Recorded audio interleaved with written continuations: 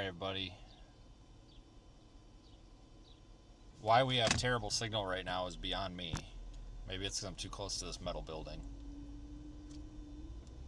Alright, buddy.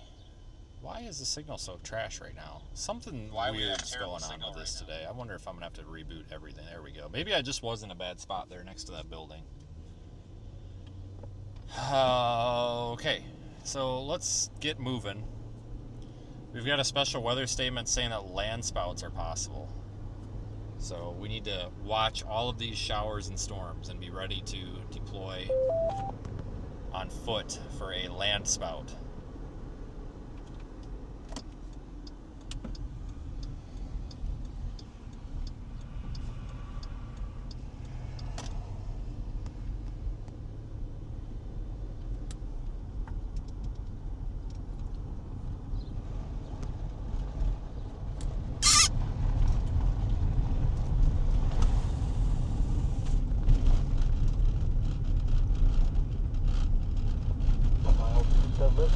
Or 9 miles northwest of Oshkosh, moving southeast at 25 miles per hour. Expected hazards include golf ball size hail and 60 miles per hour wind gusts. This is a radar-indicated threat. Impact. People and animals outdoors will be injured. Alright, first person to get a land spout today. I will even count a strong dust devil. Gets a solid good job and a high five.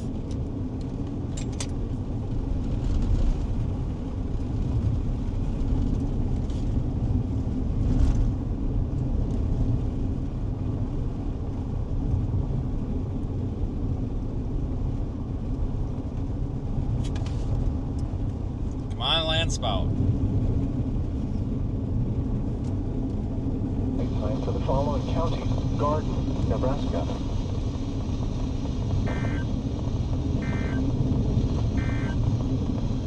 A severe thunderstorm warning remains in effect until 1:45 p.m. Mountain Daylight Time for West Central Garden County. At 1:10 p.m. Mountain Daylight Time, a severe thunderstorm west of Oshkosh.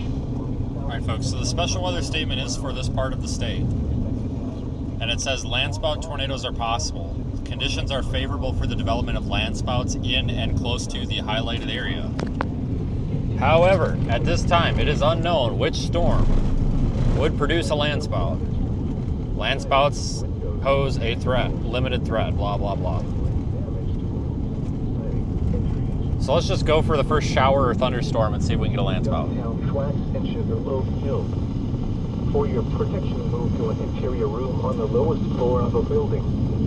Repeating, a severe thunderstorm warning remains in effect until 1:45 p.m. Mountain Time for the following counties: Garden, Nebraska. The National Weather Service has issued severe thunderstorm watch number 364, effective until 8 p.m. Mountain Daylight Time. This watch includes the following counties: Sedgwick, Colorado, and the following counties in Nebraska: Jewel, Garden, Heath, and Perkins. Remember, a severe thunderstorm watch means the conditions are favorable for the development of severe weather, including large hail and damaging winds in and close to the watch area. While severe weather may not be imminent, persons should remain alert for rapidly changing weather conditions and listen for later statements and possible warnings. Stay tuned to NOAA Weather Radio, commercial radio and television outlets, or internet sources for the latest severe weather information. The National Weather Service in North Platte has issued a severe thunderstorm warning for southeastern Garden County in the Panhandle of Nebraska until 2:30 p.m. Mountain Daylight Time. At 1:27 p.m. Mountain Daylight Time, a severe thunderstorm was located 9 miles. Whoa.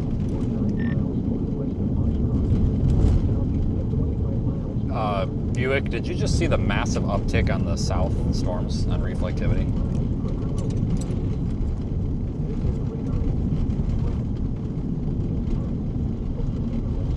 What was that? Did you see that massive uptick in reflectivity on the last scan?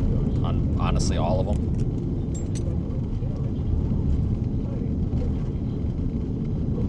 Yeah.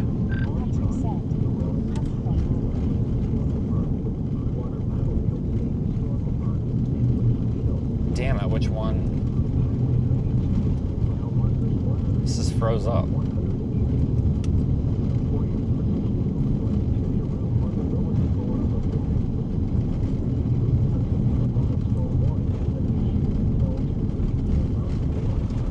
Gosh dang it. It's always a fight.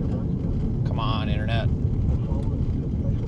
It's doing a freaking update. Come on, iPad. Seriously? It's doing a forced update right now.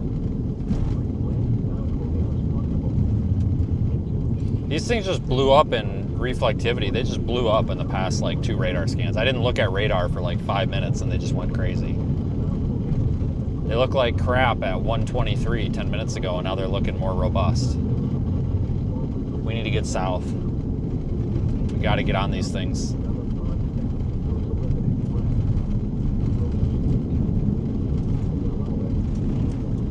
Let's get over there to the main road here in a couple of miles. Drop south and go west, or east rather, and then just go.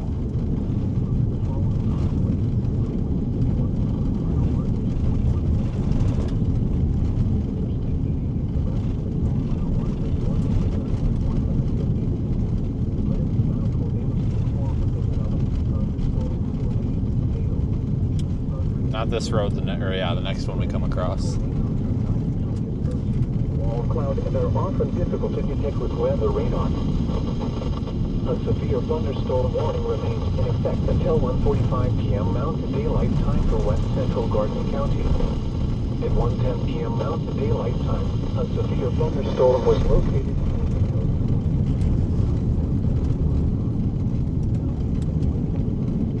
Early start today.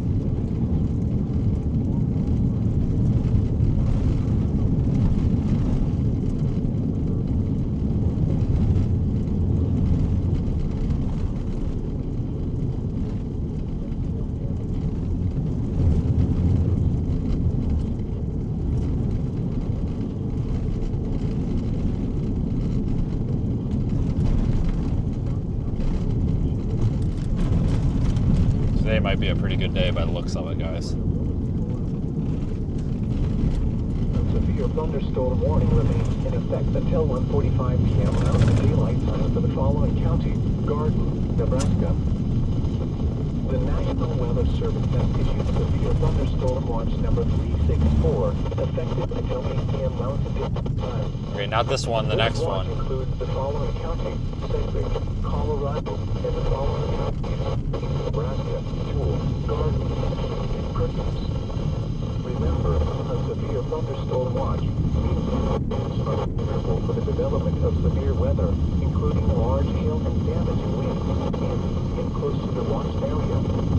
While severe weather may not be imminent, persons should remain alert for rapidly changing weather conditions and listen for later statements and possible warnings. Stay tuned to NOAA weather radio, commercial radio and television outlets, or internet sources for the latest severe weather information. The National Weather Service endorsed participation in severe weather warning. Terrible weather radio coverage out here.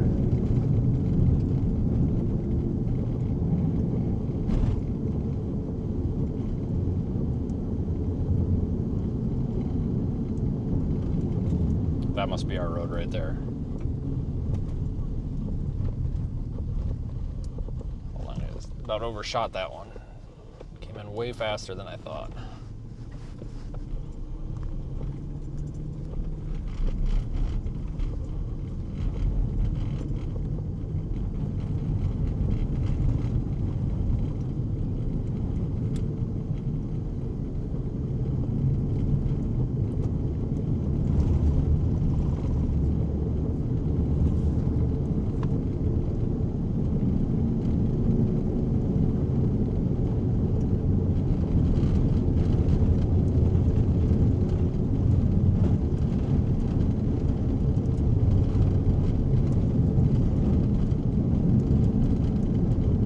Look out, bird.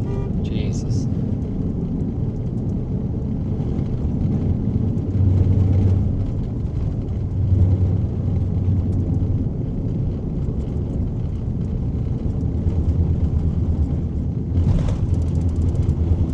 This is what that road we were on yesterday that we decided not to go down looks when it's dry.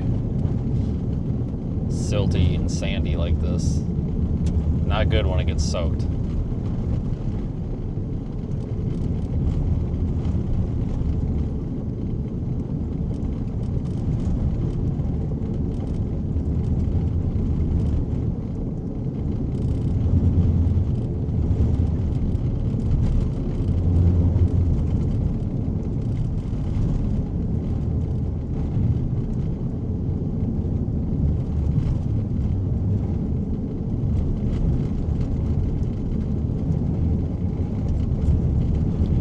Over to this main highway and just drop south as quick as we can.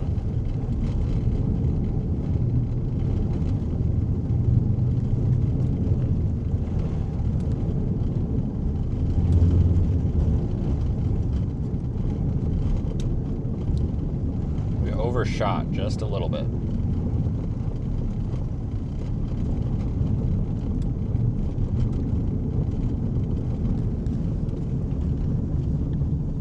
That's all right.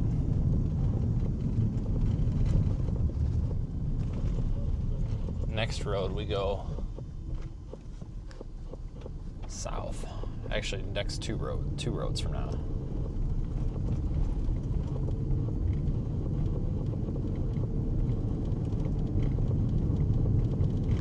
Getting freaking hot out though. It feels a lot. It says like 75 something degrees. It feels a lot warmer than that.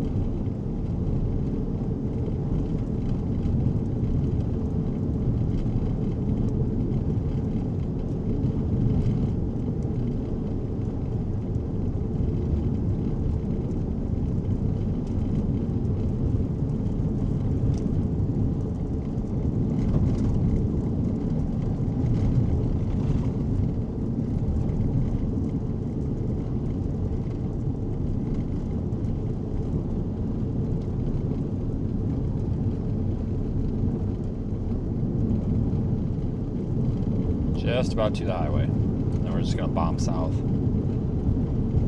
Gotta keep an eye out for land spouts though.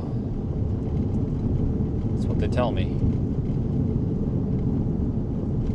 So we're actually gonna just punch through the core on this because it's not a severe storm, not expecting any hail. Punch through this, get down to Imperial.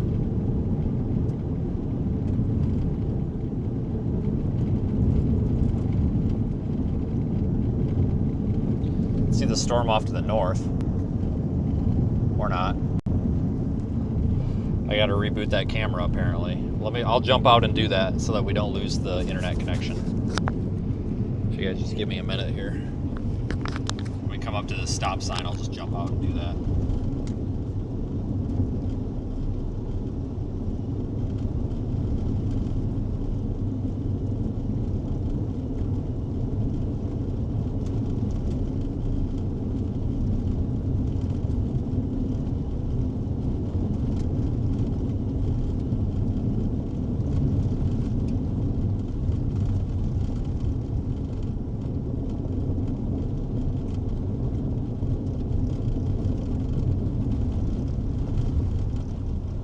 Driving too fast. Seriously, dude, I'm doing 44 miles an hour. Like, if I can't do 44 miles an hour down the road without getting yelled at, what can I do? Holy smokes. Good Lord. It's always that one guy, isn't there? It's always that one guy. It's gonna be like, I know more than you. You're driving too fast. I'm driving 44 miles an hour.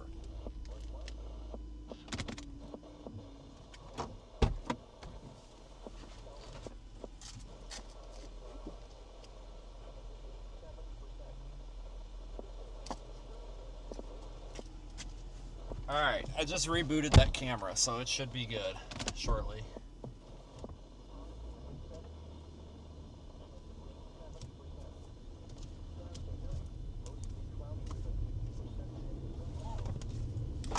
just came online. Yep, there it is.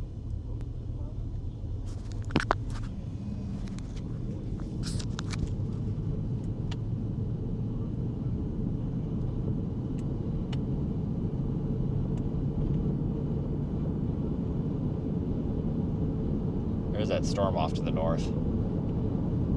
Whoops, what way am I going here? There we go.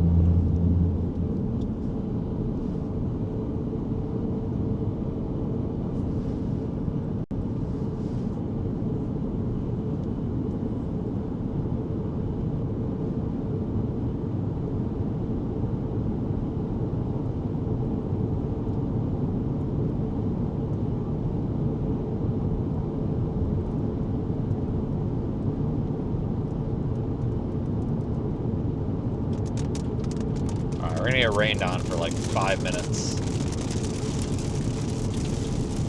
And then we'll be through it.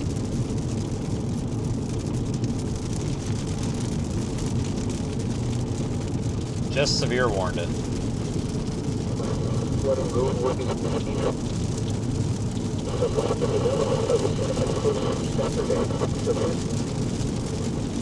Alright, we still gotta core punch it though. I think we're alright. I'm not too worried about the hail on this one. If that changes, we'll just back out of it and give it a minute to pass.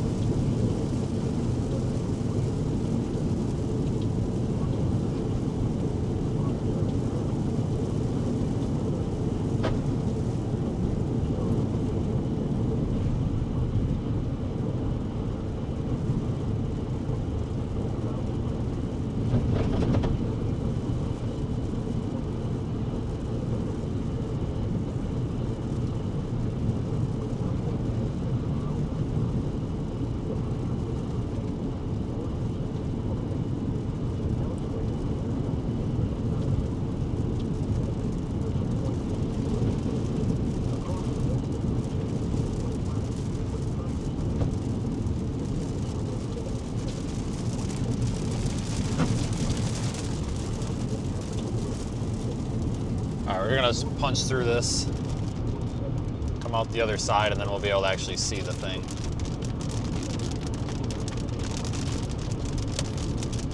But if hail gets to be a concern, all we gotta do is just turn around, or just stop, honestly, and just back out of it a little bit.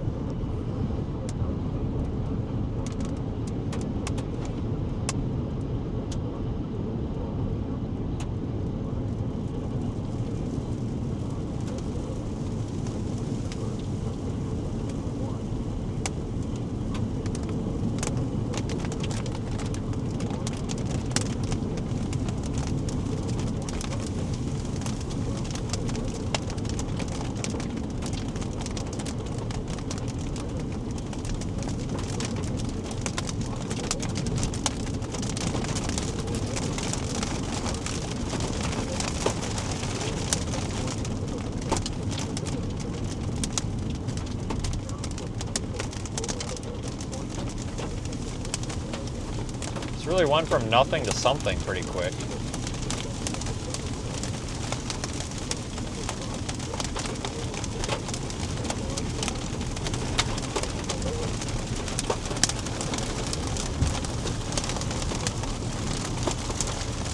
Pea-size hail, nothing worse than that yet. Like I said, if the hail's a problem, all we gotta do is turn around and drive back the other way and just wait for it to pass. It's not like it's gonna screw us up.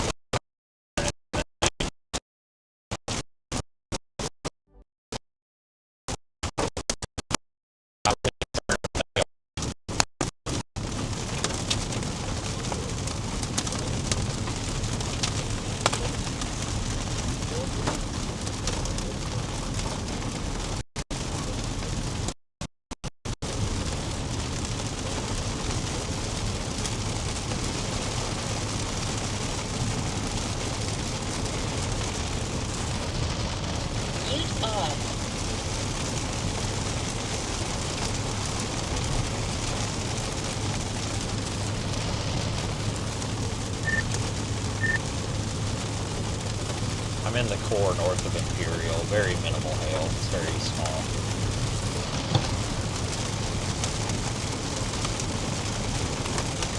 Noted.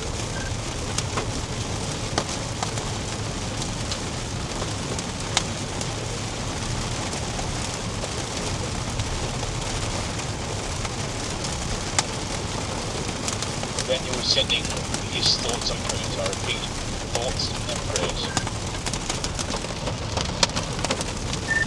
I appreciate it. I'll be sure to change the title of the stream to Massive Football-Sized Hail Outbreak.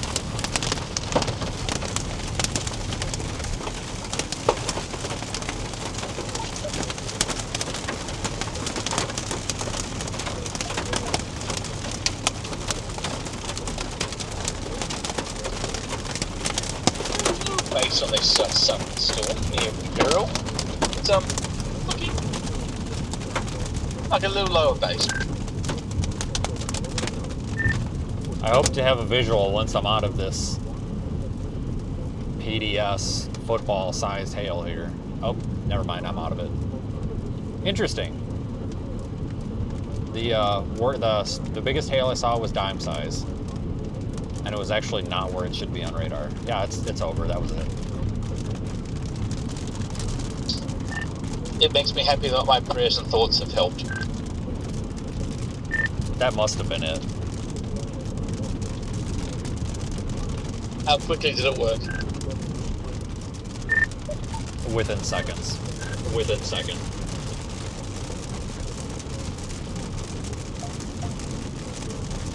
No.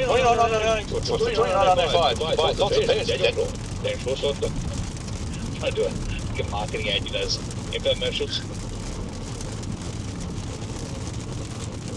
Oh my god, this poor guy. He's so bored. Quickly, sorry.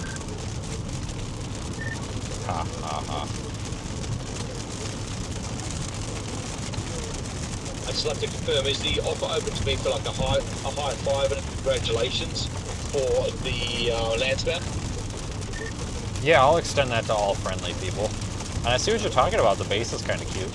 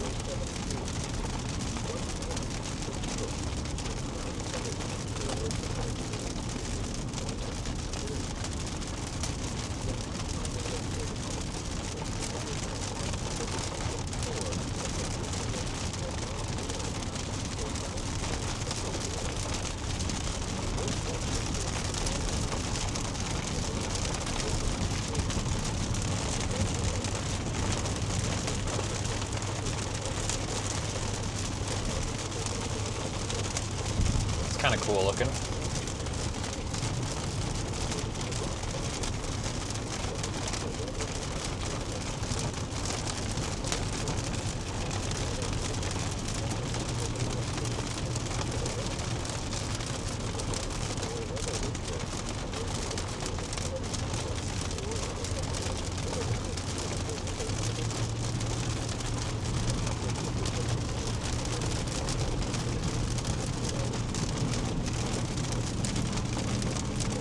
We'll get a little bit south out of this rain. We're going to go through another core, and then we should have good visibility then. Drop south out of Imperial.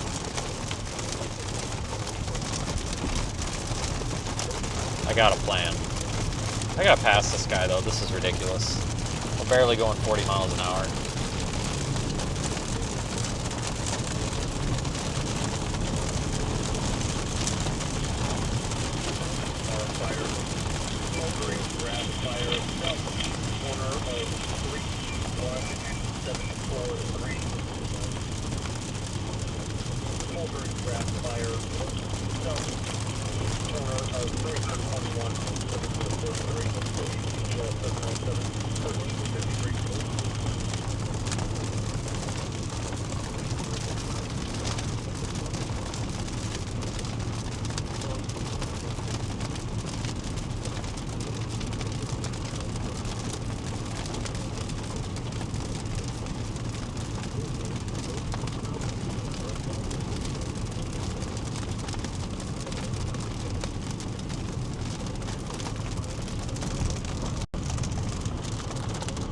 Almost in position.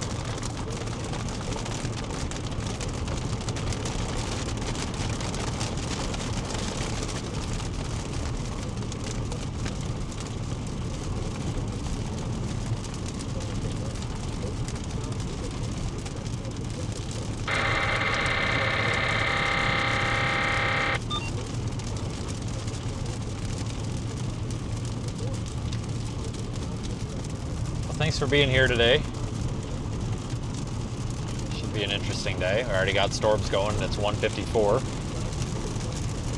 Are we in mountain time? We might be in mountain time. Hang on. Yeah, so it's... Okay, so it's really 3 o'clock central, but that's fine. Still pretty early for storms out here, kind of.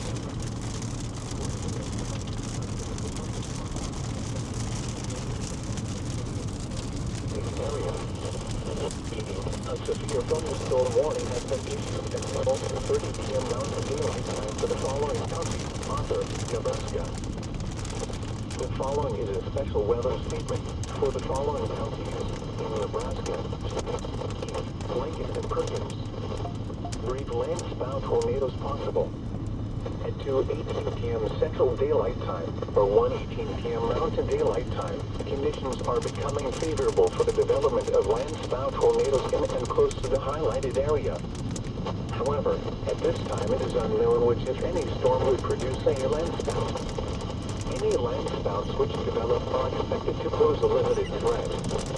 Locations in Texas include Guadalajara, Imperial, Grant, Paxton, Google, Madrid, Venango, Elsie, Limar, Chase, Grayson, Brandon, Beheath, Wild Horse Spring, and Wanamaker State Wildfire Management Area. This includes the following highways: Highway 61 between mile markers 41 incident that you were referring to. Interstate 80 in Nebraska between mile markers 109 and 100. Alright, it's clear the whole way down, other than the core. Tornadoes can form with the developing thunderstorm before rain, hail, and even thunder is observed. After that. Land spout tornadoes are not usually associated with the and are often difficult to detect with weather radar. The National Weather Service Yeah, did it look like a chaser car? 364, effective until 8 p.m. I couldn't tell. It was too far off of the road and like in a little ditch, and I wasn't at a good viewing angle anyway. Nebraska, Arthur, Chase, Frontier, Hayes, Well, let's hope not. Yeah. Alright, thunderstorm warning continued. Actually, new severe thunderstorm warning issued for this area as well. So now we've got a severe warning also. The National Weather Service in North Carolina issued a severe thunderstorm warning for southern Chase County in southwestern Nebraska until 3 Mountain Daylight Time. At 1:56 p.m. Mountain Daylight Time, severe thunderstorms were located along a line extending from Imperial to 7 miles southeast of Lamar. You better punch that core, Aiden. You don't want to lose this land spout bet. Expected hazards include 60 miles per hour wind gusts and dollar-sized hail. This is a rate indicated threat. Impact, hail damage to vehicles. What was that? Expect wind. You better punch that core. You don't want to be the last one to see the land spout. Locations impacted include Imperial, Wanada, Enders. I probably will be anyway, if it's even still there. There might be another one. I mean, you get a high five if you see one first.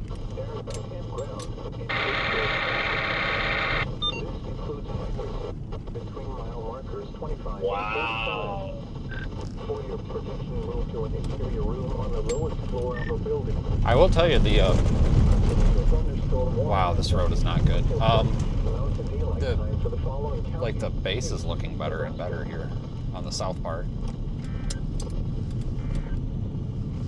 I'll get you guys back on the roof in a second. The National Weather Service has issued severe thunderstorm watch number 364, effective until 8 p.m. Mountain Daylight Time or 9 p.m. Central Daylight Time. This watch includes the following counties in Nebraska: Arthur, Chase, Frontier, Hayes, Lake. Move bird. God, what is with the damn birds? I swear. Every damn day.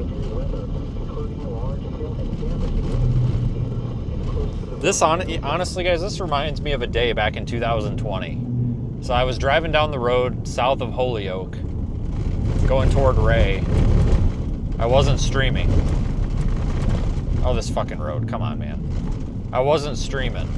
And I was just going down the road, and I was like looking at a little storm kind of like this one. And then something caught my eye out the left side of my window, and I looked over, and there was this like giant land spout in the field, maybe like 300 to 500 feet off to my left.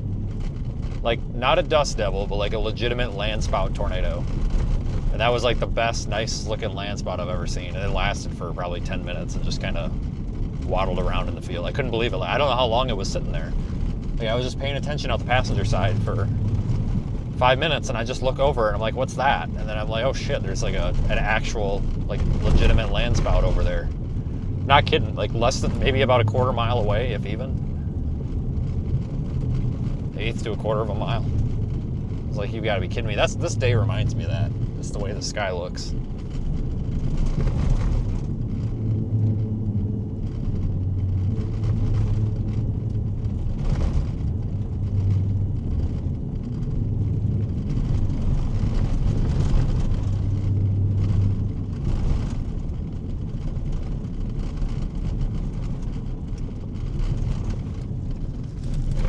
Should we just stop and watch from right here?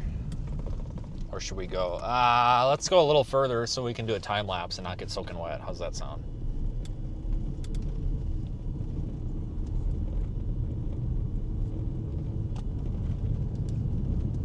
Mute off. This ain't bad, guys. It's not bad looking. I'll take it. This isn't bad.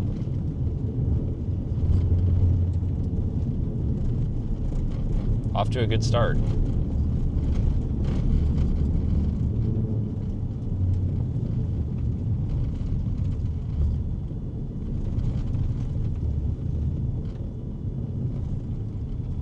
I don't want to stop. Shit, we go down the valley. We might have to go a little ways. The damn hills out here are a little bit tough.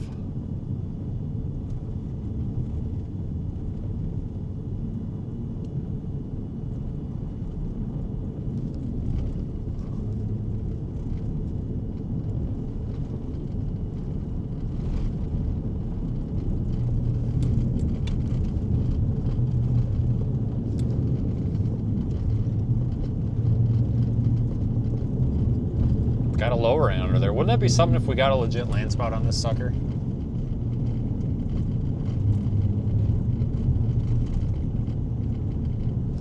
Definitely looks like it could do it.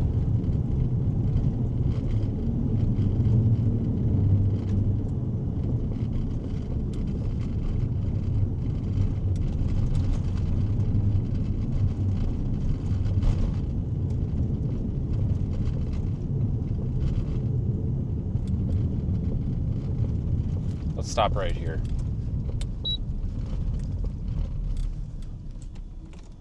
Right here. Right there. Okay, and turn you back a little bit. How's that? That's pretty good. I'll take it. All right. Ah! Nice. Nice.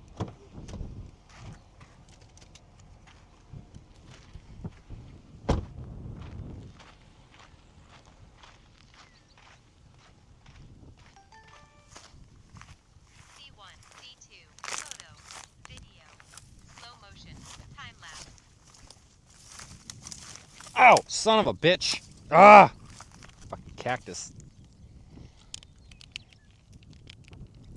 Tried to get me.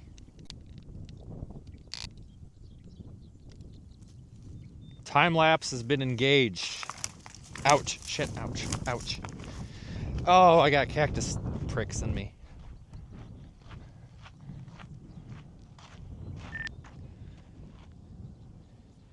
This thing's looking pretty spouty.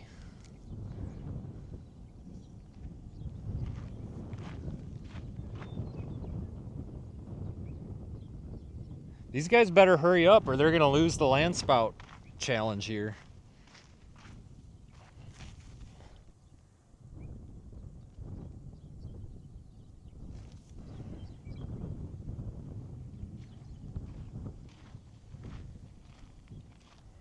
It's actually two storms. There's an updraft over here, and then this is the main one.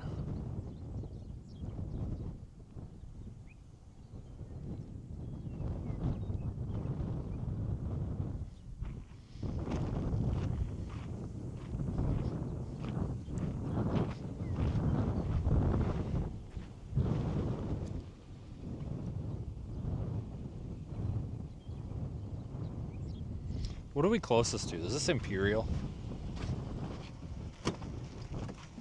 Yeah, we'll call it Imperial.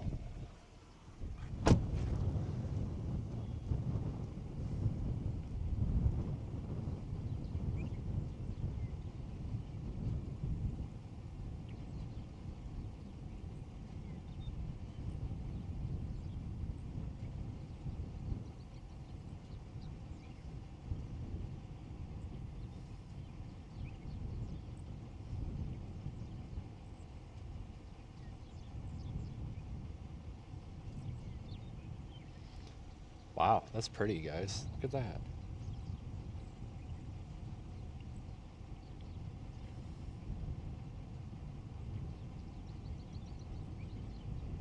Let me get this posted.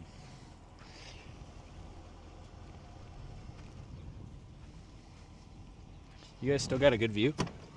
Yeah, you do. You're good.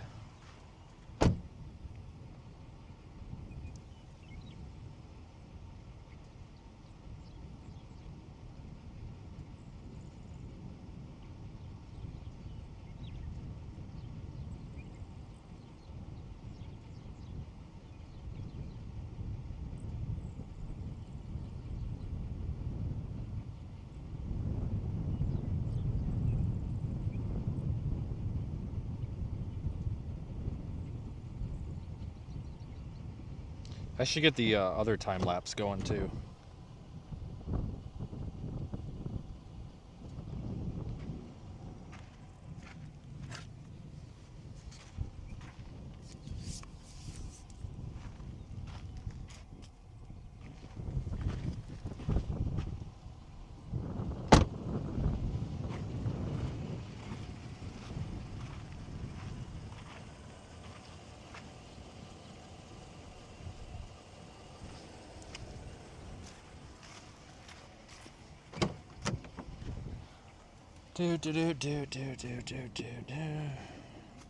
Time-lapse mode should be right there. Okay. Happy with that.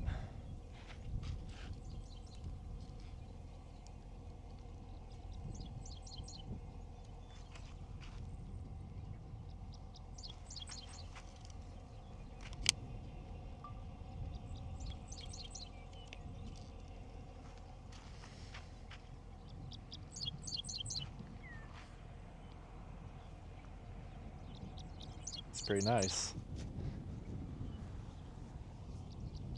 Oh shit. I hope this guy don't park right in front of my camera. Oh no, please don't. You've got anywhere else you can go, dude? Please not right there. Okay, he's gonna keep moving. Whew, scared me there for a minute.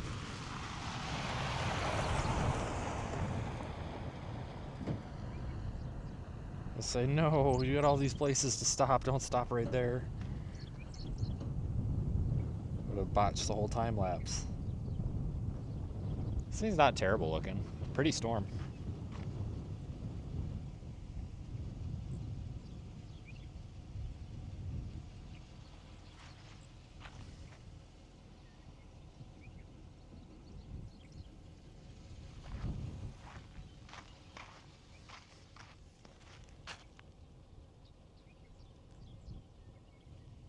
Wow, that's beautiful, honestly. Very happy so far. We got sound? Storm. Yeah, we do. I don't know what you guys are talking about. We got sound.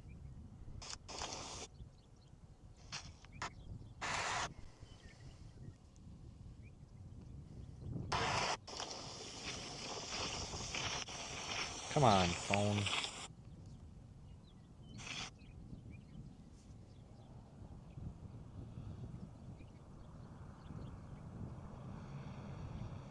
Oh no, please don't stop. There you go. It's actually 2 storms. Sorry, I'm not trying to be antisocial. It's just I really don't want the time lapse screwed up because this is looking really cool, and if a car stops right in front of it, it's going to absolutely ruin it. Please don't stop.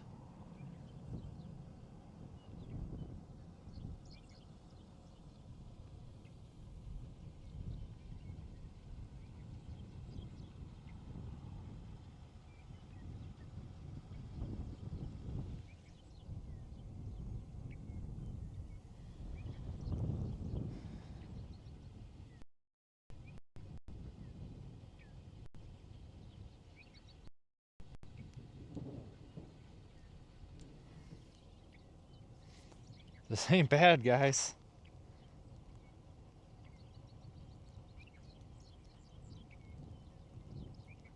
Oh no, it's gonna rain on me. Are you serious right now?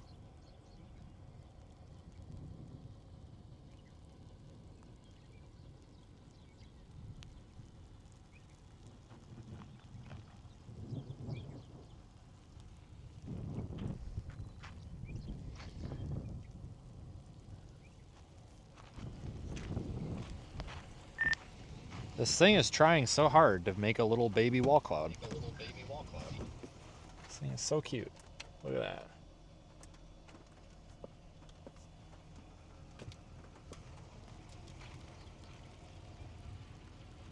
I just got a click. Not important.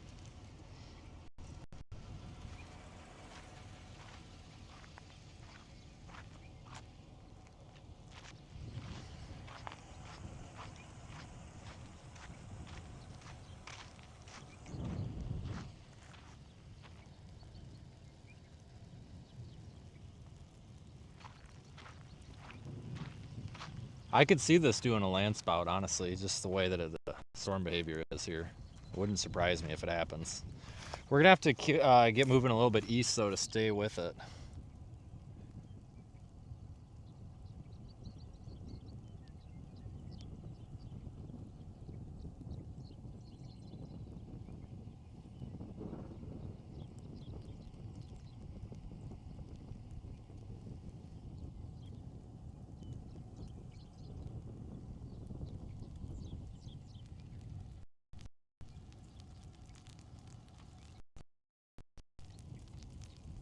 What I like about days like this, you know, like there's nobody out here. It's peaceful. You don't have the screamers screaming.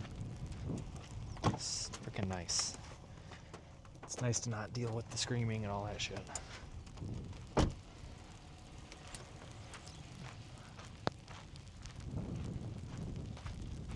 Yeah, we gotta move. This is kind of sort of the RFD plus the forward flank of that other storm to the west. If you guys are looking at Radar Omega, you'll see this is kind of like 2 storms almost kind of stuck together here.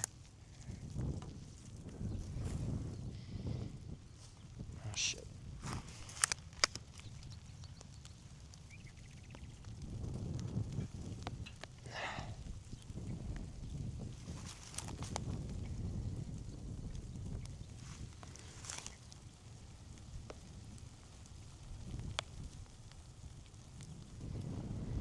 All right, let's get ready to move. Let me grab the phone and then I'll grab the DJI camera.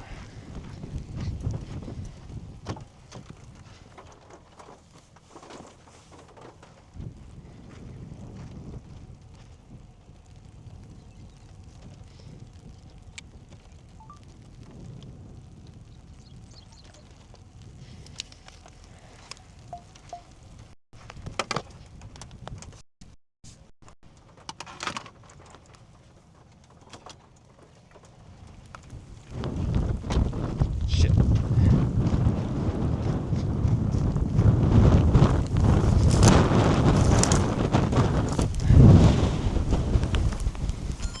Ah! Ah, shit! No! No! Ah, no, not again. God bless America. Jesus Christ. It's not my day today. I'm dropping everything. Oh, God. I made it. Jesus.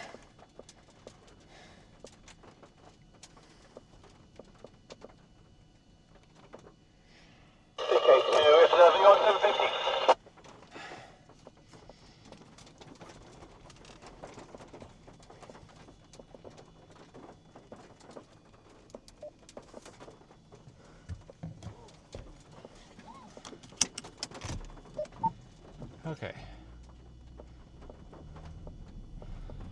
It started getting rain down there.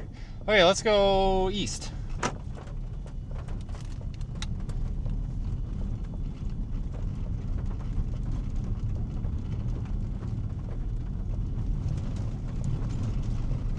They're kind of sort of like merging.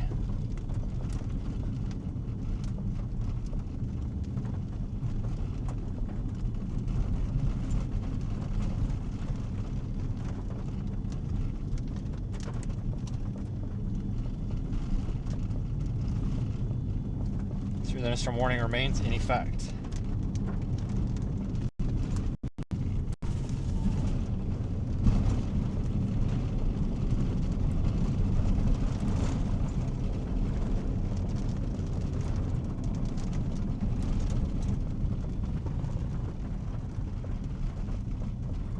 Let's go east and then we'll go south.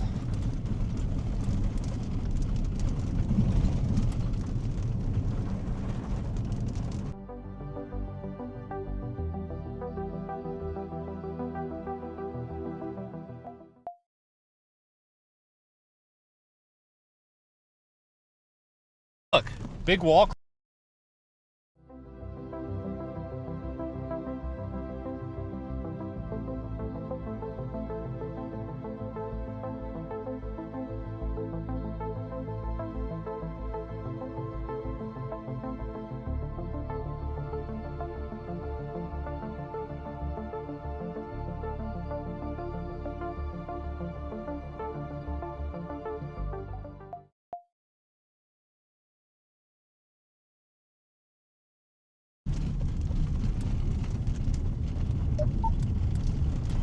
Big wall cloud forming. Give me 1 second. I just tried to reboot it because it was acting stupid.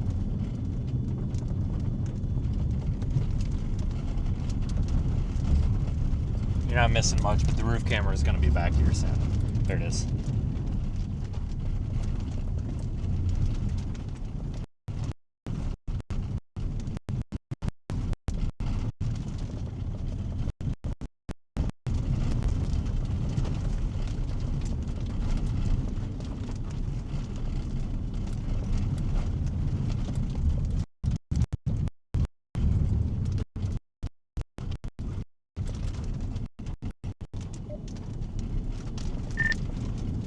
Aiden, are you trying to go south out of Imperial, or are you going to go east and south? I'm going east and then south. Okay. I was just going to tell you the roads are good, but I'm going over there to the highway. This thing's forming a big wall cloud. Interesting. Copy that.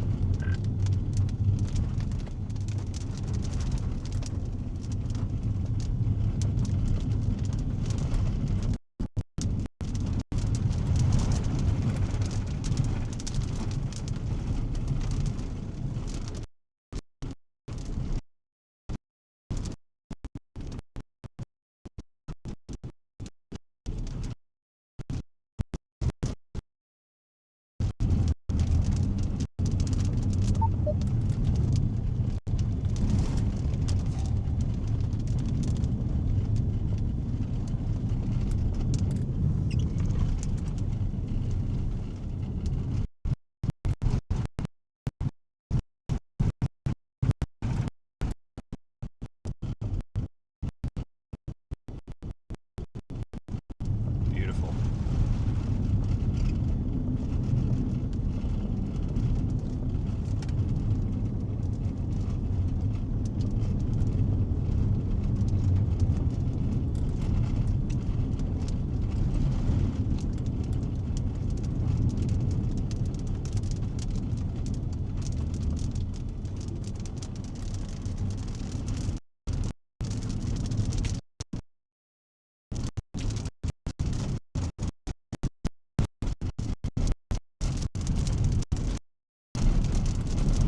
Another minute, guys, and then we'll get kind of a little bit in a better spot here. It's just nothing I can do about it. I'm very sorry.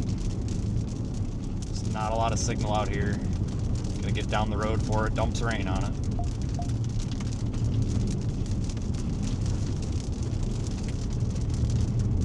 About 2 miles and we'll be good.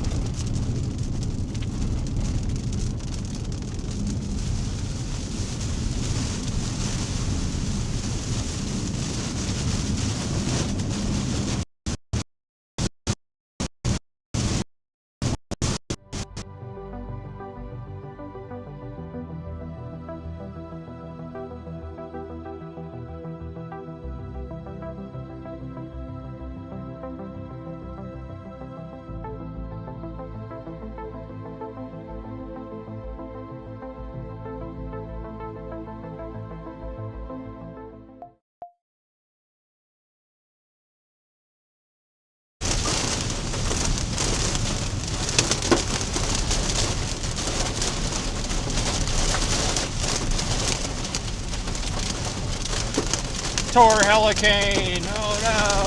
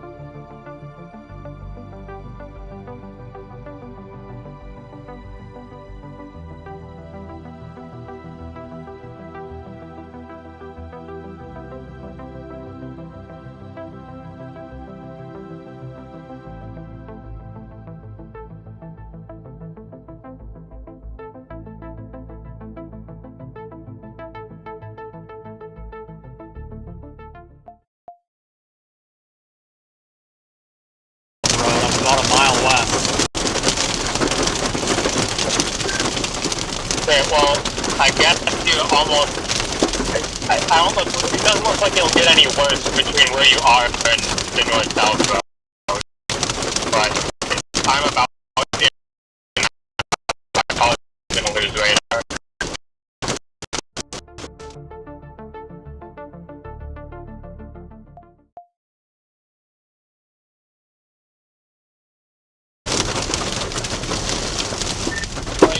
So following 2 seconds. Oh my god. Transmissions. Trying to give you an update. I've just passed us through the full core. Biggest hailstone, 0.88 earlier. Mainly penny size hail.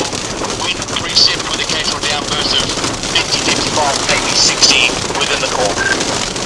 That's fine. I'll leave a 2-second break. I just have to get the information.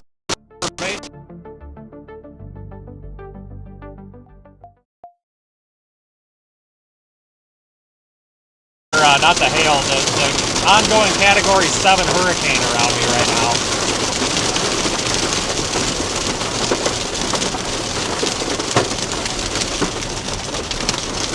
Guys, we got a full-blown Tor Hurricane. Yeah, that's okay. I was just trying to give you a report, but I wasn't able to transmit that. We just jump on. The reply was done in like 1/8 of a second. I couldn't get it in for you.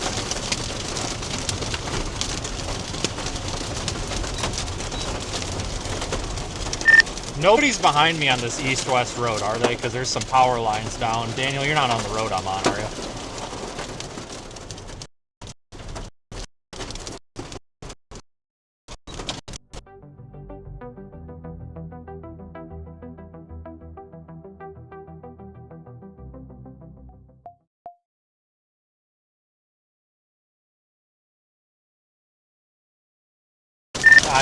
Never mind. They're off the road. They look like they were going across the road.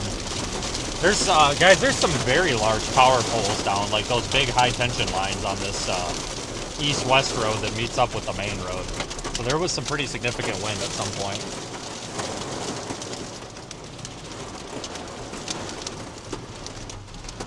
What are you doing, dude? Why are you laying on the horn? Like, this guy behind me. Oh my god. Get off my ass. We're in a Tor Hurricane.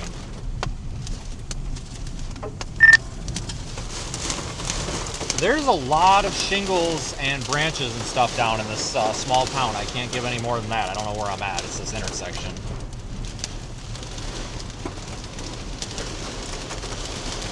Alright, get the f*** off my ass. Go around. I'm sorry, this guy's cutting me off. Go around. You dumbass chaser with your stupid lights. Go around.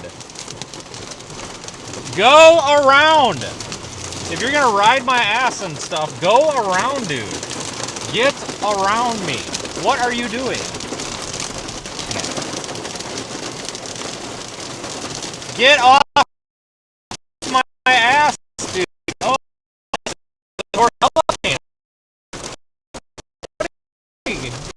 good Lord Almighty. Sorry, what are you doing?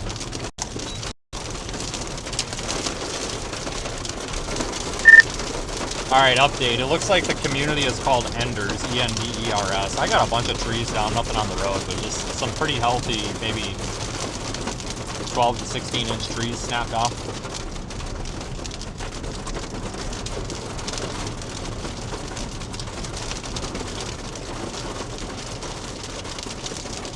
Copy, I'm coming into Enders from the north right now.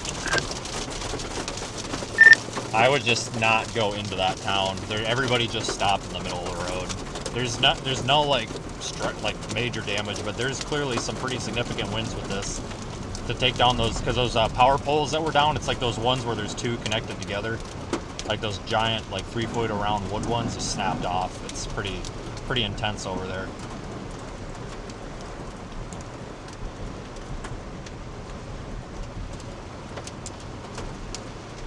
Sorry, this chaser's just gonna nearly freaking took me out. Like, just really pisses me off when we're going down a dirt road and you're gonna ride my ass.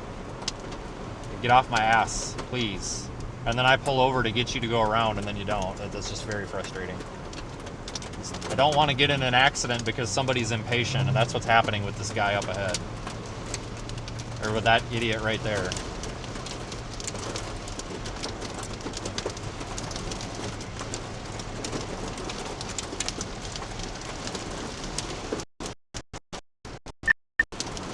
Aiden, I think you're about to come up behind me per location. It's pretty much clear. A couple of slow drivers, but we're clear. Copy that.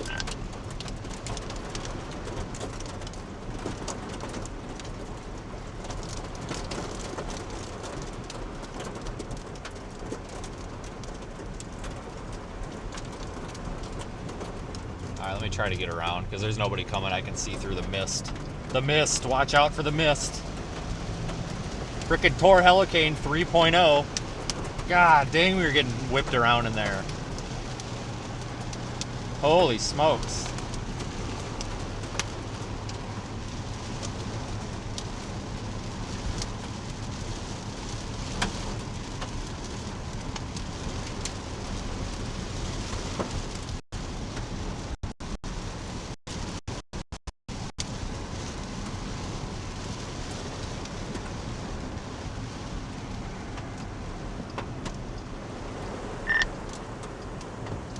I'm picking South 61.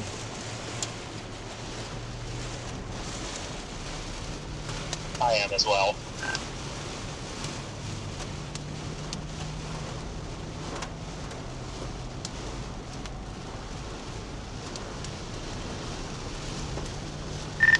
Alright, there's that east-west road down there, that's 727.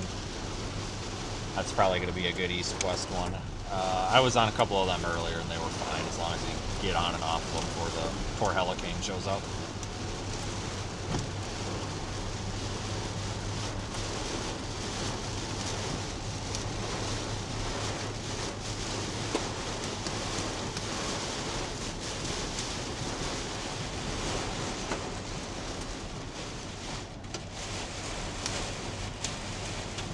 Yeah, we really found the Tor Helicane, people.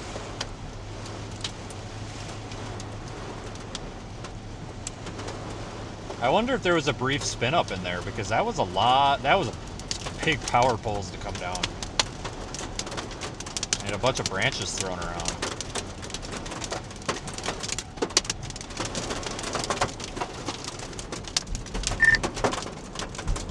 Aiden, that sounds dumb, but be careful coming over this causeway. There's a sharp turn and you can't really see it through the mist.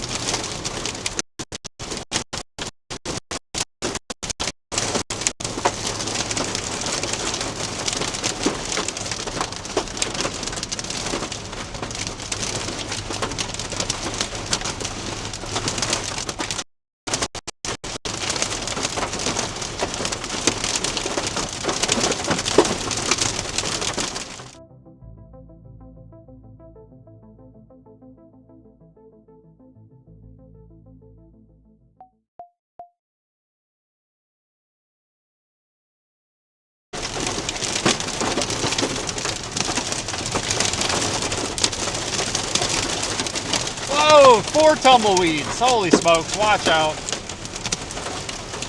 4 tumbleweeds right in a row.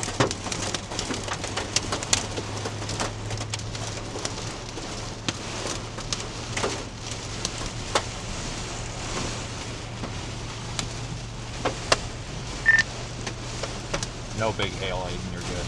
They lowered the hail on the new warning down to 1.5.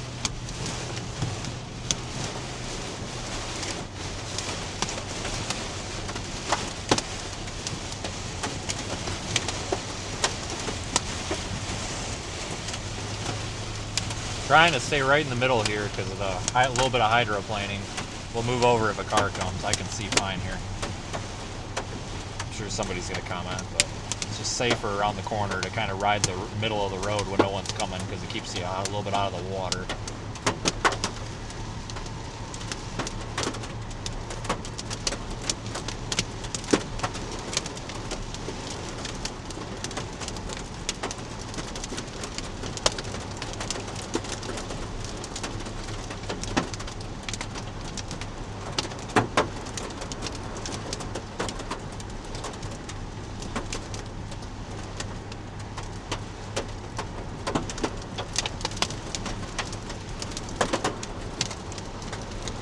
Should be okay. So now conditions, so this is going to improve for us as farther south we go here.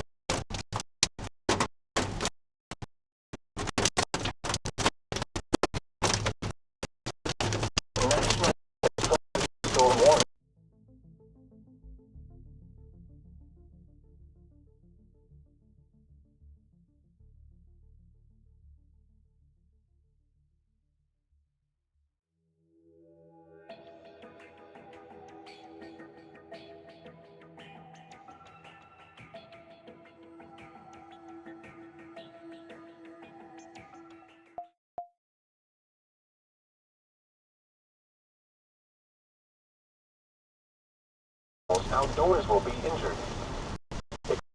Hail damage to roofs, windows, and vehicles. Expect wind damage. Locations include Sarvin, Stone, Big Bald Hill, Evans, and Broganville. For your protection, move to an interior room on the lowest floor of a building. Repeating, a severe thunderstorm warning has been issued until 3 p.m. Mountain Daylight Time for the following counties in Nebraska, Arthur, and Keith. A severe thunderstorm warning remains in effect until 3 p.m. Mountain Daylight Time for southeastern Chase County. At 2:23 p.m. Okay, we're making our way out. We're good now. A severe thunderstorm was located over Enders or near Imperial, moving southeast at 20 miles per hour. Expected hazards include ball-size hail and 60 miles per hour wind gusts. This is a radar-indicated threat. Impact, people and animals outdoors will be injured. If 727's gravel, I'll take it. If it's dirt, I'll go back. I'll go down to that next one, which looks like it's 724.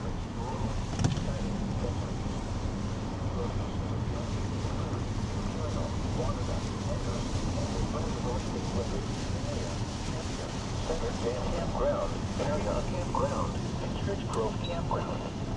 This includes Highway 61 20-mile markers 25 and 42. For your protection, move to an interior room on the lowest floor. 727, it's not dirt, it is mud.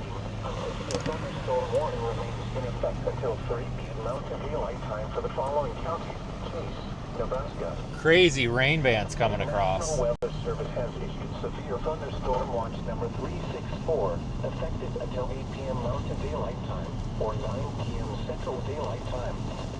This watch includes the following counties in Nebraska: Arthur, Chase, Frontier, Hayes, Keith, Lincoln, Logan, McPherson, and Perkins.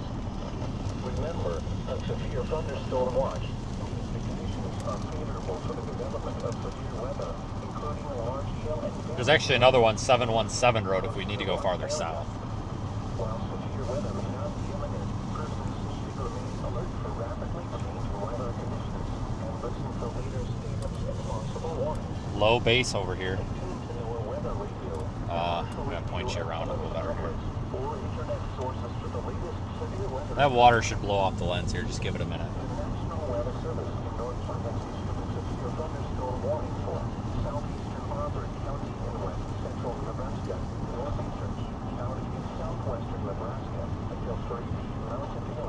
Christ, couldn't even hear myself talk over the Tor Helicane in there. I'm glad to be the hell out of that. My God. I don't know what was up with that guy. Whatever chaser drives a piece of shit, like old-ass 1995 Tahoe with 1,000 Amazon lights and a bunch of National Weather Service stickers all over it. Buddy, you need to learn how to drive if you watch these streams. I'm serious. Because you being on my ass when I was trying to slow down because those power lines, guys like these. See those big power poles on the right? It was like those, but it's the one where there's like 2 power poles connected. Those were down, and it looked like the way that the rain was, it was like an optical illusion. It looked like they were down across the road, and I didn't want to drive into a bunch of power lines. I'm throwing my lights on, trying to slow down, and this guy just gets on my ass. Then he starts honking the horn. It's like, dude, like, I'm trying to not get killed here. We're on a dirt road. I'm doing 45 miles an hour in a monsoon. Like, we're going faster than we should, as it is. Like, stop pushing me, trying to get me to go forward. Like, damn it, dude. Like, why do you... I don't get it. It's a good way to get hurt, man. I don't know. And then laying on the horn at the freaking stop sign when I was trying to make that left turn, just laying on the horn. It's like, dude, I'll go when I can go. I can't see if there's cross traffic, and I don't want to hit a car. Like, get out of here, man. Just irritates the hell out of me. Like, if you're going to come out here and chase, you got to, you know, be a little bit smart about how you're driving on these dirt roads. They're not... It's almost like driving on ice. You know, when they start to get wet, they don't get, it's not deep mud, but the top layer is very slippery, and it's like driving on ice. Yeah, and I don't know why they're in a rush. Like, nothing was happening. There's no reason. What's that?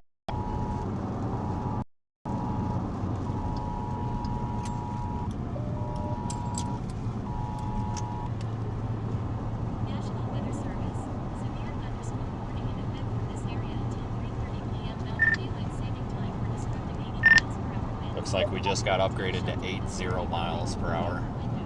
So miles.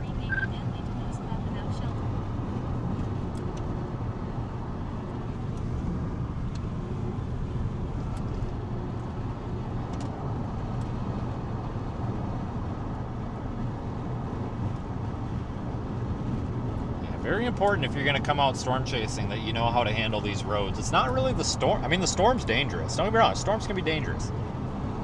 But man, oh man, the roads can be just as dangerous when they get wet and the rain comes. That's why I said we had to get moving on that road, because I knew we were going to deal with it being a little bit slippery with the rainfall, but I knew we were going to get off of it in like a mile and a half. So it's like, whatever. Like, even if it gets really bad, we can still deal with it and get off of it in like a mile and a half. You know, it's like, well, we can still figure it out.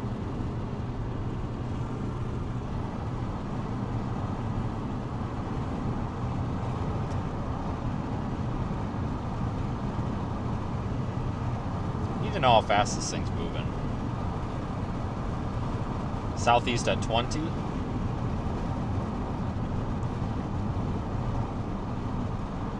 we got time.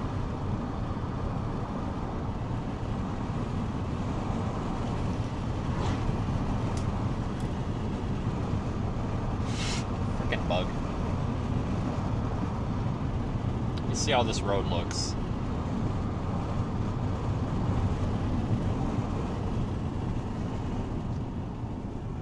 Oh, this is gravel. Shoot. Is this gravel? This is gravel. Send it. Send it. It's gravel.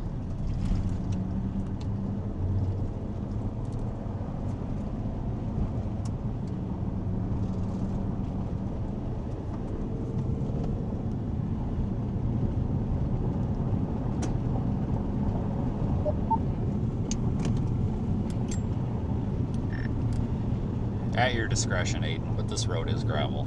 Good gravel.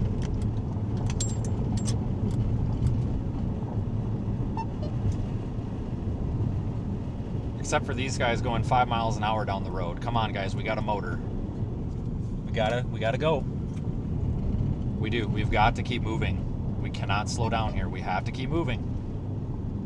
Oh, this is ridiculous, man. What are you doing?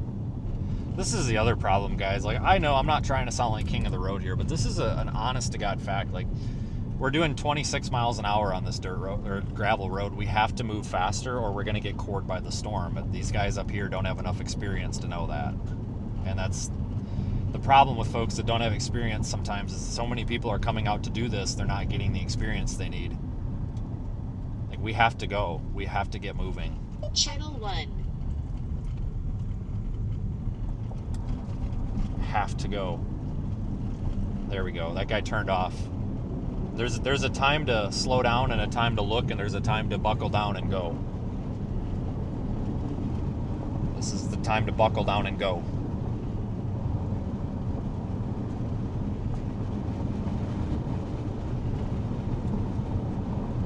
I got 6 miles to get to the main road.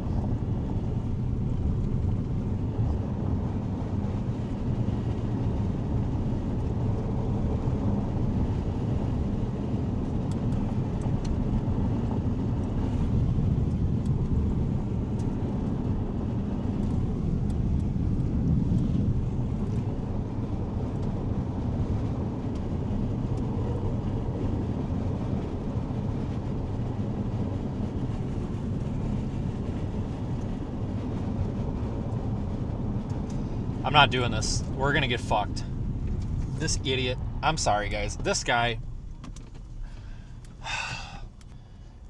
Like, everybody's got a right to the road. Don't get me wrong. But this guy's on his brakes, looking for a place to stop. We're gonna get cored. We gotta go back. We're never gonna get down the road going 30 miles an hour and stopping every time there's a power line to look through the power poles. Going right down the middle of the road. Let's just go back. I don't want to get cored by this and destroy my car. Like, that guy's got a right to the road too, but hanging your damn camera out the window trying to get a focused shot every mile and, every quarter mile right now, if you're going to do that, just let the cars around, because 30 miles an hour is not going to do it. Look, we're getting rain already. This thing was right on our heels. This is why we had to go. It's not me being an asshole. Like, this is a legit fact. I'm not being an asshole. I'm honestly just telling you it's a fact. Got it? Like I said, guys, there's times to stop and take your photos. And if you're going to do them, you got to get off the road. But there's also a time where you got to buckle down and get your ass moving. And this is one of those times you got to buckle down and get your ass moving, or you're going to get bit. And that's going to get your car stuck and your windshield blown out. Like, I've done this some people think it's me being an asshole, and it's not. I've done this long enough to know when it's time to buckle down and not. Look, it's already dumping rain all the way back to the main road. Let's drop south here. We barely made it in time. So we're going to go south to the next main road.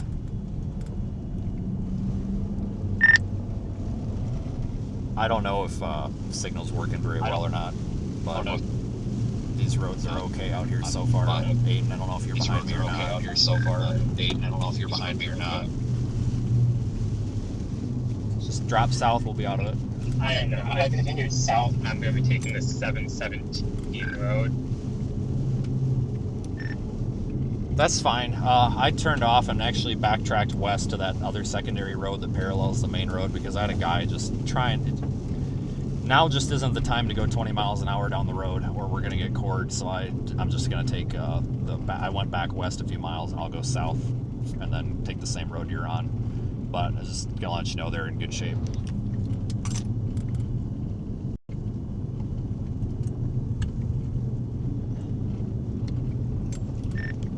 And interestingly enough, as soon as I turned around, it started to get cored already, so it's a good thing.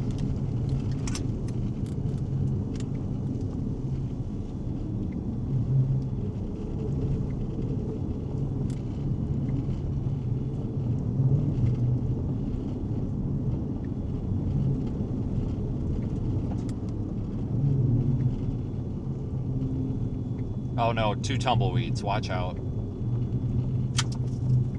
That was one of them. We're doing all right, guys. Yep, well, I'm glad we didn't continue east on that road. We would have been so screwed. So screwed, guys. Because if a tornado would have came through, we would have been stuck in that. That's the thing. Like, so many people think that when us chasers talk about this kind of stuff, we're just being assholes. We're not. Like, we legitimately don't want to get killed out. At least some of us don't want to get killed out here. And I don't want to get killed on a road because some goober messed up. There is 100% of time and a place to goof around and slow down and gawk, but there's times where, for the safety of everybody on the road, you need to get your car moved. You need to put it in drive. You need to put your foot on the gas, and you need to get going down the road for the safety of everybody else on the road. And if you're not going to do that, then you need to just pull over and let everybody else go by. You know, it's the truth. And honestly, more of us need to be speaking about that so that people get educated that it's very important when you come out here to storm chase that you know when it's time to be serious and when it's time not to.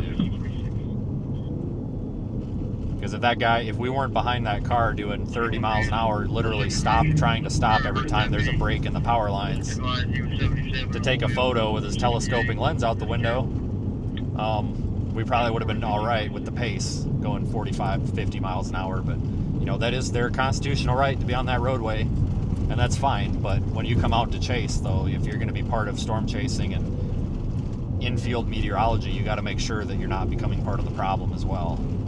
Otherwise, you know, because there could be locals on this road trying to get home and get in the basement, and now you're holding them up.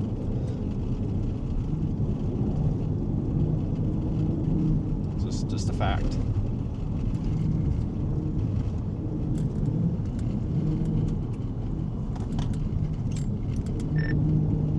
Is that a good road, Aiden?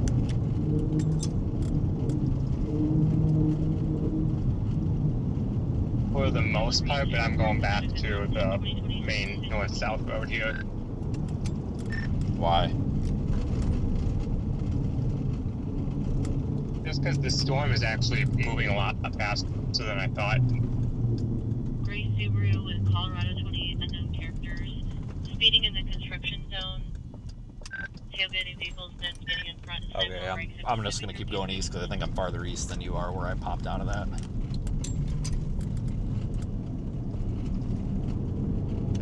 I think we actually ended up in front of him. I think we ended up farther east than Aiden. I think that's where my confusion lies.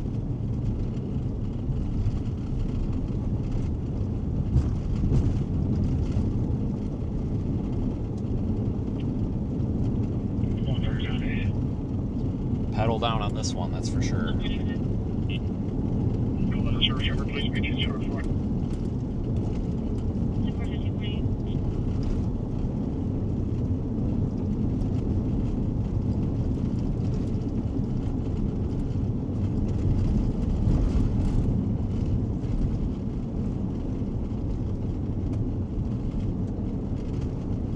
Into a little bit of a road hole as you go east here. Big Supercell storm, that's for sure. Big Supercell storm. Well, Ryan Scholl's not the safest driver, so I don't know, man. I mean, I'm sure it's a valid complaint, but that guy's almost caused a couple of wrecks with me, so try to stay away if I can. Some of these cowboys really just think that they're out here playing around to bumper cars. Let's just put it that way. You gotta be a little bit careful on these roads too, because sometimes there'll be a big rock in the road, just freaking pop your tire, and then you're screwed because then you're changing a tire in the path of a hail core, and that sucks. I've done that.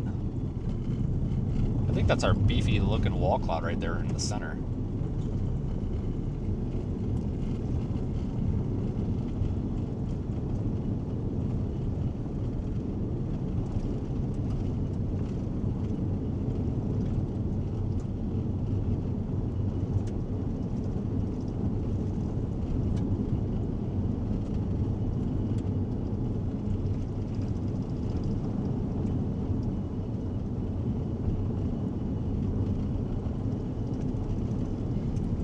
Yeah, that's our lowering right there. Mainly a hail producer. Tornado could be possible though.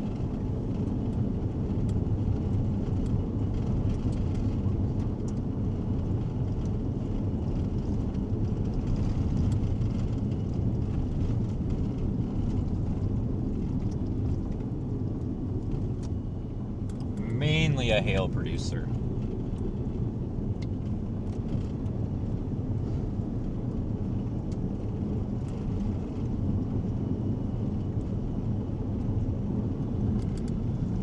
Until 8 p.m. Mountain Daylight Time for southwestern Nevada.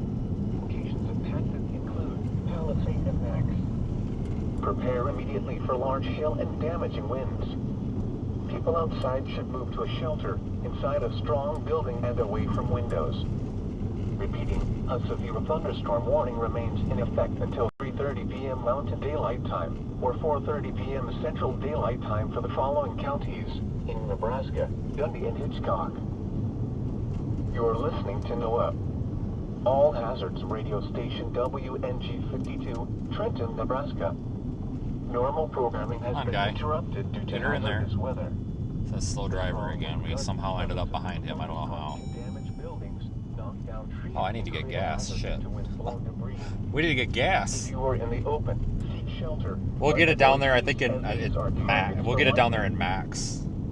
The National Weather Service in North Platte has issued a severe thunderstorm. It's kind of a cruddy gas station down there. Southwestern Hays County and Side quest. Oh, why are you pulling out in front of me, dude? Come on, almighty. Really? At 3:44 p.m. Central Daylight Dude, Time, why do you do that crap, people? located near Days. or 15 miles southeast of Imperial, moving Ah. 30 miles per hour. Now we're down to 40 again. We were moving real nice there, and this guy just like whipped it out in front of us out of nowhere. This is a radar-indicated threat. The following effects are expected. People and animals outdoors will be injured.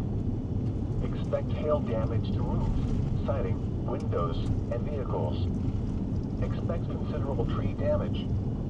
Wind damage is also likely to mobile homes, roofs, and outbuildings. Locations impacted include Hamlet. Repeating, a severe thunderstorm warning has been issued until 4 p.m. Central Daylight Time for the following county. We're 11 miles from gas. We're fine. I got 40 left. Storm warning remains in effect until 3:30 p.m. Mountain Daylight Time or 4:30 p.m. Central Daylight Time for northwestern Hitchcock and northeastern Dundee counties.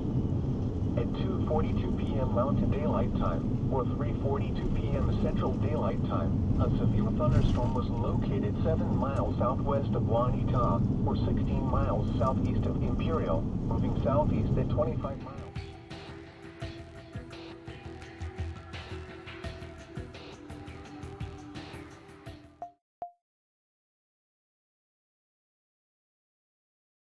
Daylight Time or 4:30 p.m. Central Daylight Time for northwestern Hitchcock and northeastern Dundee counties. At 2:52 p.m. Mountain Daylight Time or 3:52 p.m. Central Daylight Time, a severe thunderstorm was located 10 miles south of Juanita or 16 miles north of Bankelman, moving southeast at 25 miles per hour. This is a destructive storm for rural northeast Dundee and northwest Hitchcock County. The town of Max is in the path of the storm. Hazard, 80 miles per hour with gusts and tennis of all size hail. Severe weather has been confirmed by train spotters. Impact, flying debris without shelter. Mobile homes will be heavily damaged. Expect considerable damage to roofs, windows, and vehicles. Extensive tree damage and power outages are likely. Locations impacted include Palisade and Max. This is a dangerous storm. Prepare immediately for large destructive hail capable of producing significant damage. I think. People outside should move to a shelter inside a strong building. That guy pulled out in front of Hank too. Nice.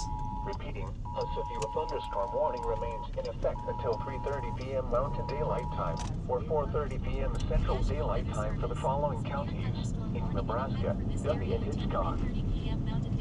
You're listening to NOAA. All Hazards Radio Station WNG52, Trenton, Nebraska.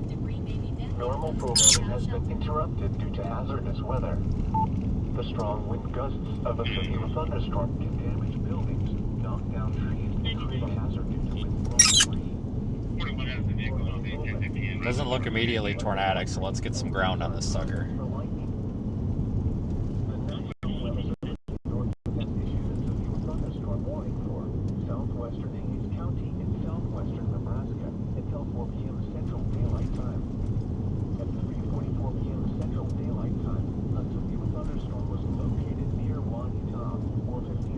That is pretty. Imperial, moving southeast at 30 miles per hour. Expected hazards include 2-inch hail and 70 miles per hour wind gusts. This is a radar-indicated threat.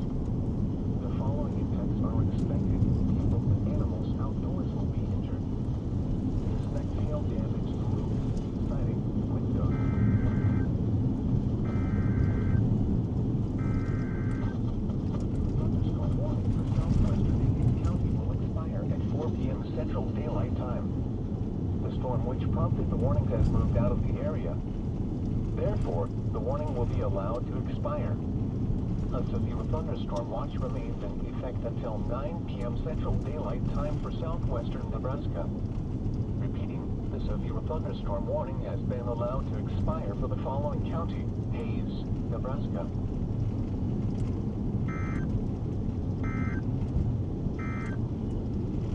The severe thunderstorm warning for southwestern Hayes County will expire at 4 p.m. Central Daylight Time. The storm which prompted the warning has moved out of the area. Therefore, the warning will be allowed to expire until 9 p.m. Central Daylight Time for southwest Nebraska. Repeating, the severe thunderstorm warning has been allowed to expire for the following county: Hayes, Nebraska. You are listening to NOAA.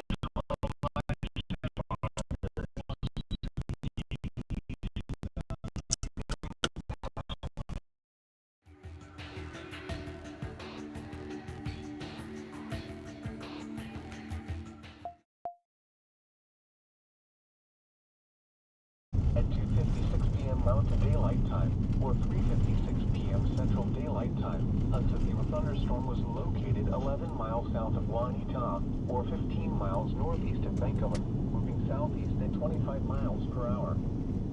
This is a destructive storm for rural northeast Duffy and northwest Hitchcock County. The town of Max is in the path of the storm. Hazard: 80 miles per hour with a 3-inch hail. Severe weather has been confirmed by flooders. Dangerous to those caught without shelter. Mobile homes will be heavily damaged. Damage to roofs, windows, vehicles. Storms impacted include Palisade and Max. This is a dangerous storm. Prepare immediately for large destructive hail capable of producing significant damage. People outside This is a potentially deadly storm. Seek shelter in an interior room on the lowest floor of a well-built structure. Abandon vehicles in search of a more substantial permanent structure. Stay away from windows. Repeating, a severe thunderstorm warning remains in effect until 3:30 p.m. Mountain Daylight Time, or 4:30 p.m. Central Daylight Time for the following counties in Nebraska, Duffy and Hitchcock. The severe thunderstorm warning for southwestern. That is a hell of a storm, folks. 4 p.m. Central Daylight Time. The storm which prompted the warning has moved out of the area.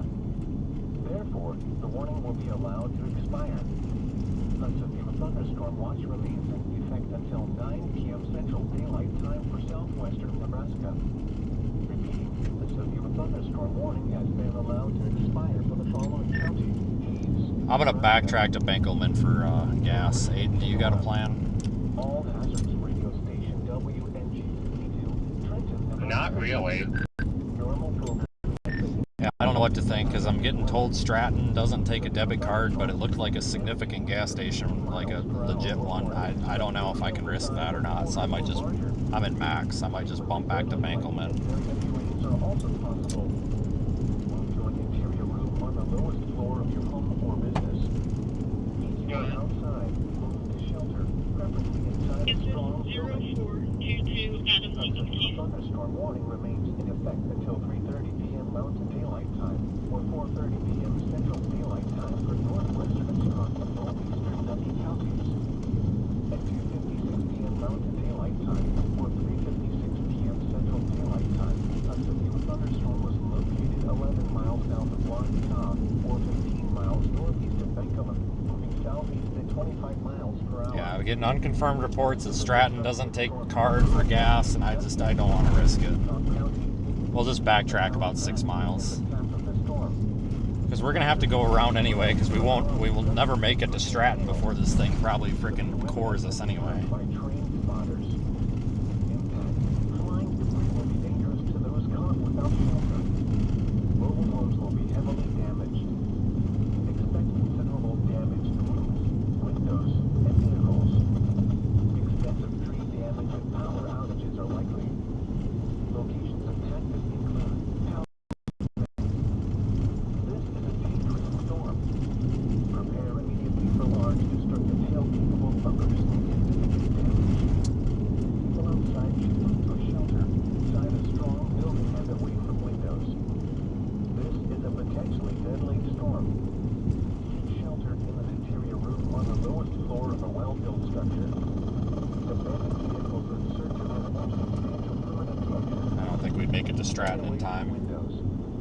Repeating, a severe thunderstorm warning remains in effect until 3:30 p.m. Mountain Daylight Time or 4:30 p.m. Central Daylight Time for the following counties in Nebraska. Travelers on fuel, I provided 2 gallons of 1024. Thunderstorm warning for southwestern county will expire at 4 p.m. Central Daylight Time. The storm was prompted the warning. Not far from Benkelman. I don't know, if I said Imperial, I meant Benkelman for gas. I don't know if I said that right. I'm going to Benkelman for gas, not Imperial. I might have said Imperial. National Weather Service in Goodland has issued a severe thunderstorm. No, you said Benkelman, you're all good. Alright. I just don't... You haven't passed a gas station between you and Benkelman, have you? Southwestern Nebraska until 3:45 p.m. Mountain Daylight Negative. Time or I'm 4:45 trying to make it over to Trenton and then south out of there. p.m. Mountain Daylight Time or 4:03 Yeah, I don't know if I can make that. I just came out of Max. I'm in the car coming at you right now, I think. Or the next one. I just don't know if I can make it over there anyway, so I might try to go like down and around. Southwest of Ray, moving southeast at 45 miles per hour. Expected hazards include golf ball size hail at 70 miles per hour with gusts. Source, Ray Airport gust at 68 miles per hour. The following effects are expected. People and animals outdoors will be injured. Expect hail damage to roofs, siding, windows, and vehicles. Expect considerable tree damage. Wind damage is also likely to mobile homes, roofs, and outbuildings. Yeah, I just got the latest radar scan. I'm not going to make it through there. This is moving faster than 20 miles an hour, whatever they have it at.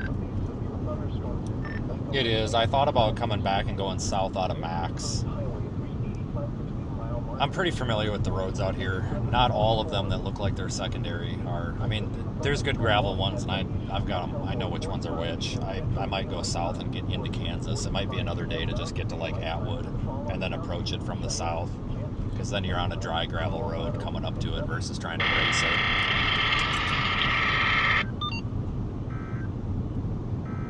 Down to Vince, it looks like there's gas at Stratton.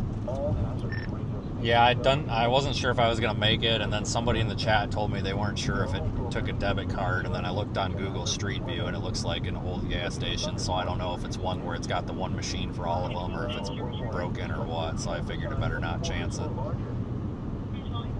I'm not sure if I would make it before that hail core comes in anyway, because I think this is moving quicker.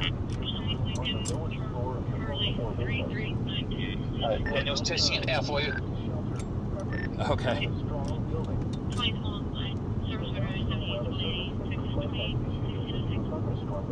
Well, we're about to find out. I think I'll probably have my gas before he gets stopped, though.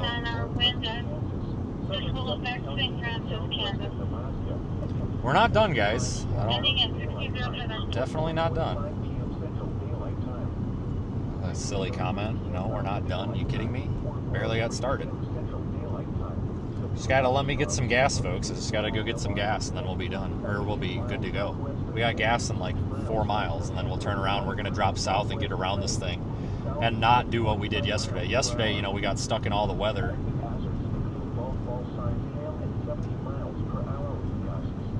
So we're gonna want to get down and around, and then come up from the bottom.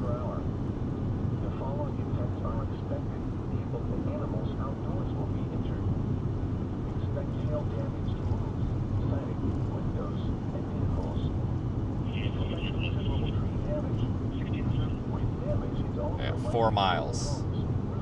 We are good. There's a Sinclair down here.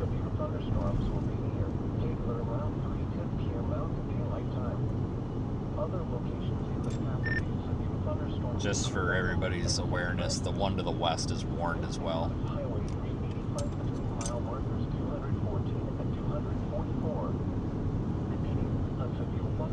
That's a hell of a storm. Yeah, that one looks like it has some good winds in it. Worst case scenario, that road that goes down to Bird City will be clear. You can always get down. I might end up going down to Bird City between the two and then over to Atwood, because then you can come up. It's just that road hole. Learned that yesterday. The road, it looks like there's a road there that goes straight south out of Stratton. That like kind of makes a little elbow and then goes into Kansas. Once it hits Kansas, that turns into a cornfield. That road isn't actually there. I don't know why that's there on the map, but it's not actually there. And if it's confirming the road south of Stratton isn't actually there. At the Kansas state line. You can go south out of Stratton all the way to Kansas, but once you get to Kansas and it makes that little like neck, that elbow, where you would turn right to stay on that road into Kansas, it's not even, it's a cornfield. Oh, that's deadly. It's good gravel all the way to that, and then there's a road that runs east-west on the state line that's good gravel, but you can't take a right to go down into Kansas from there. It's just a 2-track road, and then it goes into like grass and a cornfield.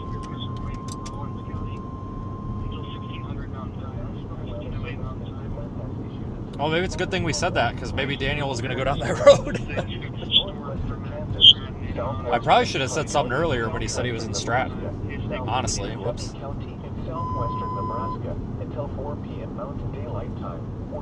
We found that out yesterday. At 3:08 p.m. Mountain Daylight Time, or 4:08 p.m. Central Daylight Time, a severe thunderstorm was located 5 miles west of Stratton, or 13 miles northeast of Benkelman, moving southeast at 25 miles per hour. This is a destructive storm for Max and Stratton. Expected hazards include 80 miles per hour with gusts and baseball-sized hail. This is a radar-indicated threat. The following impacts are expected. It's a lot of people say thank you. Dangerous to those caught without shelter. Mobile homes will be Yeah, I passed Hank and all that. I saw the new car. I figured there's probably quite a few of the good ones out today. I haven't actually run into that many cars. Tree damage and power outages are likely. This severe thunderstorm will be near Stratton around 4:15 p.m. Central Daylight Time. Oh shit, the gas station's right there. Well, there's a gas station right here too. Warning has been issued. I forgot about this one. Central Daylight Time, or 4 p.m. Mountain Daylight Time for the following There's counties: Rollins, Kansas, and the following counties in Nebraska: Dundee and Hitchcock.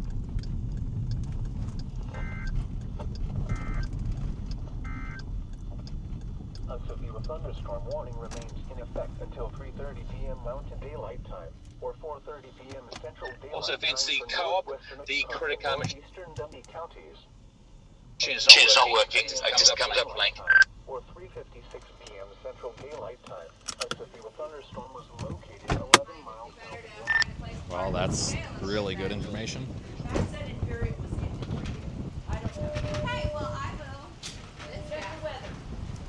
gas pump is taking forever.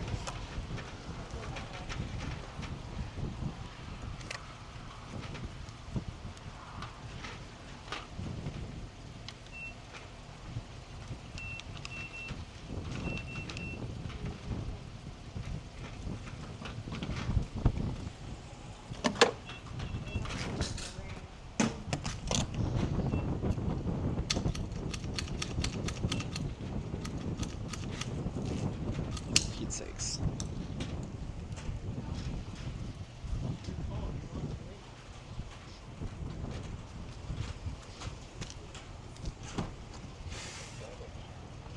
People outside should move to a shelter inside a strong building and away from windows.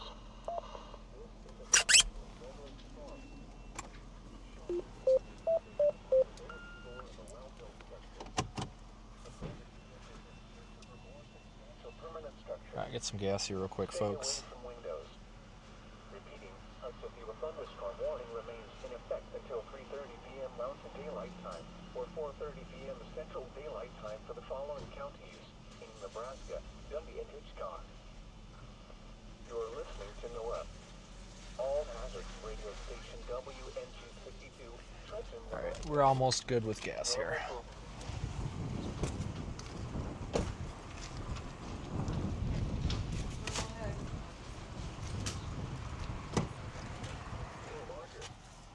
Frequently deadly lightning and very heavy rains are also possible. Move to an interior room on the lowest floor of your home or business.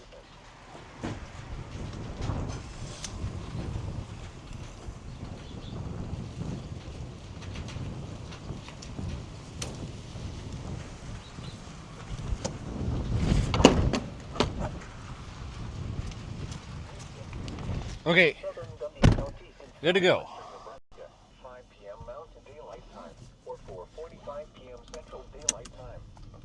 At 3:03 p.m. Mountain Daylight Time or 4:03 p.m. Central Daylight Time, severe thunderstorms were located along a line extending from 22 miles southwest of Chanty to 6 miles west of Hagler to 9 miles southwest of Ray, moving southeast at 45 miles per hour.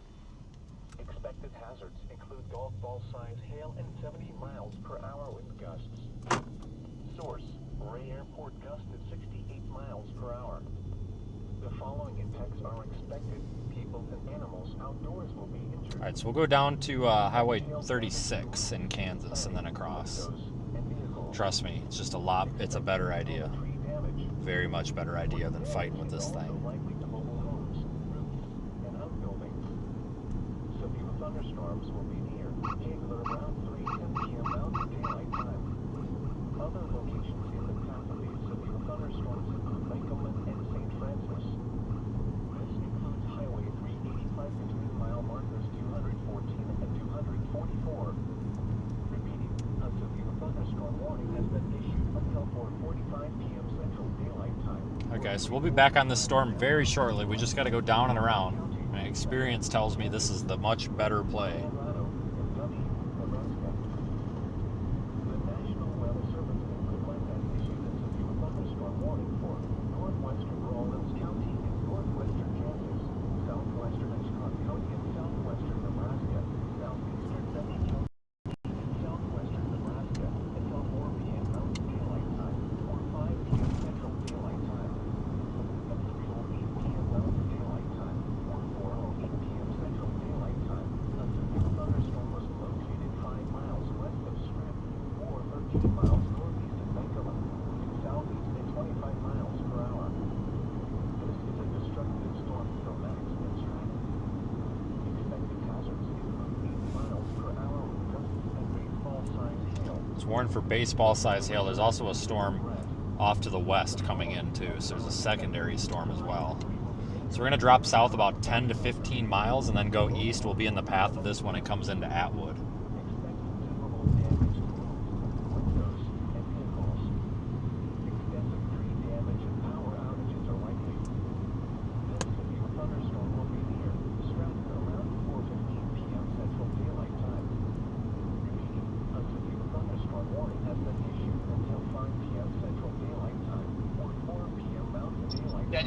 Thank you so much for the information Why does his radio do that? about the Stratton Road. I didn't know. I didn't either until I arrived yesterday in the middle of a typhoon.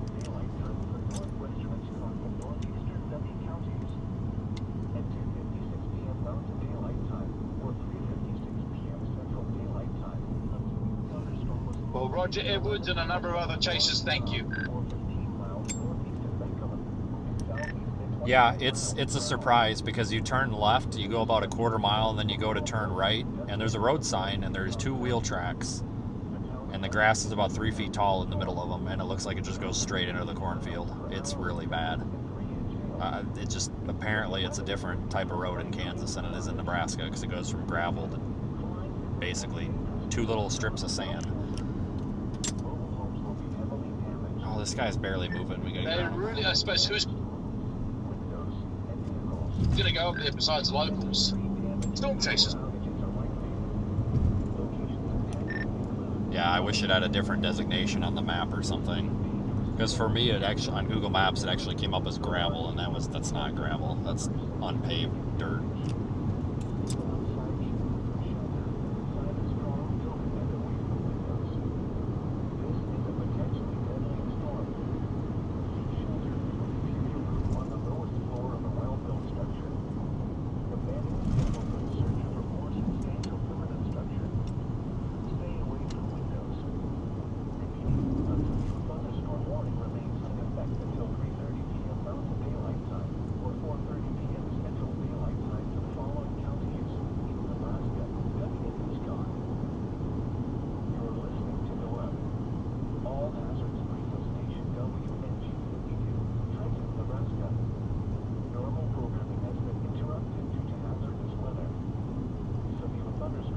So that's the plan. Keep going, and then we'll go east.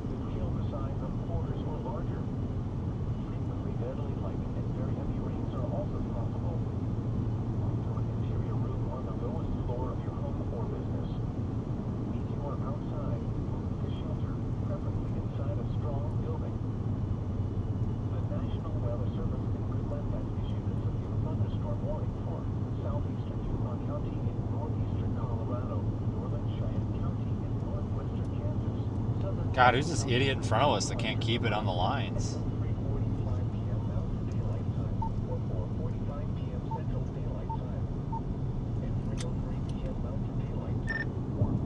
Is this your first time driving or what? There's a yellow line there.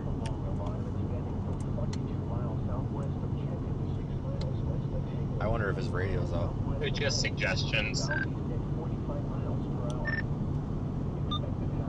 That's alright. I about went in the opposite ditch earlier when I was trying to pick my nose, so.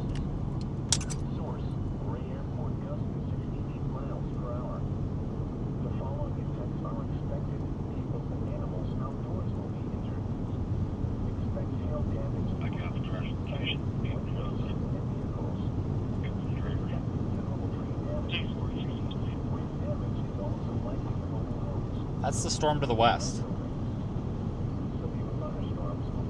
I almost wonder if this one's going to take over.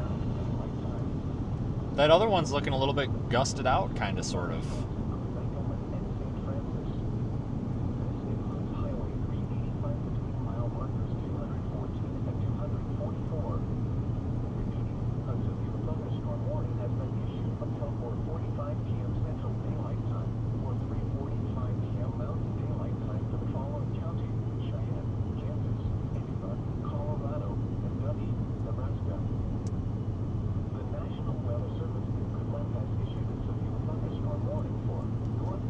That's a good looking one though, over to the west. That one's coming toward us too. We're gonna have our choice between 2 different storms here pretty soon.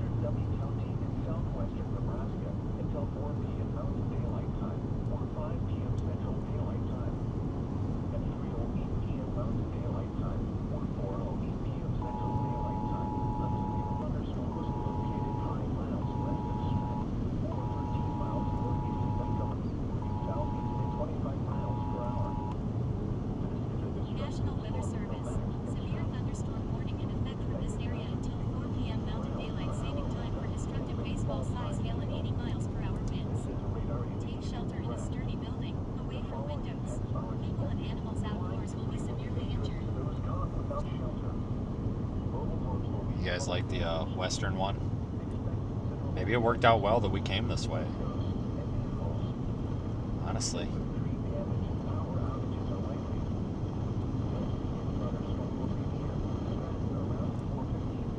Thanks for watching, everybody.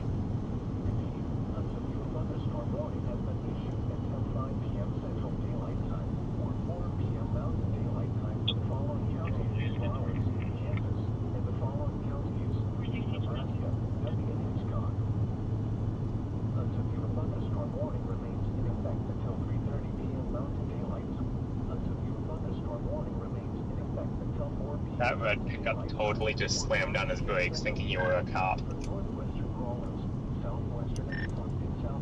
I thought that red pickup was going to come over into my lane there for a minute.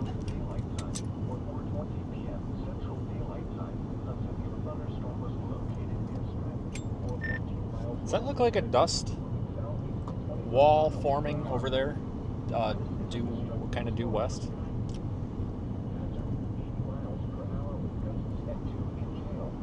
Potentially. Maybe this one will take over. There's a whole new storm to the west as well, just unaffected. Yeah, that's what we're looking at. It's actually looking pretty good. Others include 80 mile an hour wind gusts and 2-inch hail.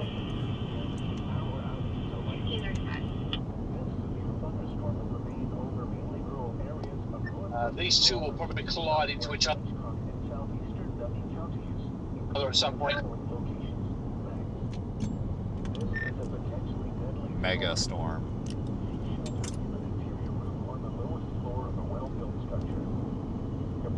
Are you? Have you got your gas filled up? I have filled up on gas, and I showed up before everybody parked under the gas canopy, so we're good, thankfully.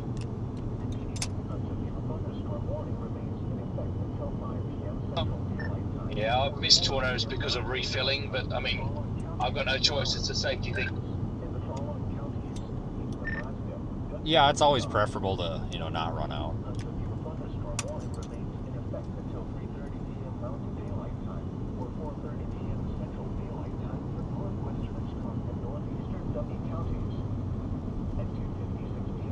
You know what? Honestly, needing gas probably put us in a better location.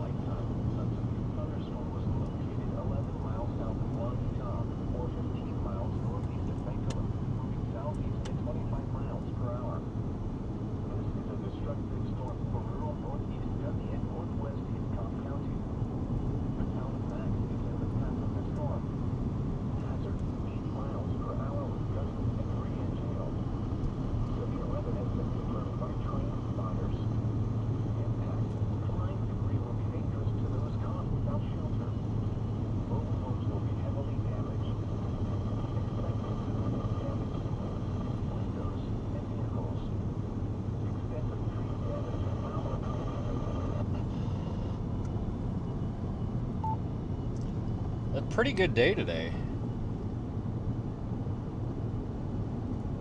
so far.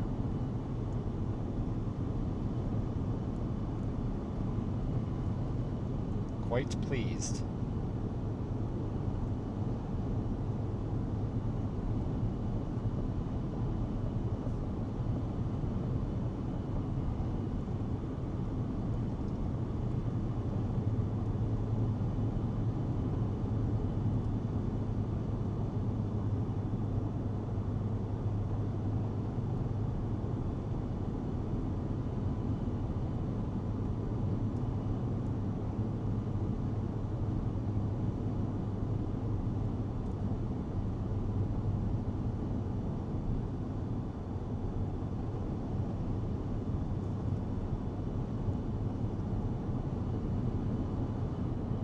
So they're issuing a new downstream severe warning for this.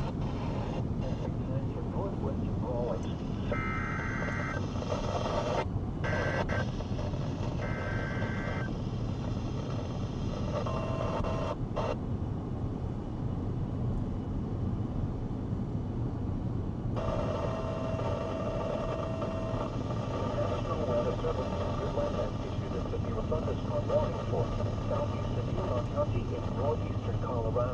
northeastern Kit Carson County, Cheyenne County in northwestern Kansas, southwestern Rawlins County in northwestern Kansas, Sherman County in northwestern Kansas, until 4:15 p.m. Mountain Daylight Time, or 5:15 p.m. Central Daylight Time. At 3:25 p.m. Mountain Daylight Time, or 4:25 p.m. Central Daylight Time, severe thunderstorms were located along a line extending from 9 miles east of Hagler to St. Francis to 6 miles west of Bonnie Reservoir, moving southeast at 50 miles per hour. Expected hazards include 70 miles per hour wind gusts and ping-pong ball-sized hail. This is a radar-indicated threat. The following effects are expected.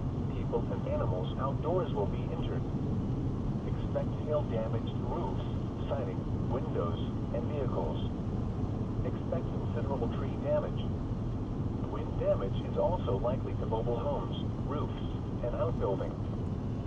Looks like maybe some dust getting kicked up under that storm to the west. Maybe we'll get a dust storm. Hey Vince, we need to come up with a name for a tour hurricane, except when it's a dust storm. I was just talking about that at the same time you said that. Dust hurricane.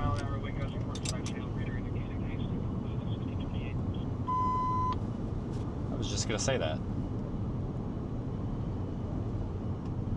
National Weather Service is issued a thunderstorm warning for Cheyenne County until 5:15 Central Daylight Time. I think I'm gonna go east out of Bird City toward Atwood still, because this one off to the west it's not gonna go anywhere. But I wonder if that Supercell is gonna do something. Yep, I'm continuing east out of Bird City, the exact same road I took yesterday.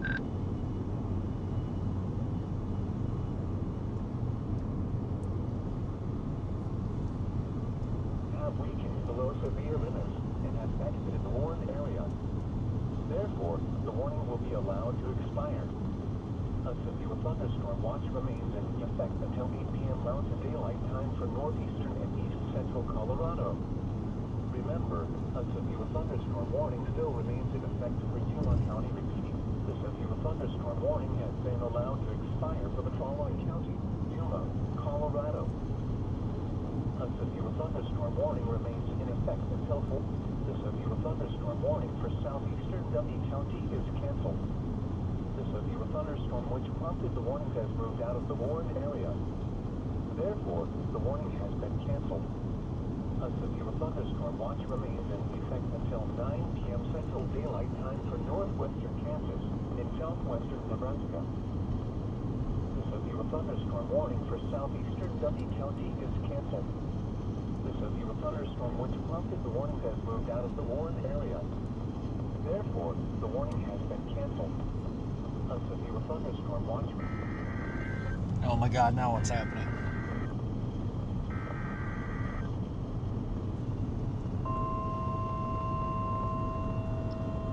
One to the east, they just downgraded from 80 mile an hour wind 2-inch hail to 60 mile an hour wind 1.25 inch hail. Severe thunderstorm warning for southeastern Yuma County in northeastern Colorado, northern Cheyenne County in northwestern Kansas, southern W County in southwestern Nebraska until 3:45 p.m. Mountain Daylight Time, or 4:45 p.m. Central Daylight Time. 3:03 p.m. Mountain Daylight Time, or 4:03 p.m. Central Daylight Time. Severe thunderstorms were located along a line extending from 22 miles southwest of Canyon to 6 miles west of Just about to Bird City. This is almost a repeat of yesterday, honestly.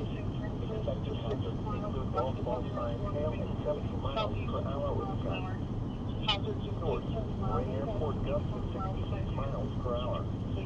The following effects are expected. People and animals outdoors will be injured. Expect hail damage to roofs, siding, windows, and vehicles. Expect considerable tree damage. You can go ahead and show all the Bird City units back in emergency building, back in service. Thank you.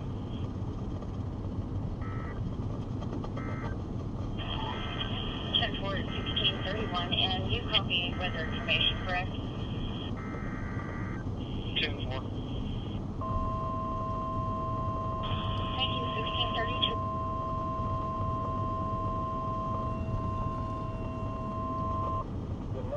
Weather Service in Goodland has issued a severe thunderstorm warning for southeastern Yuma County in northeastern Colorado, northeastern Kit Carson County, Cheyenne County in northwestern Kansas, southwestern Rawlins County in northwestern Kansas, Sherman County in northwestern Kansas, until 4:15 p.m. Mountain Daylight Time, or 5:15 p.m. Central Daylight Time. At 3:25 p.m. Mountain Daylight Time, or 4:25 p.m. Central Daylight Time, severe thunderstorms were located along a line extending from 9 miles east of Hagler to St. Francis to 6 miles west of Bonnie River, moving southeast at 60 miles per hour. Expected hazards include 70 miles per hour with gusts sensing all signs hail. Alright, we're coming into This is a town. radar indicated threat. The following impacts are expected. People and animals outdoors will be injured. Expect hail damage to roofs, siding, windows, and vehicles. Expect considerable tree damage. Wind damage is also likely to mobile homes, roofs, and outbuildings.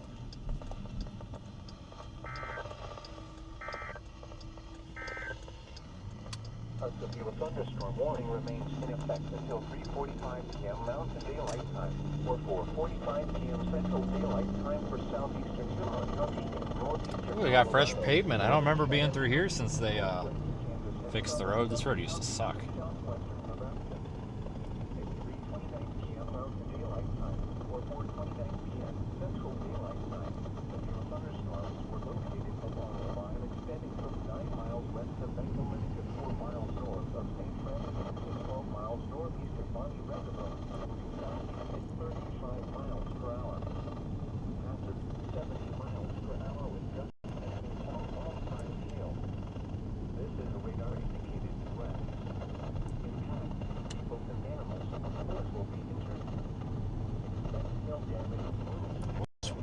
We'll just wait on that roof camera a minute.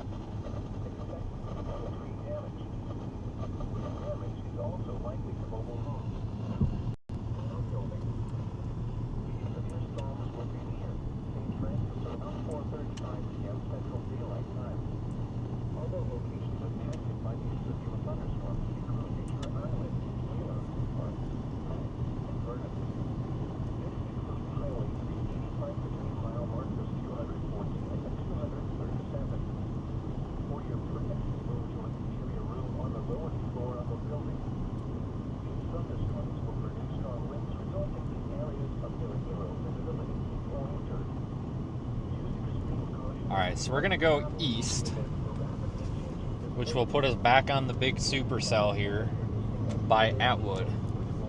We can come back to this one here shortly if we need to, because this one's moving toward us.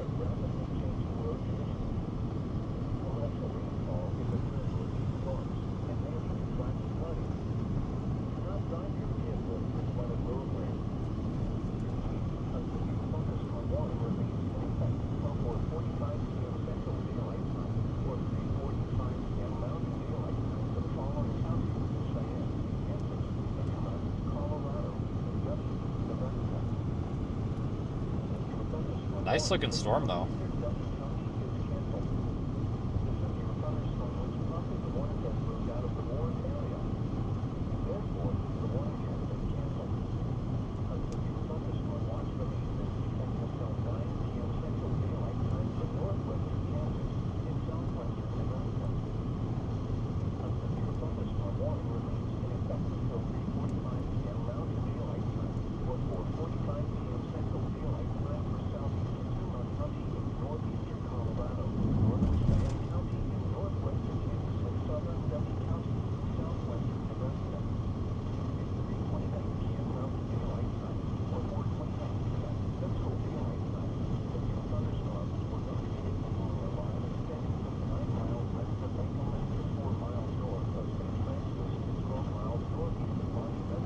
Should be getting us a view of the Supercell pretty soon.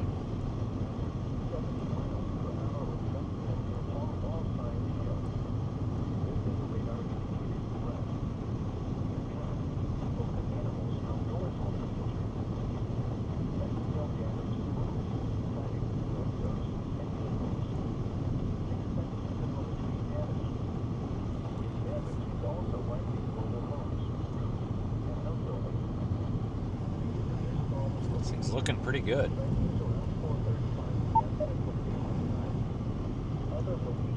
Looking pretty good.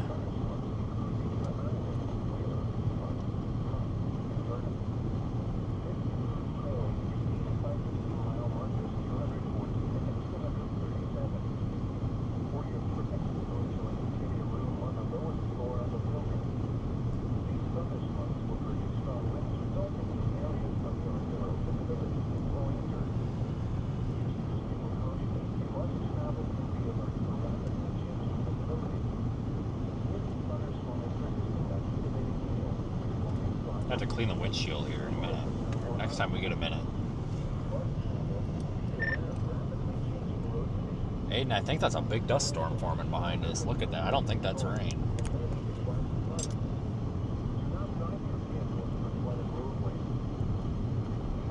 Interesting. I also heard in the warning text over the radio that that storm is producing accumulating hail. That thing's my backup plan when this one craps out.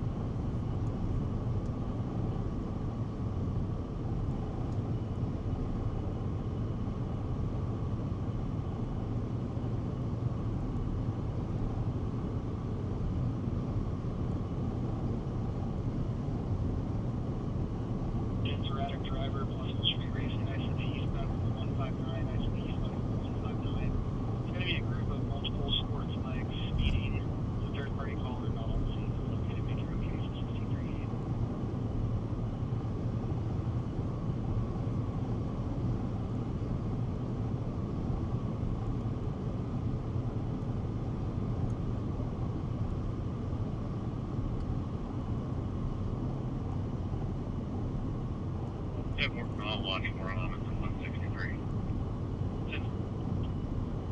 The 99, they jumped on at Hayes, and they usually go to Commerce Parkway and make a loop around town and do it again.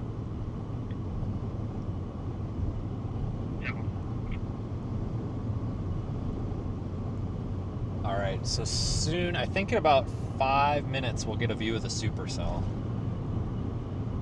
That back there is kind of the linear mess.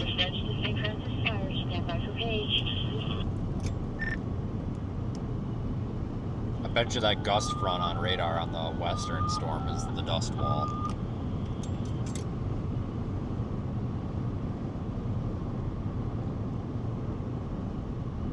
That is very possible.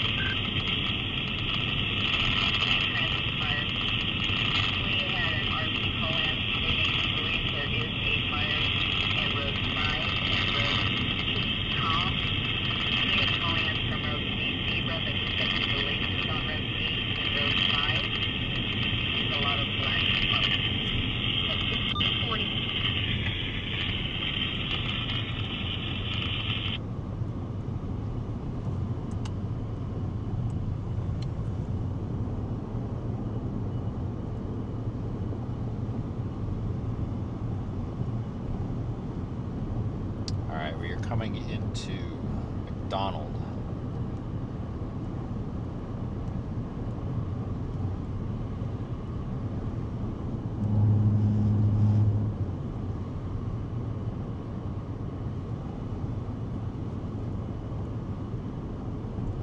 Still favoring the Supercell, guys.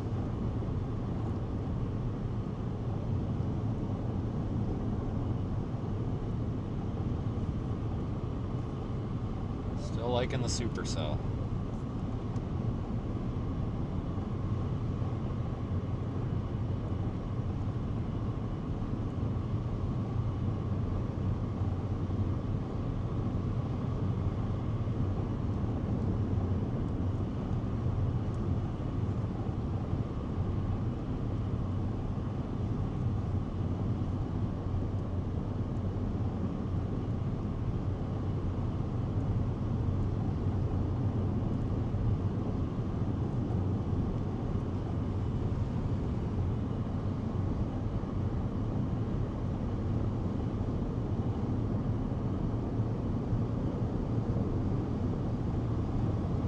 Plenty of options here to go north, south, east, west.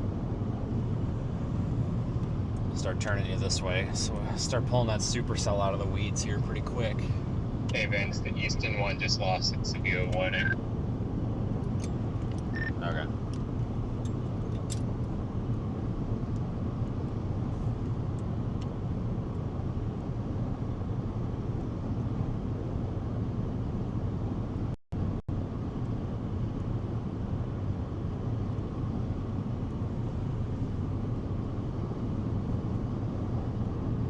I have a feeling this line is going to end up being the main story here. And he's not saying the black smoke anymore, but he is going to head down to Route T and T-Tong and Road 5. He will kind of keep us updated, and we will let you know what we hear from him at 16:43. Thank you. Interesting. Adam Lucio has managed to get south somehow. Maybe he found another way around something around the cornfield. As did Dave Baxter, so there must be a road out there somewhere. Well, there's plenty of roads. It's just they're not roads that I would take, you know.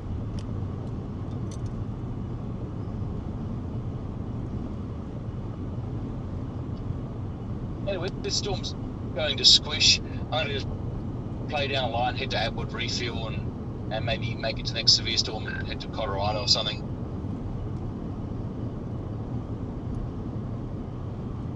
So we got to get south option up here.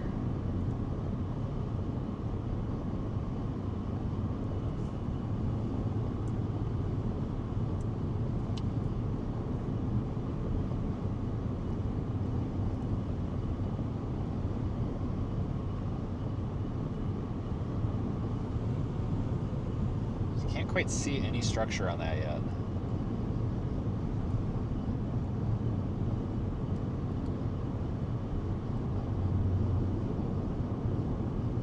Probably end up going down there to Colby. 16:44. Fire on the route. Skyline 16:44.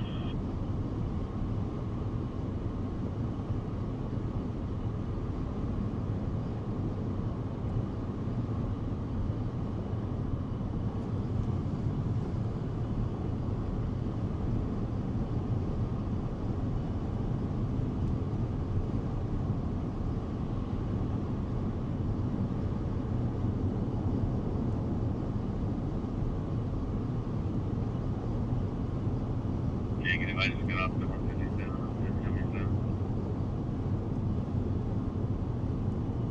Yeah, I'll probably do another loop.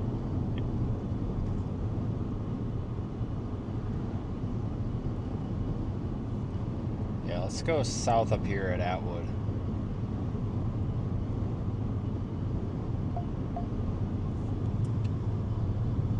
Take this down into Colby.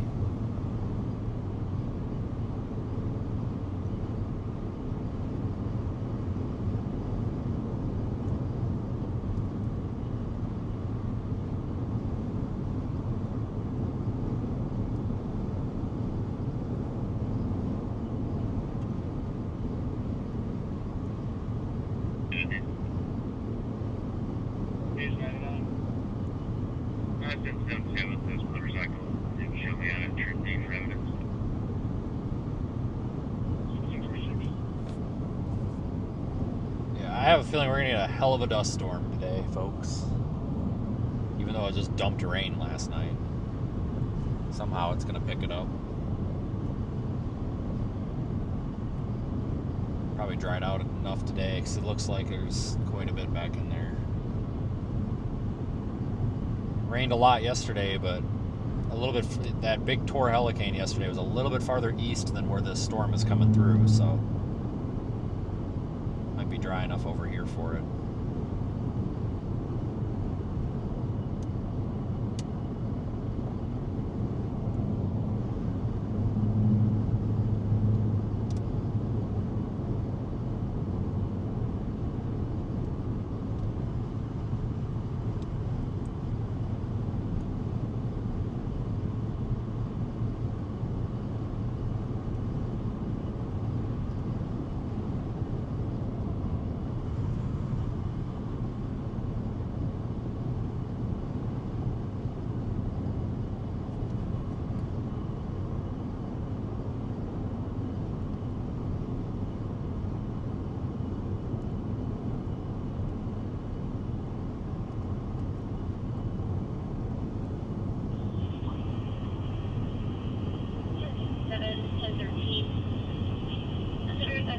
warning remains in effect until 5:15 p.m.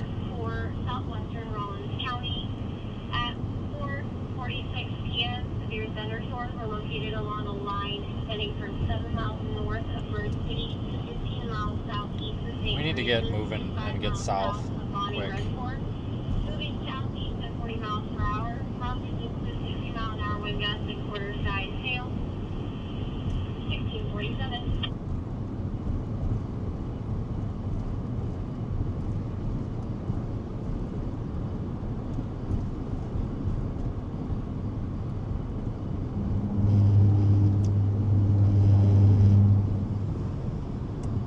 Let's take a look behind us here. That storm back there, I think, is what we're going to want to go after, but we got to go about 8 miles east, and then we get a chance to go south. And we'll go south and get it between Colby and Atwood.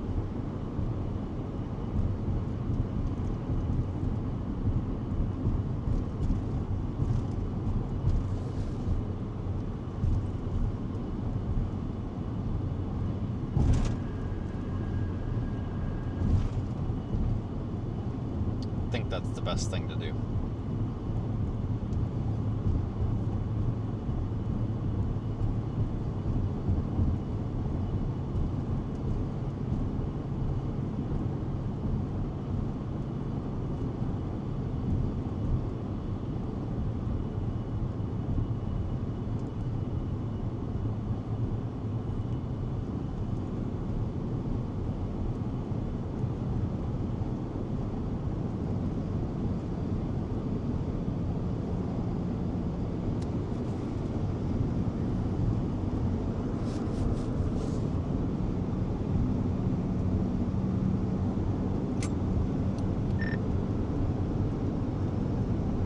I'm just gonna haul east as quick as I can to Atwood and south.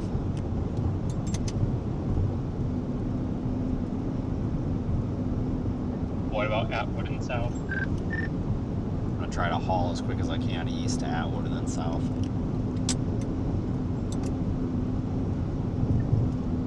Copy that. They downgraded the one to the west to a baseline severe, so I don't know.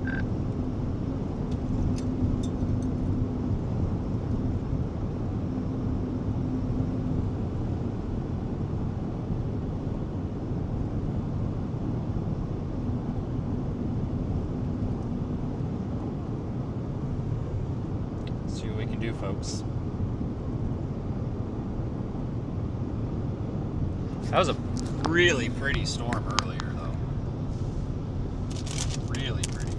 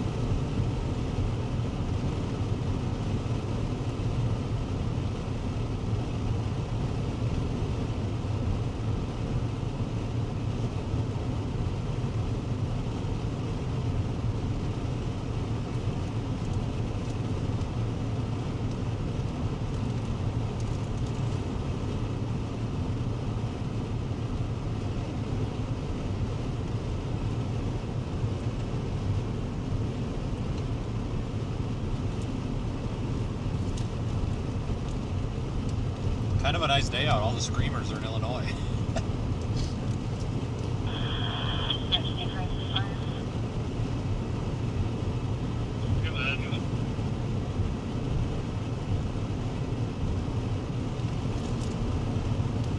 I hate to be that way. It's just really peaceful out here today. It really is. Like, it's enjoyable out here. Lightning go down and you saw flickering light. You said this is Abigail Rat, and it would be road 5 and road C, Center. At 1652.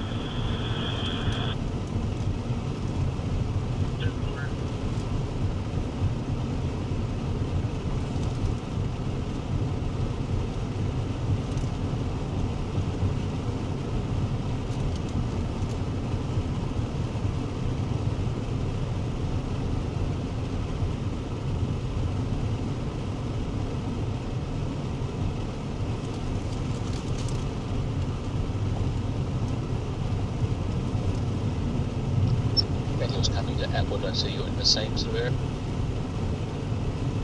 Yeah. Welcome to the party.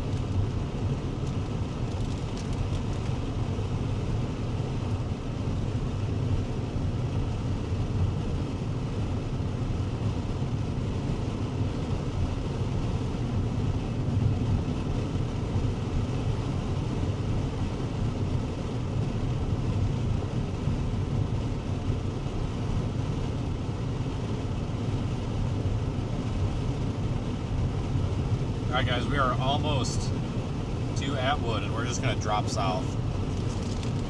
The storm's looking pretty good. Then we'll start getting a better view of it.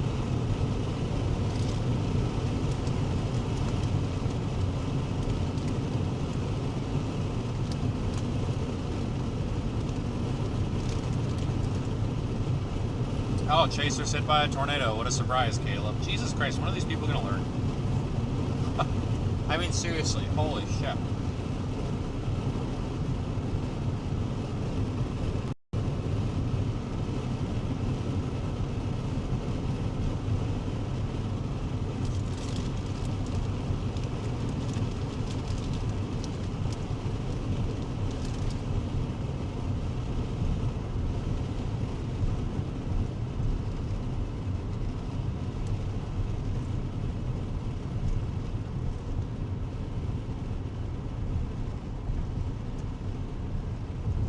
Alright, welcome to Atwood. Not much here.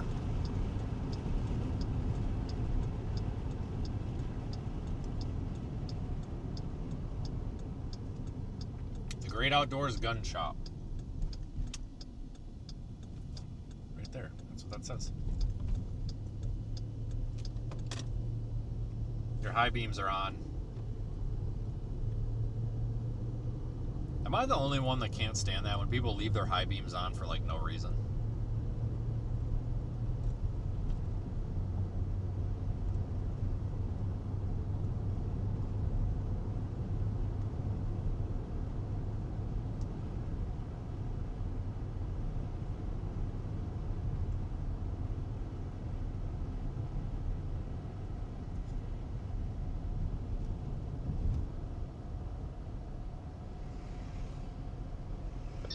I am continuing east out of Atwood. Why? Oh, you still going for the Supercell thing? No, I think that this stuff is kind of weakening, and I was planning on getting home tomorrow, so if I can just keep going east now and not backtrack, that'd be fantastic.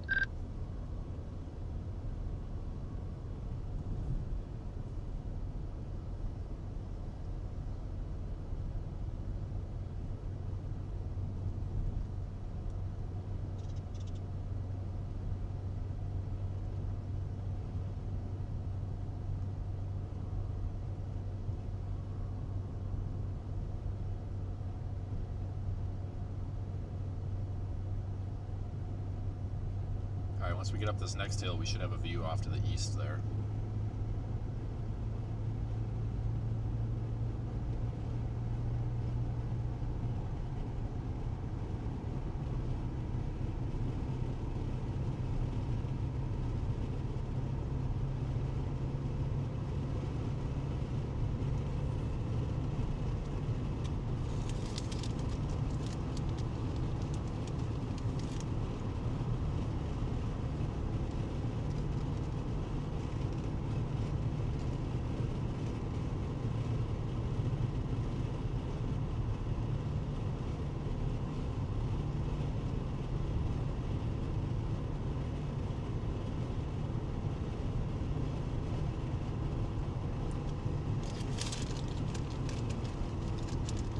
Yeah, I think this thing's gonna have a nice shelf cloud on it.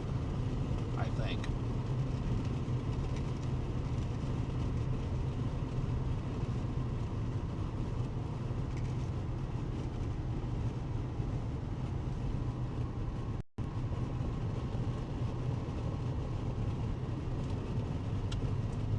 Whoops, wrong way.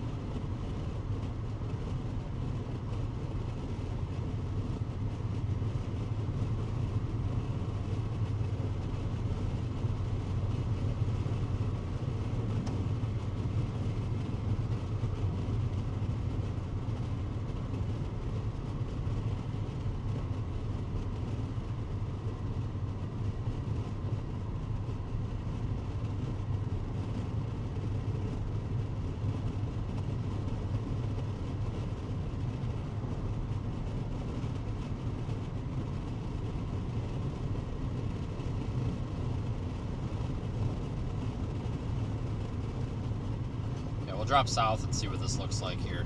We don't have to go too far.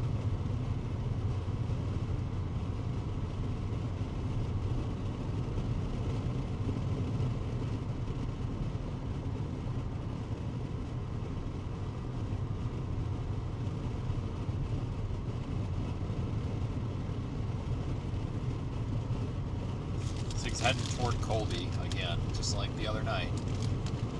It's a repeat.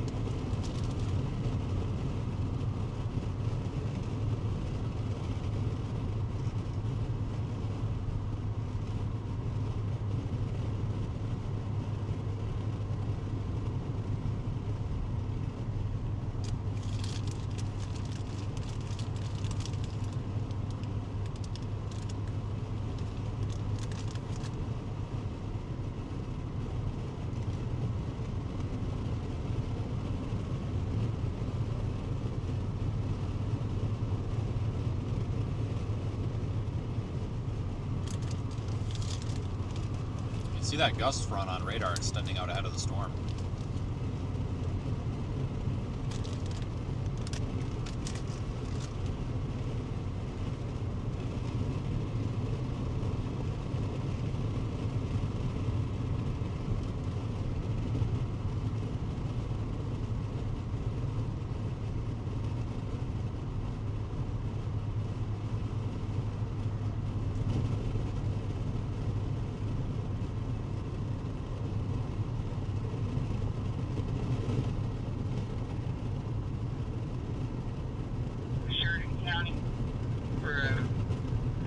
side rollover with the head entry being 90 norm.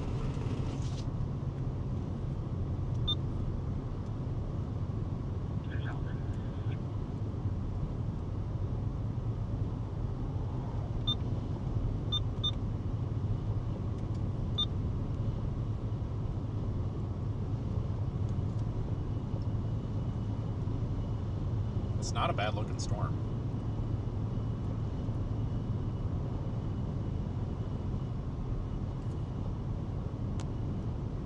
It's kind of diving southeast.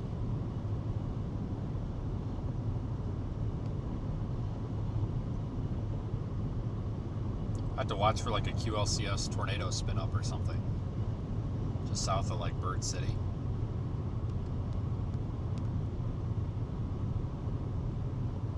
Really curling back in.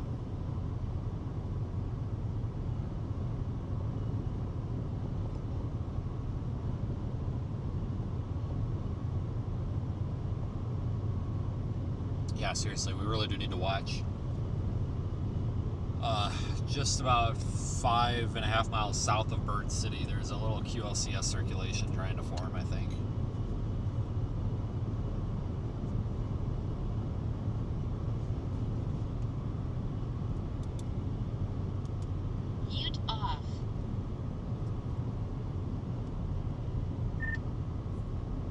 Say something.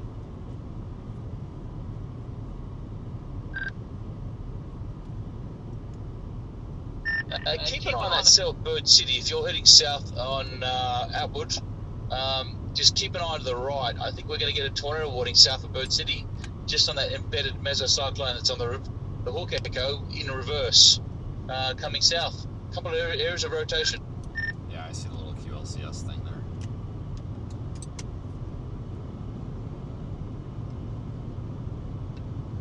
Funny enough, actually, this is not a QLCS. This is a mesocyclone embedded with It's the same thing. the core itself on this one.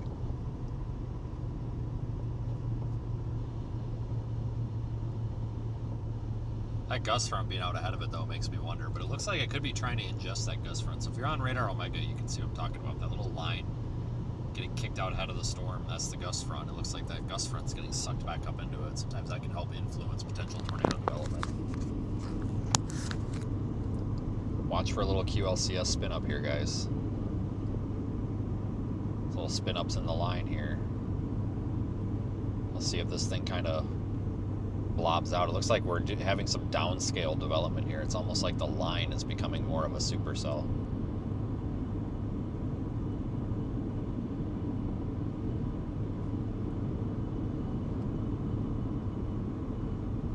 Could have a QLCS tornado threat with these here as they continue east, even if it is a line.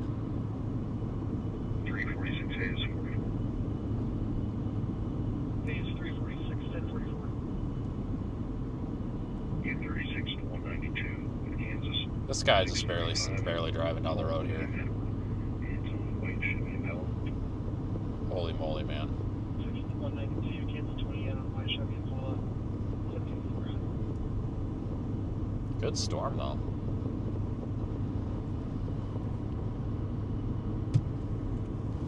No, I'm actually surprised that's not tornado warned. They might tornado warn that. I'm sure they're watching it close.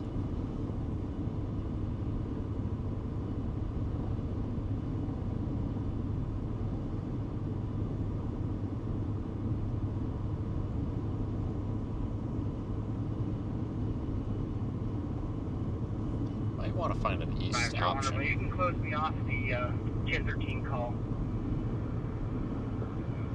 I'm not going to have any updates for a while. I gotta get moving, so I'm gonna bust around this guy here. Oh, there's a car coming. Every time I get a passing zone, there's a car coming. Every time. It's like it's a rule. So we gotta get moving here.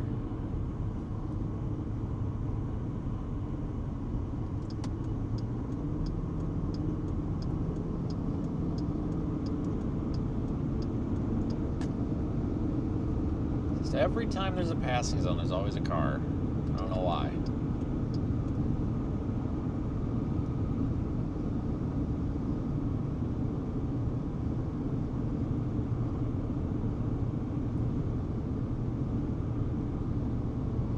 Starting to kind of see down in there. 44 Super Shredder. 411 Super Shredder. 7162 westbound. Charles Henry Nora Sam 60 New Mexico.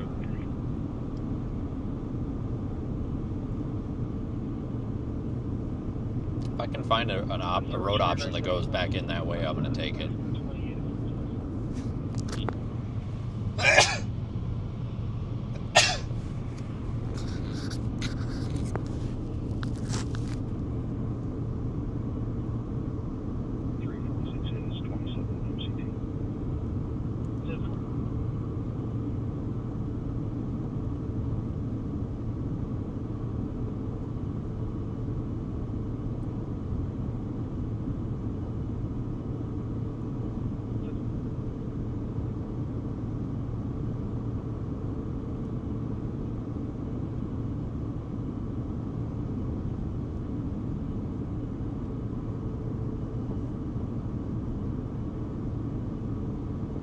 Alright, well, we're back in Central Time.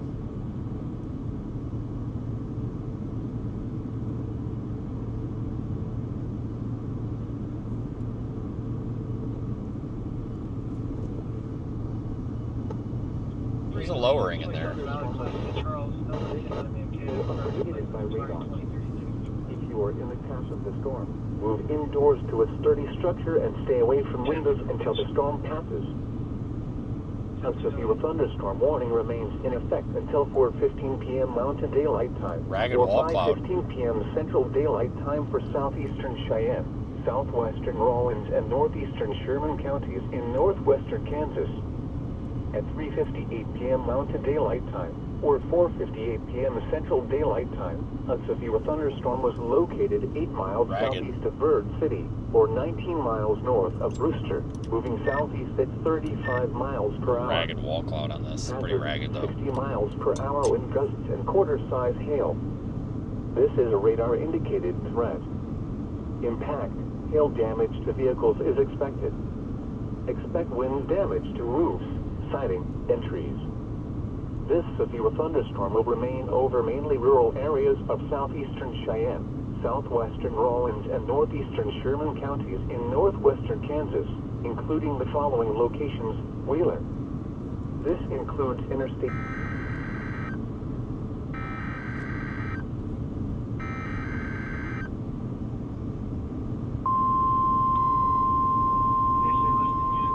New severe warning.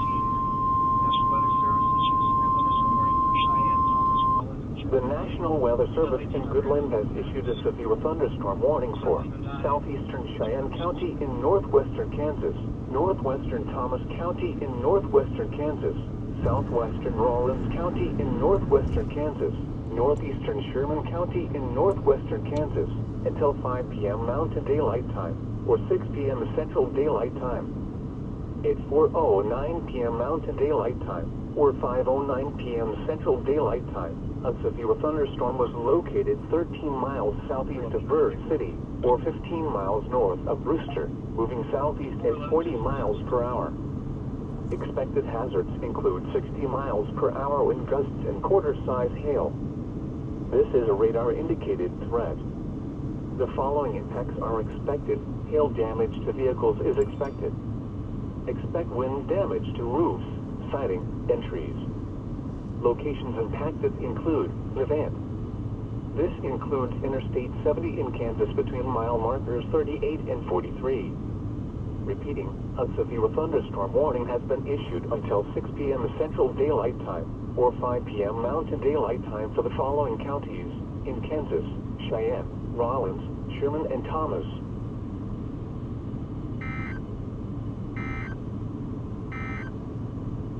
A severe thunderstorm warning remains in effect until 4:15 p.m. Mountain Daylight Time, or 5:15 p.m. Central Daylight Time for southeastern Cheyenne, southwestern Rawlins, and northeastern Sherman counties in northwestern Kansas. At 3:58 p.m. Mountain Daylight Time, or 4:58 p.m. Central Daylight Time, a severe thunderstorm was located 8 miles southeast of Bird City, or 19 miles north of Brewster. The National Weather Service is watching this one carefully. I would hope so. At 9:09 p.m., the severe thunderstorm was located 13 miles southeast of Bird City, or 15 miles north of Brewster, moving southeast at 40 miles per hour. Hazards include surround our wind gusts for siding hail, mainly rural areas of southeastern Cheyenne, southwestern Rawlins, and northeastern Sherman. These roads all look pretty bad. Northwestern Kansas, including the following last night. Wheeler.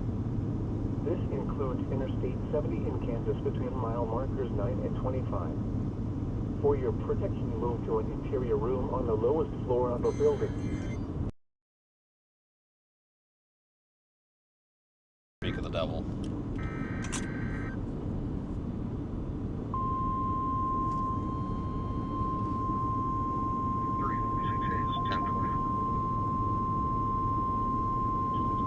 The National Weather Service in Goodland has issued a tornado warning for northwestern Thomas County in northwestern Kansas, southwestern Rawlins County in northwestern Kansas, northeastern Sherman County in northwestern Kansas, until 5 p.m. Mountain Daylight Time, or 6 p.m. Central Daylight Time. If it isn't already. At 4:12 p.m. Mountain Daylight Time, I can see it, or it's not. 5:12 p.m. Central Daylight Time, a severe thunderstorm capable of producing a tornado was located 14 miles north of Brewster, moving southeast at 30 miles per hour.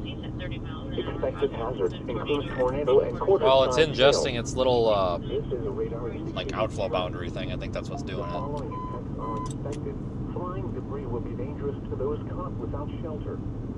Mobile homes will be damaged or destroyed. Damage to roofs, windows, and vehicles will occur. Tree damage is likely. All right, it's tornado warned now. This thunderstorm will remain over mainly rural areas of northwestern Thomas, southwestern Rawlins, and northeastern Sherman counties. This includes That road's not gonna do it. Kansas between mile markers 39 and 48. No, I don't think any of these roads are Tornado gravel. warning has been issued until 6 p.m. Central Daylight Time or 5 p.m. Mountain Daylight Time. For Yeah, I don't think any of these are gravel. in Kansas, Rawlins, Sherman, and Thomas. It's trying to produce, it's just not getting it done. I mean, we can see in there. It's tight little couplet. You're listening to NOAA. Kind of surprised it's not. Radio station WXK96, Jeff, Kansas. Just based on radar, you'd think the damn thing was. Interrupted due to hazardous weather. A severe thunderstorm warning means that severe weather has been observed or indicated by radar. If you are in the path of the storm, move indoors to a sturdy structure and stay away from windows until the storm passes. This might be The paved. National Weather Service in Goodland has issued I a see some tornado cars warning coming off for of it, and they don't look like they're covered in mud. County in western Kansas, southwestern Rawlins County in northwestern This is a Kansas, good road. northeastern Sherman County in northwestern Kansas until 5 p.m. Mountain Daylight Time or 6 p.m. Central Daylight Time. At 4:12 p.m. Mountain Daylight Time or 5:12 p.m. Central Daylight Time, a severe thunderstorm capable of producing a tornado was located 14 miles north of Brewster, moving southeast at 30 miles per hour. Expected hazards include tornado and quarter-size hail. Okay, I found an east-west road down here. It is double A, County Road double A. It goes east. It's mostly gravel. It's dry. I'll get off of it before it rains, but there is a couple of roads down here where you can get a little bit off at 25. Tree damage is likely. This tornadic thunderstorm will remain over mainly rural areas of northwestern Thomas, southwestern Rawlins, and northeastern Sherman counties. This includes Interstate 70 in Kansas between mile markers 39 and 48. Repeating, a tornado warning. Yeah, I got dust coming up behind me, so that means the road must be dry enough to be on, so Mountain Daylight Time for the following counties in Kansas. that's a good sign. Sherman and Thomas. Really good sign. The National Weather Service It's still soft, but it's not that bad. Southeastern Cheyenne County in northwestern Kansas, northwestern Thomas County in northwestern Kansas, southwestern Rawlins County in northwestern Kansas, northeastern Sherman County in northwestern Kansas until 5 p.m. Mountain Daylight Time or 6 p.m. Central Daylight Time. At 4:09 p.m. Mountain Daylight Time or 5:09 p.m. Central Daylight Time, a severe thunderstorm was located 13 miles southeast of Berg City or 15 miles north of Brewster, moving southeast at 40 miles per hour. Expected hazards include 60 miles per hour with gusts and quarter-size hail. This is a radar-indicated threat. The following impacts are expected.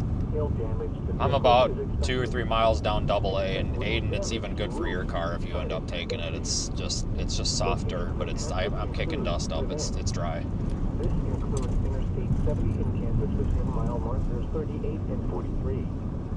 Repeating, a severe thunderstorm warning has been issued until 6 p.m. Central Daylight Time. Gotta be a little careful because sometimes you'll get a crust on top of these and it looks dry and it's really mud underneath. Cheyenne, Rawlins, It's got some wet and some soft spots, but I'd be comfortable with a car on this. All hazards radio station WXK96, Jeff, Kansas. Normal programming has been interrupted due to hazardous weather. The strong wind gusts of a severe thunderstorm can damage buildings, knock down trees, and create a hazard due to wind-blown debris. If you are in the open, seek shelter, but avoid trees as these are targets for lightning. The National Weather Service in Goodland has issued a tornado warning for northwestern Thomas. A little careful with our positioning here so we get a good shot without getting screwed by the road network. It's a little bit tough to do. That's the wall cloud over there. Northwestern Kansas until 5 p.m. Mountain Daylight Time or 6 p.m. Central Daylight Time. at 4:12 p.m. Mountain Daylight Time or 5:12 p.m. Central Daylight Time. A severe thunderstorm capable of producing a tornado was located 14 miles north of Brewster, moving southeast at 30 miles per hour. Expected hazards include tornado and quarter-size hail. This is a radar-indicated threat. The following Got a hook. flying debris will be I think it's struggling a little bit. It's fully ingested its outflow boundary, but I'm not seeing a lot on velocity right now. Damage to roofs, windows, and vehicles will occur. Tree damage is likely. This tornadic thunderstorm will remain over mainly rural areas of northwestern Thomas, southwestern Rawlins, and northeastern Sherman counties. This includes Interstate 70 in Kansas between mile markers 30 No and tornado 48. yet. Repeating, a tornado warning has been issued until 6 p.m. Central Daylight Time or 5 p.m. Mountain Daylight Time for the following counties in Kansas, Rawlins, Sherman, and Thomas. The National Weather Service in Goodland has issued a severe thunderstorm warning for southeastern Cheyenne County and northwestern Kansas. The tornado warning for southwestern Rawlins and northeastern Sherman counties is canceled. Canceled? The tornadic thunderstorm which prompted the warning has moved out of the warning area. Therefore, the warning has been canceled. Visually, it didn't know. Thunderstorm watch remains in effect until No, it's just because it moved out of the area. Got it. The tornado warning for southwestern Rawlins County is canceled. The tornadic thunderstorm, which prompted the warning, has moved out of the warned area. Therefore, the warning has been canceled. 1719. I'm looking at the 18 scan and I still got tight red and green there. moving southeast at 40 miles per hour. Hazard, tornado and quarter-size hail. This is a radar-indicated threat. Impact. How's that road look? Dangerous to those Oh, we could probably take that one if we want to. mobile homes will be damaged or destroyed. Yeah, looks like it's starting to come back a bit. And vehicles will occur. Tree damage is likely. Locations in It's about to get shrouded in rain though. This includes Interstate 70 in Kansas between mile markers 39 and 48. Take further now. Or an interior room on the lowest floor of a city building. Avoid windows. Indoor, outdoors, and mobile homes or This thing's about to get shrouded in rain. protect yourself from flying debris. A tornado warning remains in effect until 6 p.m. Central Daylight Time for the following counties in Thomas, Kansas. The National Weather Service in Goodland has issued a severe thunderstorm warning for southeastern Cheyenne County, northwestern Kansas, northwestern Thomas County. This is about as far as I'm willing to go. Because we need an option to get turned around here so we can get out and pick a better road here. Because it's just not doing it right now. Looks like the forward flank's wrapping around it. Yeah, it's mostly shrouded in rain now. 9 p.m. Central Daylight Time. A severe thunderstorm was located 13 miles southeast of Bird City. Mostly or 15 shrouded in miles rain. north of Shit. Brewster, moving southeast at 40 miles per hour. Expected hazards include 60 miles Let's per go hour back with this way and try to get quarter-size south. hail. This is a radar-indicated threat. The following impacts are expected. Hail damage to vehicles is expected. Expect rain damage to roofs, siding, etc. Locations and hazards include Levant. This includes Interstate 70. Let's give this a little bit of time. I don't think that's going to produce right now. It's going to need some time, so there's no sense in rushing it here. Slow down for this gully wash here. Bunch of water over the road at one point there. Kansas, Cheyenne, Rawlins, Sherman, and Thomas. The tornado warning for southwestern Rawlins and northeastern Is that Sherman Daniel? counties is canceled. That looks like Daniel. The tornadic thunderstorm which prompted the warning has Sure moved is. out of the warned area. PK2 SUV set. 750. Has been canceled. A severe thunderstorm. Yeah, I just turned around because I just couldn't see anything. The road's fine though. Northwestern Kansas. A tornado warning remains in effect until 6 p.m. Central Daylight. Yeah, I'm just going to hold here for a minute and just have a look at it. We don't want to get hit by the forward flank on this one. The road will get squishy. Daylight time. A severe thunderstorm capable of producing a tornado was I want to check this road because this road looked like it was okay. This one goes all the way through, so it's probably in a little better shape anyway. Hazard, tornado and quarter-size hail. This is a radar-indicated threat. Impact. How's this Flying road debris look? will be dangerous to those caught without shelter. Mobile homes will be I'm damaged okay or with this road, destroyed. actually. Damage to roofs, windows, and vehicles will occur. All right, we're gonna do the Tree damage is slam on the brakes. Tell if it's bad. Locations impacted Oh no, it's perfectly. This is fine. I got dust coming up over the front, so we got dust. So this road should be okay. 48. Take cover now. Move to a basement for an interior room on the lowest I'm floor of the 10.3 at that location with the gentleman that fell. I tried to cross the street, he's my neighbor. Secure outdoors in a mobile home or in a vehicle. Move to the closest substantial shelter and protect yourself from flying debris. A tornado warning remains in effect until 6 p.m. Central Daylight Time for the following counties: Thomas, Kansas. You're listening to 1 Thomas 7. I will let you guys know. All right, we can't. This road's gonna go to shit. A block away. I'll let you know. This road's going to shit out. We gotta move. We gotta take the same road we came in on because I know that road's gonna go. The road's gonna go okay, and the forward flank's about to kick us. So we gotta move right now.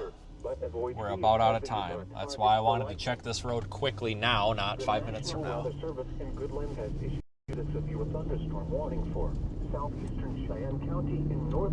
We're all right. I just cutting it close. That's why I went down that road, and I went down it pretty quick because I thought, man, but it's getting really wet and really bad down there. He is on the ground. He hit his head, fell off the front porch. So we're just gonna go back out the way we came in because we know that way is gonna get us through, and it's forward flank's about to smoke us here. About to get smoked.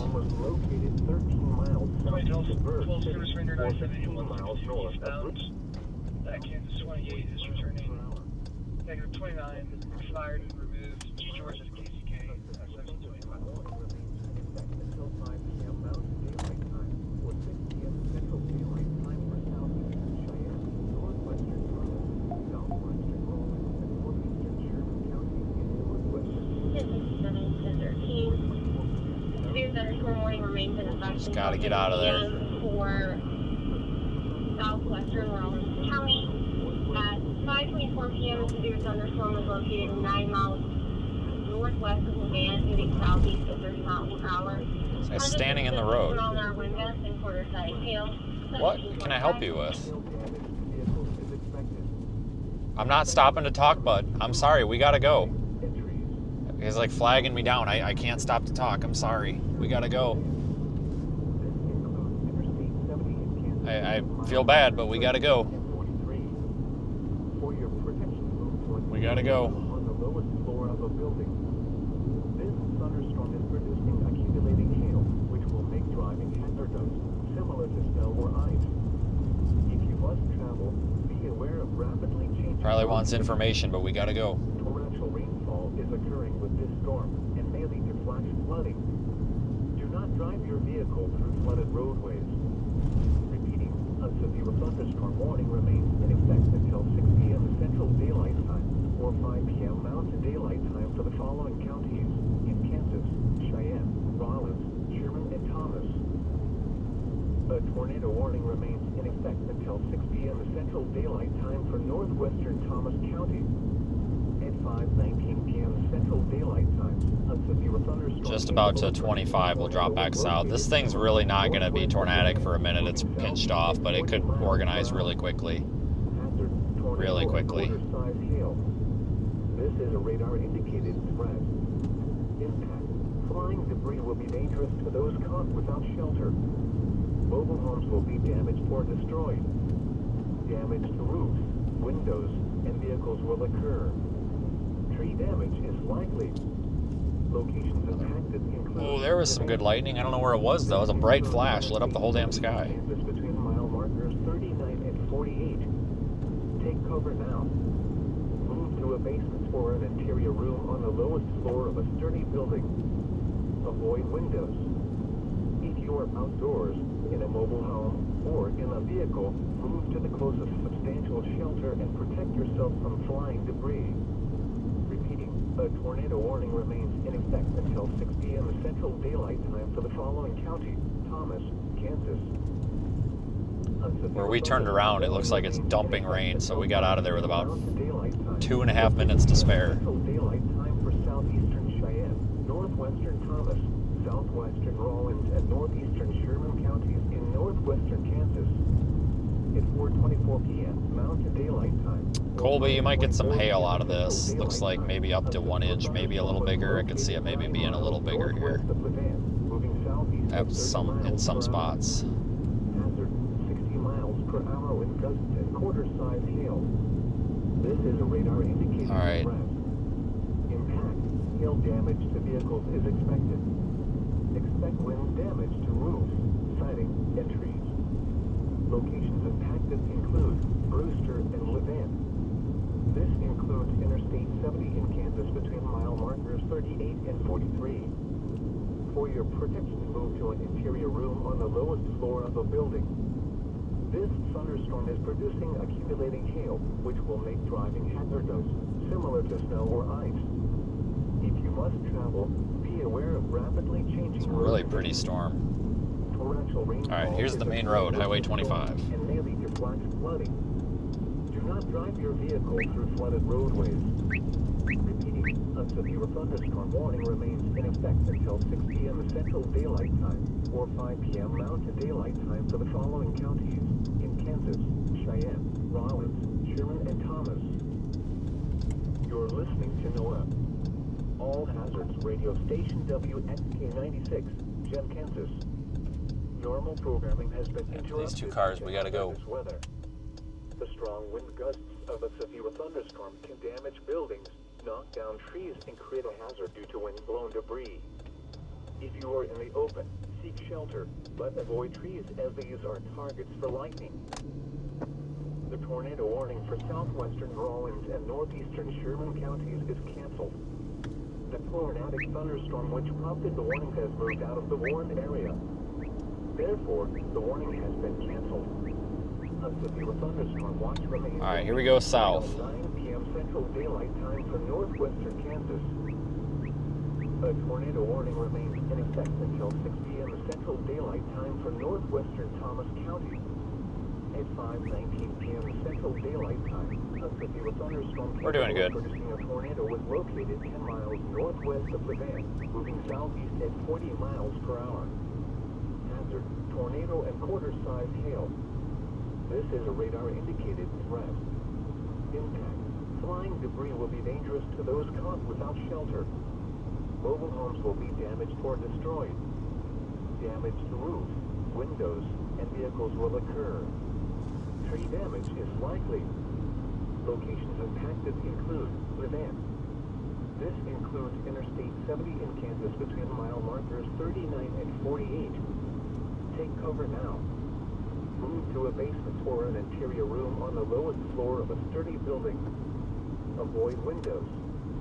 If you are outdoors, in a mobile home, or in a vehicle, move to the closest... Might get some decent structure on this once we get a little bit south of Colby. Hopefully. A tornado warning remains in effect. This thing was just a big linear mess. Now it's turning into like a big supercell again, following its little outflow boundary there to the south. Kind of cool. In effect until 5 p.m. Mountain Daylight Time or 6 p.m. Central Daylight Time for southeastern. The tornado warning for northwestern Thomas County is canceled. The storm which prompted Yeah, they just dropped the tornado warning on it, which makes sense. Capable of producing a tornado. Therefore, the warning has been canceled. However, small hail, gusty winds, and heavy rain are still possible with this thunderstorm. Hey Dad, Hank sent me a message. Apparently they saw a very weak tornado. Must have been just a spin up we just didn't see. Just a little bit of ground circulation. Alright, yeah, I'm bumping south.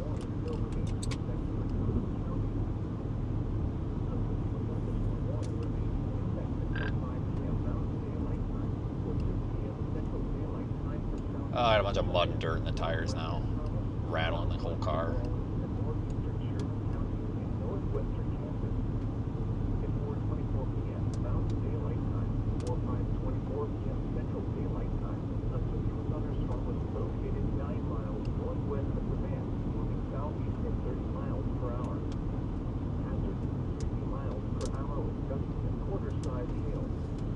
Might do us some good to get into some rain honestly, because like I said, I got a bunch of mud and crap packed in the wheels. It rattles the whole car.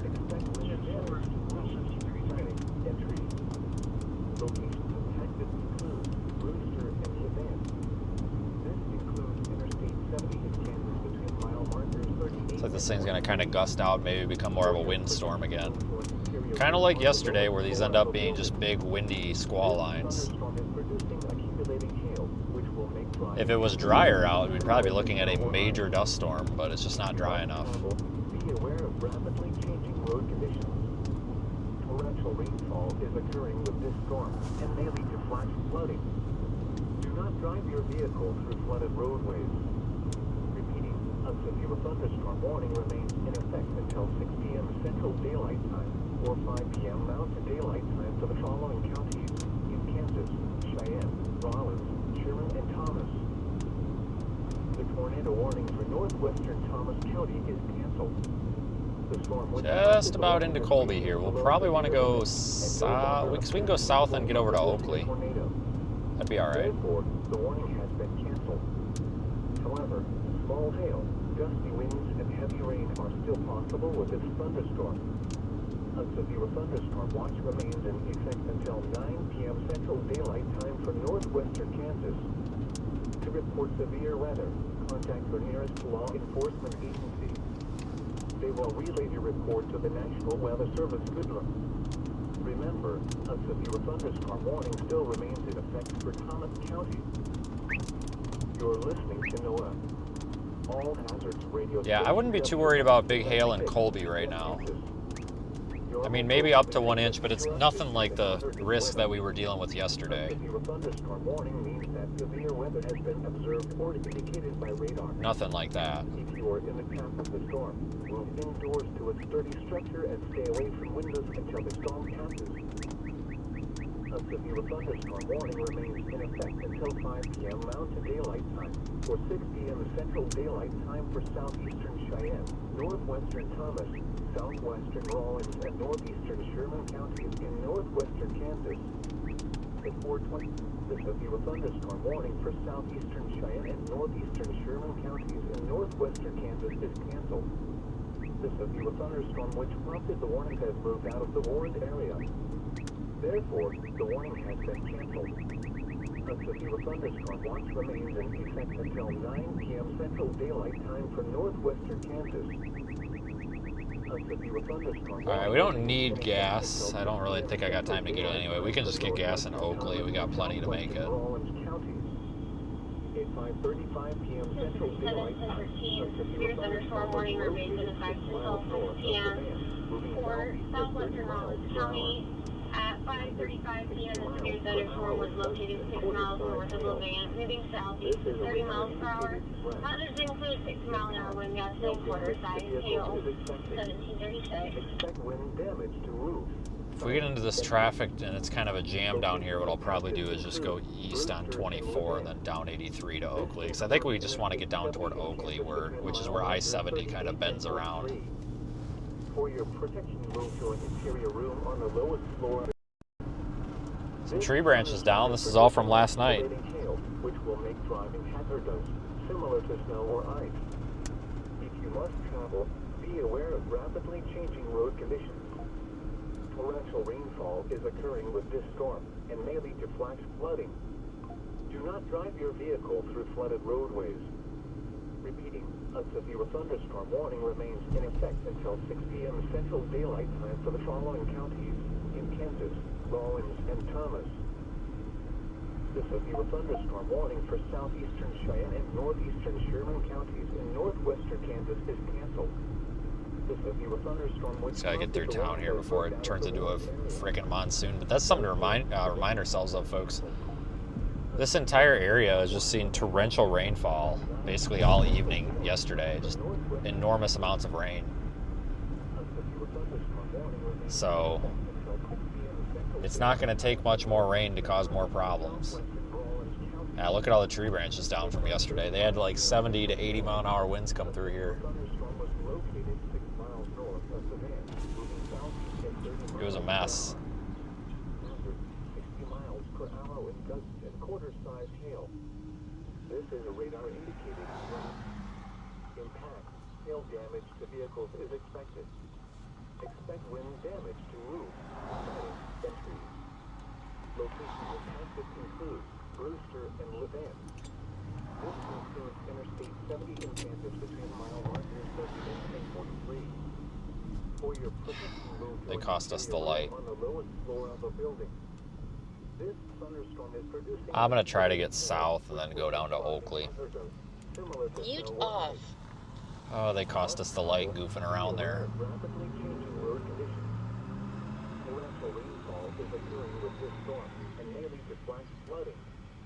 Do not drive your vehicle through flooded roadways. Repeating, a severe thunderstorm warning remains in effect until 6 p.m. Central Daylight Time for the following counties in Kansas, Rawlins, and Thomas. You're listening to NOAA. All hazards radio station WXK96, Jeff Kansas.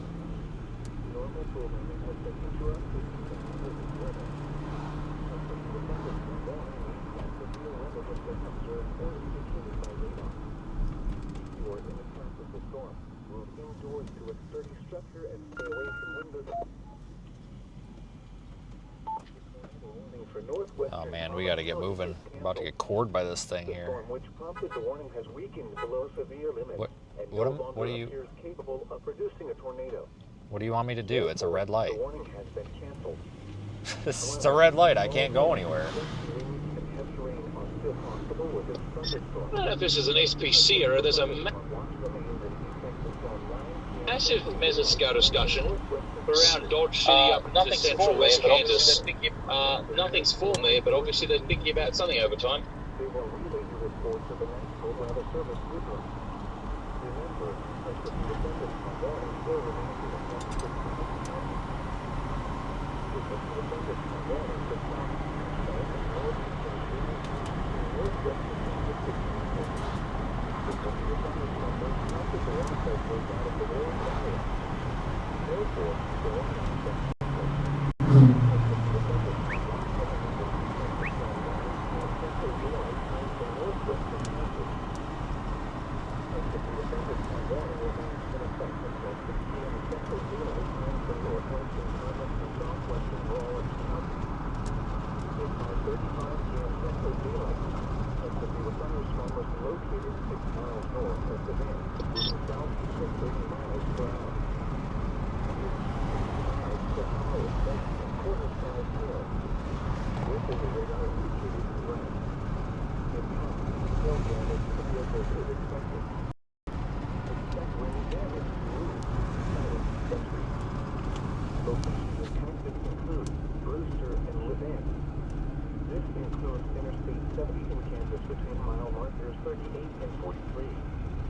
For your protection, move to an interior room on the lowest floor of the building.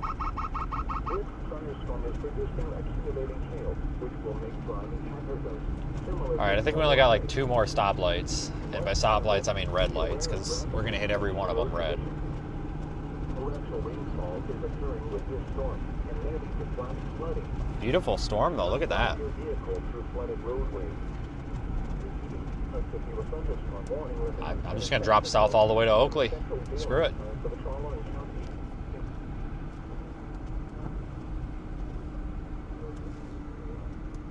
All hazards, radio station WXK96, Jeff Kansas. Normal programming has been interrupted due to hazardous weather. A severe thunderstorm warning means that severe weather has been observed or indicated Come on, car. by radar. It's green. It's not going to get any greener.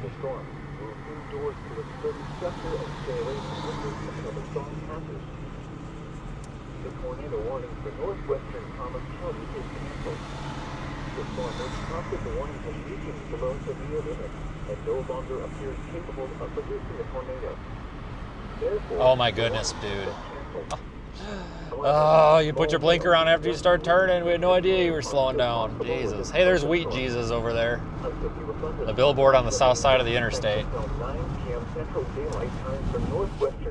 No idea. I don't get it. I really don't. They will relay your report to the National Weather Service Goodland. Remember, a severe thunderstorm warning still remains in effect for Thomas County.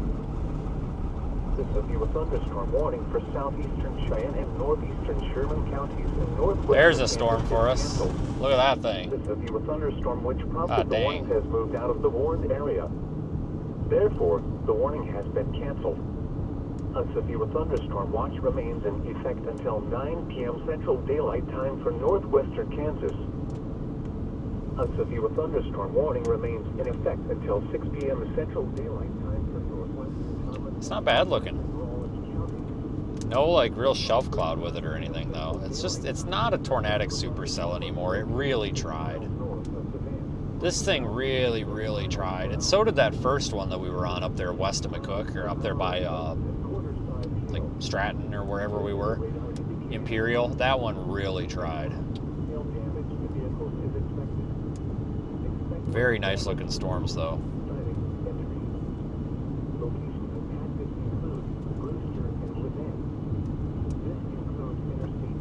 No complaints here. For your protection, move to an interior room on the lowest floor of a building. This thunderstorm is producing accumulating hail, which will make driving hazardous, similar to snow or ice.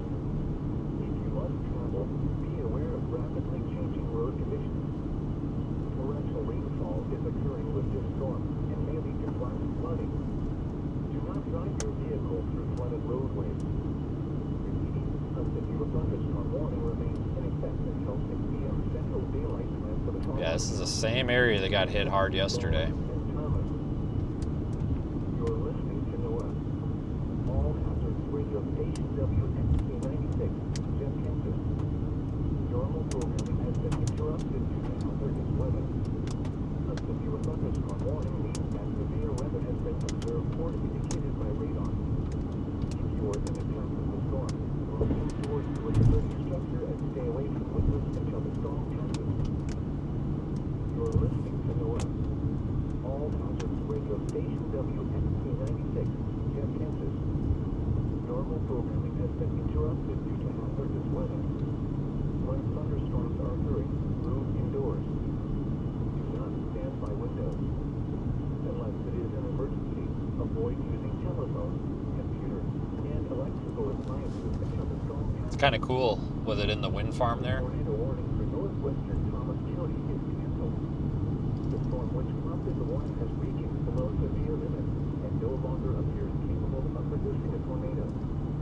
Therefore, the warning has been canceled. However, Try to get a little bit south so we can get a better look at this thing. It's gaining on us. The outflow boundary really kicked out ahead of it now, so this thing's not going to be tornadic. It looks like they might even let the severe warning expire. Wow.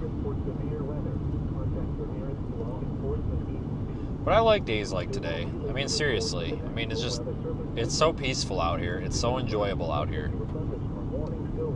You're not getting screamed at. You don't have people running around like frickin' moron. Like, it's not like a bunch of turkeys running around. It's just so peaceful out here. Like, everybody out here is enjoying it. It's just nice to be out here on something like this. Slow-moving storm. Really nice out here. Really nice out here. But man, we picked the right storm. It's a good thing I got low on gas. Otherwise, we might not have got down into the right spot. So I guess that happened for a good reason. I'm glad that happened.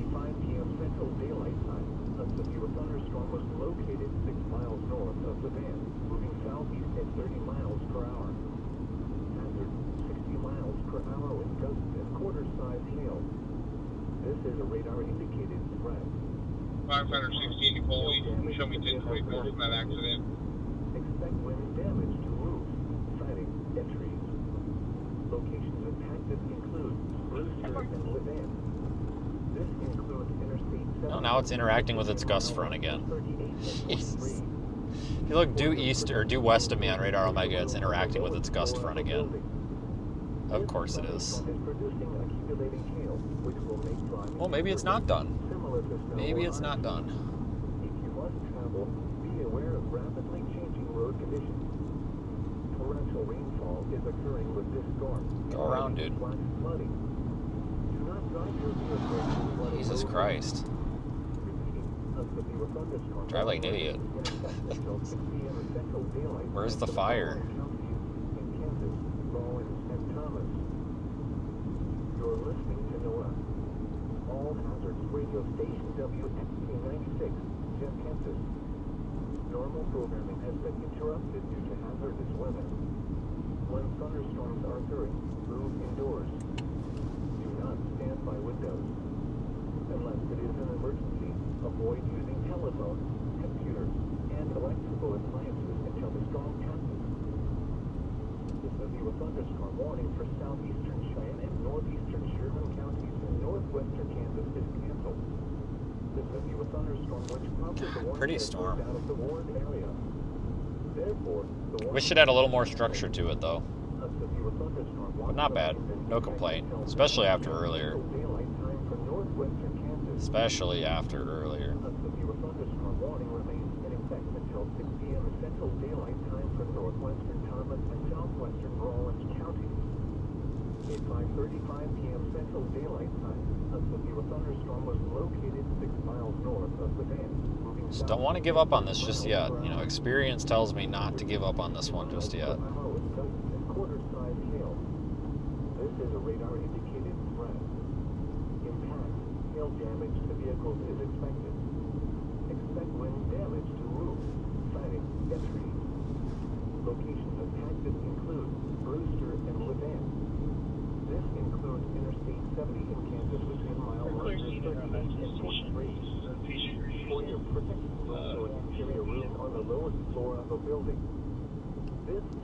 This guy was in such a hurry to pass just to pull off into the ditch. You've got to be kidding me. Seriously? You're in a hurry for that? Torrential rainfall is occurring with this storm and may lead to flash flooding. Do not drive your vehicle through flooded roadways. Repeating, a severe thunderstorm warning remains in effect until 6 p.m. Central Daylight Time for the following counties in Kansas, Rawlins, and Thomas. You're listening to NOAA. All hazards radio station WXK96, Jet Kansas. Normal programming has been interrupted due to hazardous weather. Flat base on it though. Thunderstorms are occurring. Move indoors. Do not stand by windows. Unless it is an emergency, avoid using telephones, computers, and electrical appliances until the storm passes. A severe thunderstorm warning remains. I like days like this. We're going to start having more days like this though, typically. Because once we get into July and August, you get some nice slow-moving storms out west like this.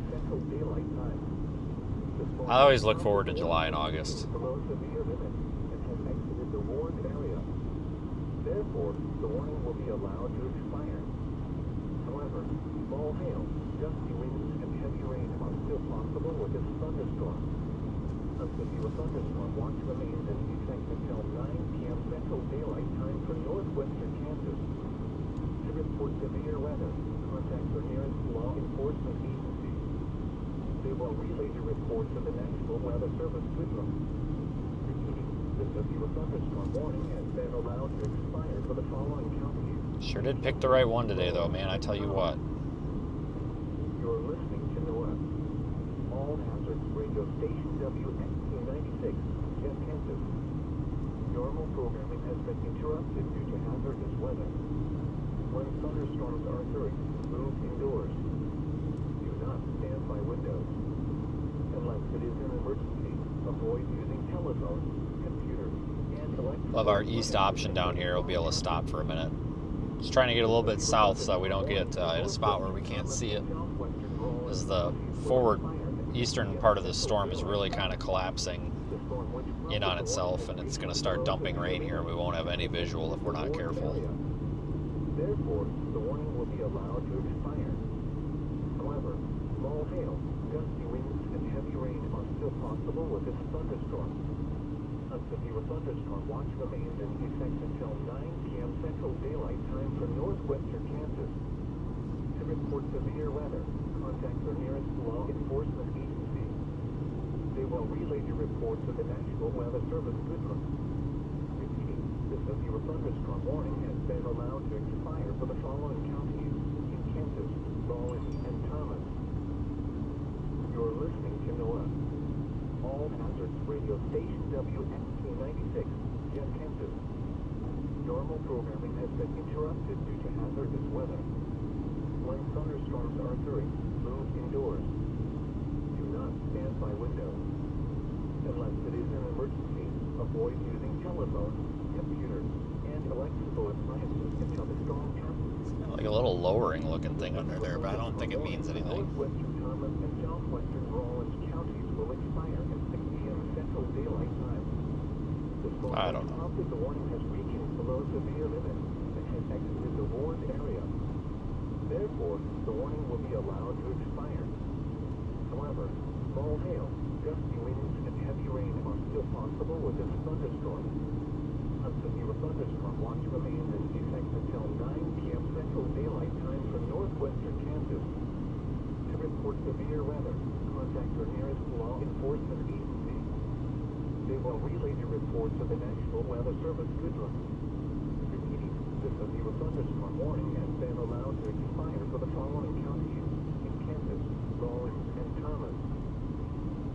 You're listening to NOAA.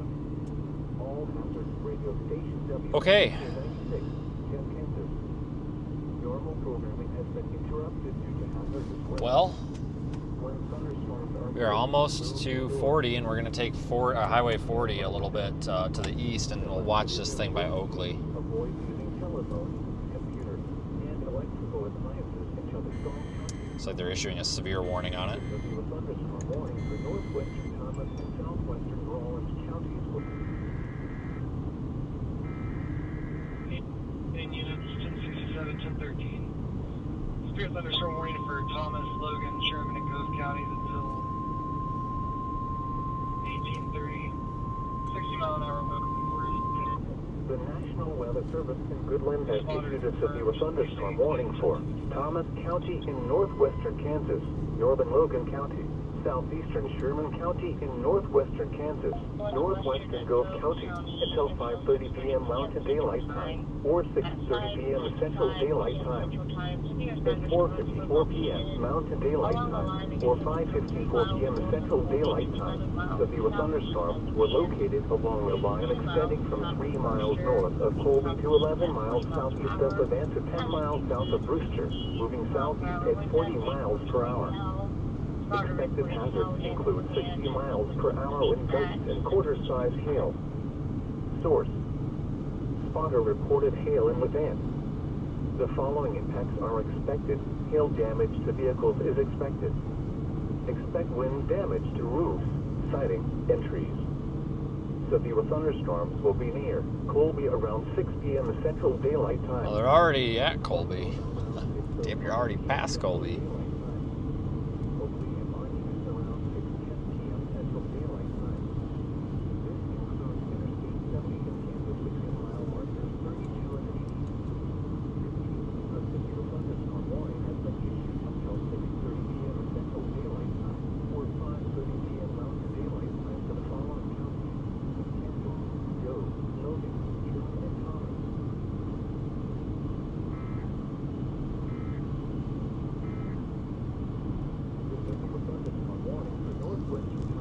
We'll have a little better view here. We'll be able to stop and watch this come toward us if we want. We just got to get out near to 40 and then start going east. Otherwise, we're going to run out of time.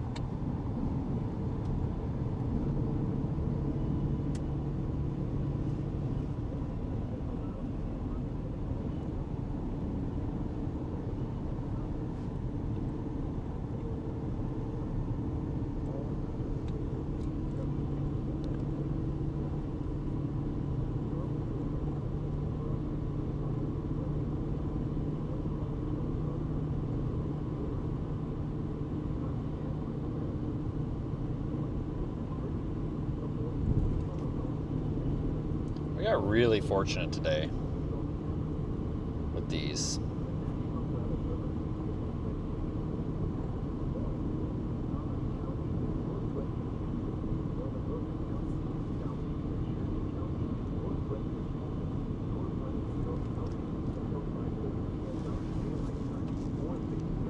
like one more mile here, and I think we can turn.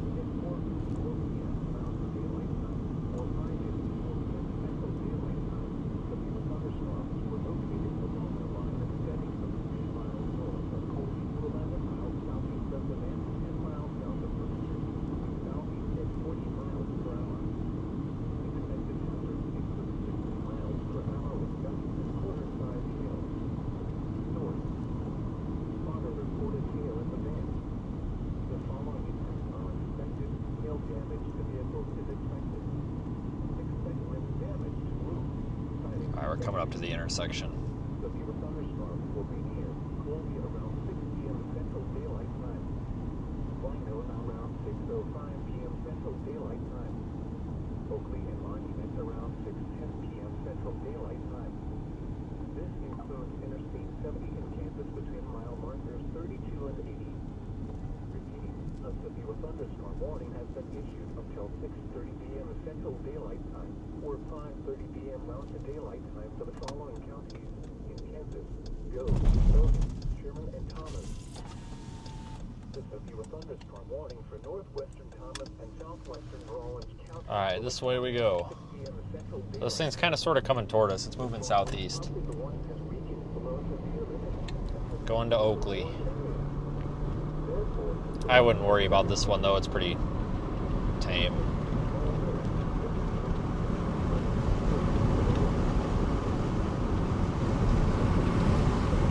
Pretty tame.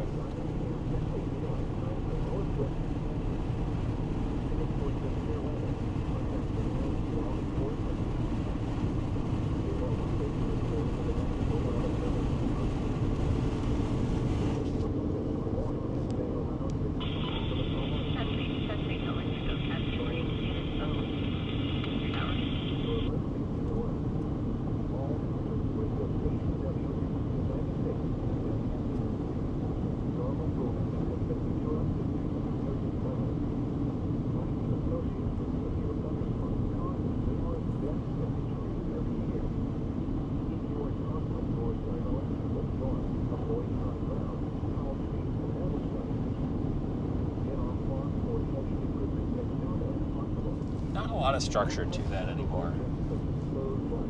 Really kind of flattened out.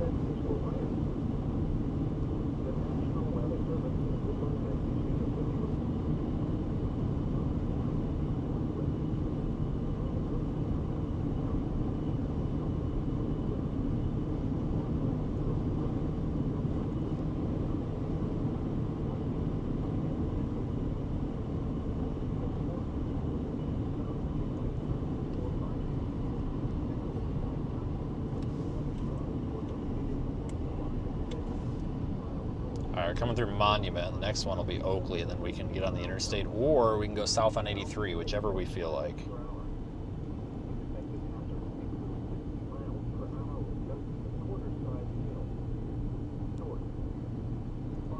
Page 411. 42, Greg. This is 4 for Sill. 10-4 at H1.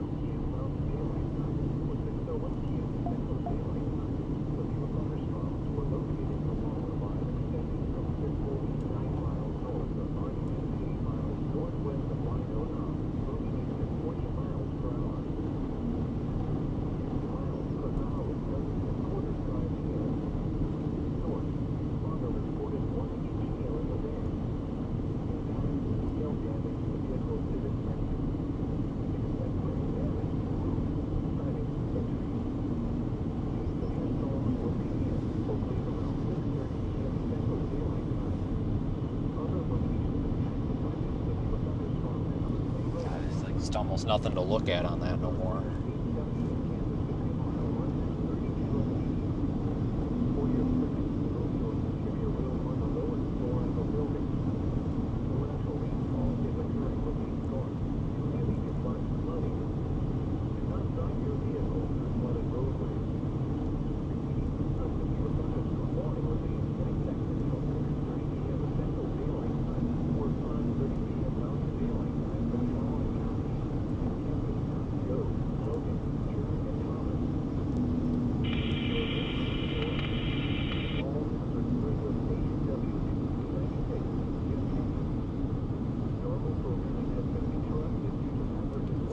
Well, folks, we'll keep going, but I'm wondering if, I don't know. It's still a little bit early. I don't know if we're in Central Time or Mountain Time. I think we're right on the line. I think Central Time, 6:04. So it is actually quite early.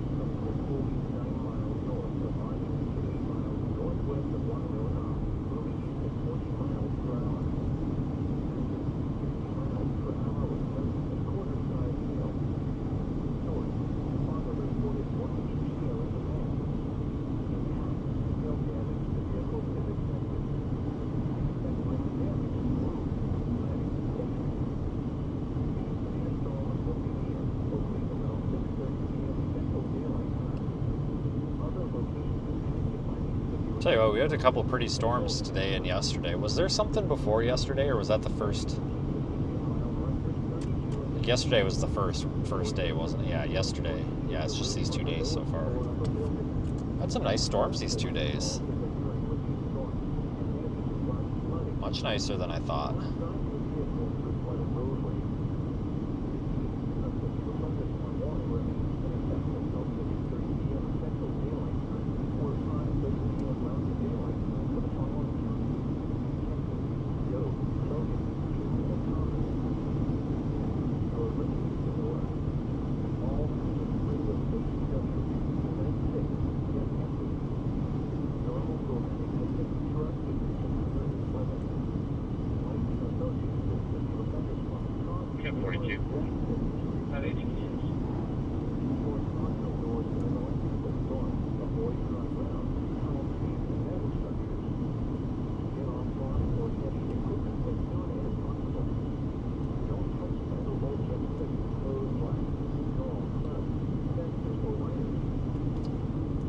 Yeah, I wonder if this one's going to crap out. Once we get on the east side of it, I mean, there might be like a shelf cloud over there.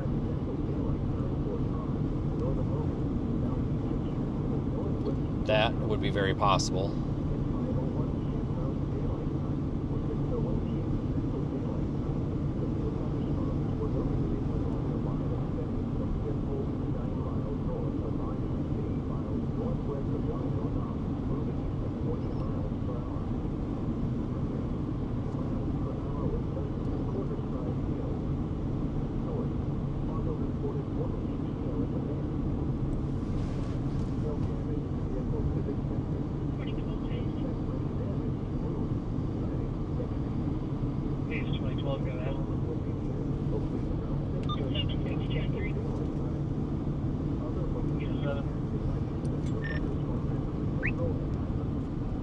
Aiden, what are you up to?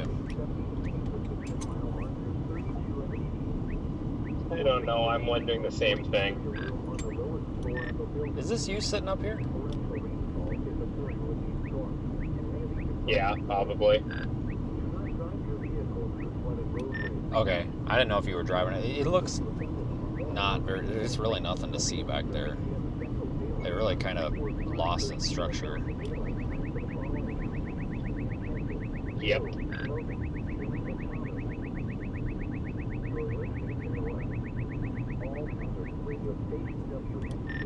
I might get some gas here and figure it out. I'm not sure. I drove all the way south, like through it, and it's just not even, it's just flat.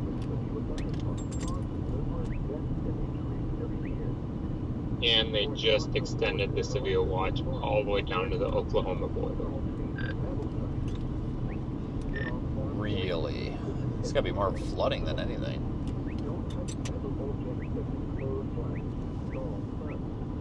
It's gonna be more of a flood risk, guys, with all this rain after last night. Yeah, Medicine Lodge is right on the edge of the watch polygon.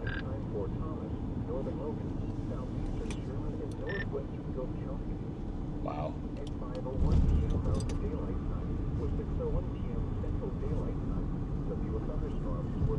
Yeah, my thoughts exactly.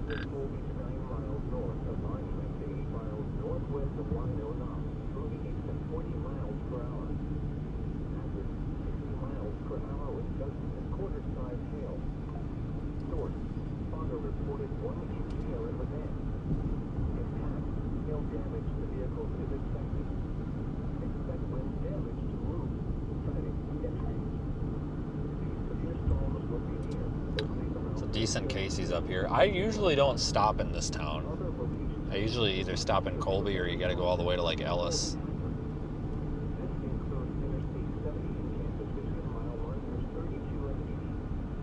For your protection, move to an interior room on the lowest floor of a building. Torrential rainfall is occurring with these storms and may lead to flash flooding. Do not drive your vehicle through flooded roadways. I thought there was like a travel center up here somewhere, but I think I'm wrong. I must be wrong. God, I haven't stopped at this place for a long time either. You're listening to NOAA. All hazard radio station WXK96. Mute off. Kansas. Normal programming has been interrupted due to hazard. That pump's out of order. Of course it's out of order. That pump's out of order. Of course that one's out of order. We got what, 2 out of order? 3 out of order? God dang, you're killing me. This one's out of order too. Are you shitting me? Dude, 4 pumps out of order. And this lady is not pumping gas. Come on, guys. Really? Oh man, like if she's going inside to pay, fine, but like, come on, lady, really? Come on, man. I hate that so much. Like, if you're not pumping gas and there's like 2 working pumps, you should kind of maybe move your car. Would be awesome. That'd be so awesome. But why would we do that? Come on, guys. Every time. I'll wait 1 second, but all these cars coming in, people are going to try to cut in line. I'm not having it. Don't get me wrong, I'm all for leaving your car at the pump, but when there's a bunch of people coming, alright, I'm done. I'm done. This is ridiculous. This is stupid. I'm just going to go in and get something to eat. If we run out of gas, we run out of gas. Fuck them. I'm over it. These people are just cutting in front of each other now. This guy's smoking at the gas pump. I'm not. Fuck them. The hell with it. Thought that was so kind of rude. Just 3 people came in and just cut in front of the other guy that was waiting. I was waiting on one guy to get out of the way, and then he just cut in front of the other ones. I'm like, whatever, assholes. I'll be right back. You don't need gas, dude.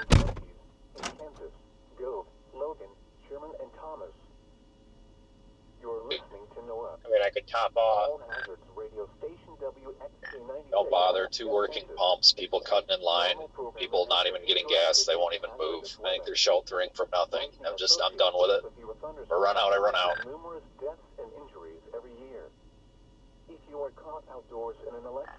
That's at the one on the west side of town, by the way. Get off farm or heavy equipment as soon as possible. Don't touch metal objects such as clotheslines, golf clubs, fences, or wires. Yeah, I'm passing you now. A severe thunderstorm warning remains in effect until 5:30 p.m. Mountain Daylight Time or 6:30 p.m. Central Daylight Time for Thomas, Northern Logan, southeastern Sherman, and northwestern Gulf counties. At 5:00.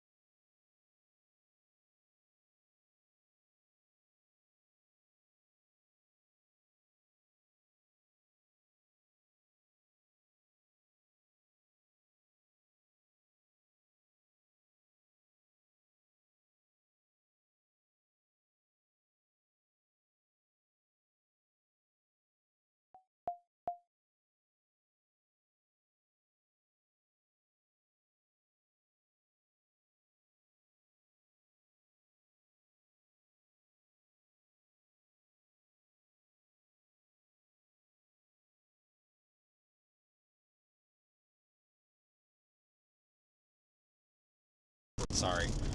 So whatever, there was that entire time that I was in there, one person in line. And they were arguing about the $20 bill being counterfeit. And I was just like, guys, can I get moving? Like, this has been like 5 minutes and there's like hail and shit coming. So I said, how much for these? And he said $4.29. And I said, perfect. And I slapped down a $5 bill from laundry. And I said, keep the change. And I walked out. And he looked really, really pissed at me. But I'm like, dude, I can't. I'm starving. I haven't eaten all fucking day. Like, there's a line of people in there. And you're arguing with the customer over what you think is a counterfeit $20 bill.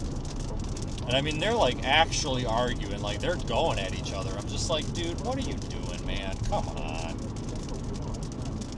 Like, I'm standing there, all these people, and I was just like, how much is this after tax? He said $4.29. I said, keep the change. And I just walked out. I just slapped it down and walked out. I don't know what was going on there, but I think the guy behind the counter was high as a kite. I mean, his eyes were just bloodshot. I mean, he looked like he was drunk or hungover or something. Jesus. I don't know what's going on, but that is not a good Casey's. No. Not good. Not good.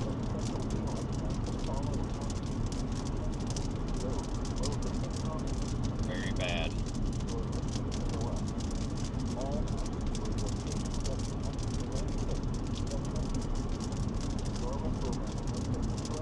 Very, very bad.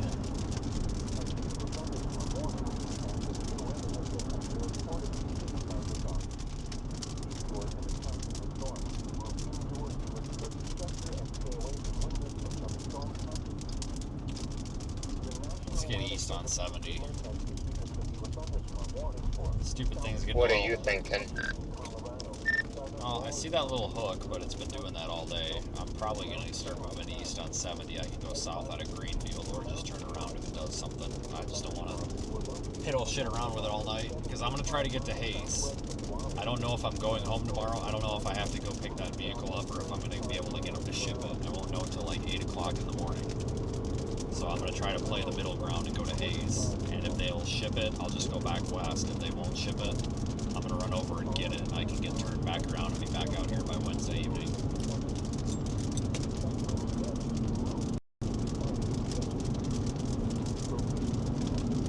Sounds good to me.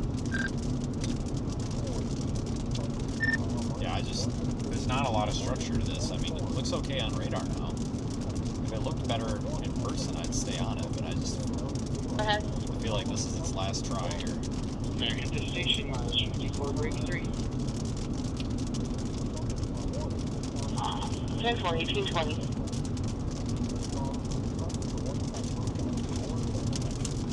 I feel like this is its last try.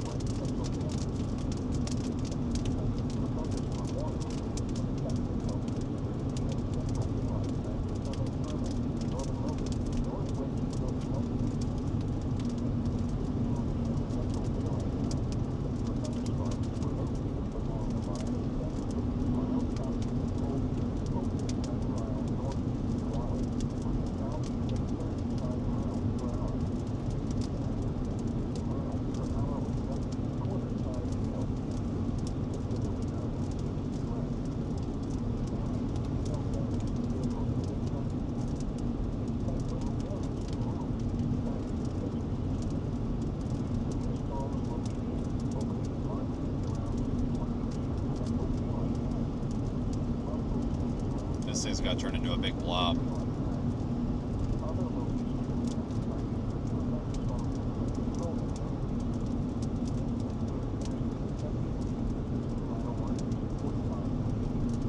Just like yesterday, except without 90-mile-an-hour winds.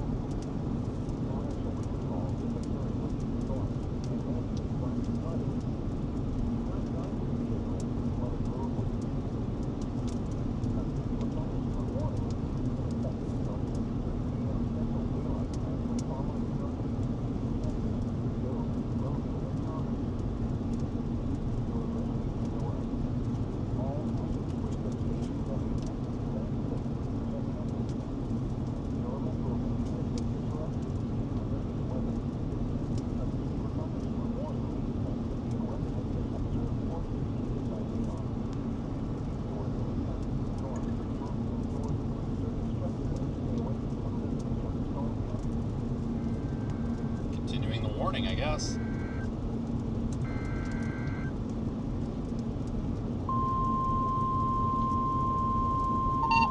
Oakley, 1067, 1013, National Weather Service in Goodland has issued a severe thunderstorm warning for Logan County until 7:15 p.m. Central Time at 6:22 p.m. Central Time.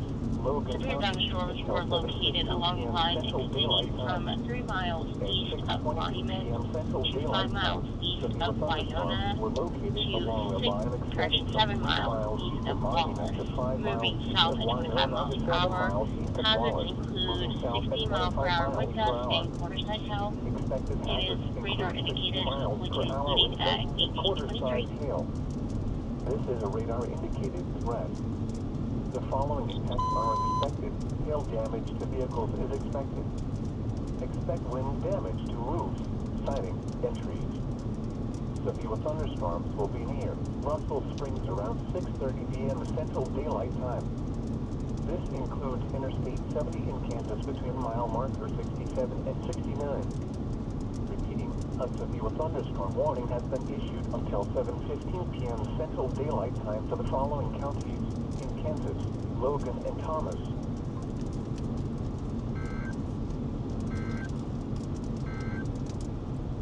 Flood warning in effect from this evening to Wednesday morning. Minor flooding is occurring and moderate flooding is forecast. The areas affected include Santa Creek and Overland. Yeah, guys, I just don't think that this is going to be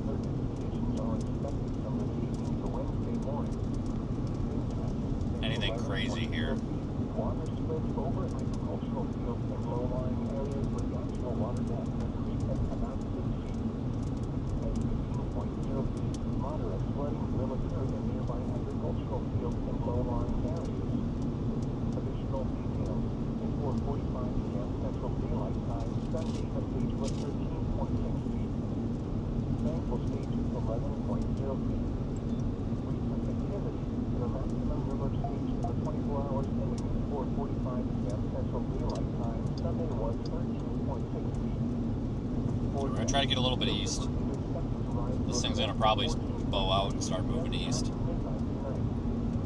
will then fall below flood stage Tuesday morning. Flood stage is 11.0 feet. Flood history. Should accelerate too. A river flood warning has been issued until 6:25 a.m. Central Daylight Time Wednesday for the following counties: Decatur, Kansas. You're listening to the West. All hazards radio station WXC 96, Gem, Kansas. Normal programming has been interrupted due to hazardous weather. A severe thunderstorm warning means that severe weather has been observed or indicated by radar. If you are in the path of the storm, move indoors to a sturdy structure and stay away from windows until the storm passes. The National Weather Service in Goodland has issued a severe thunderstorm warning for southeast. Yeah, I think the tornado risk is just done out here. It's going to transition to a big wind risk. Not as bad as yesterday, though.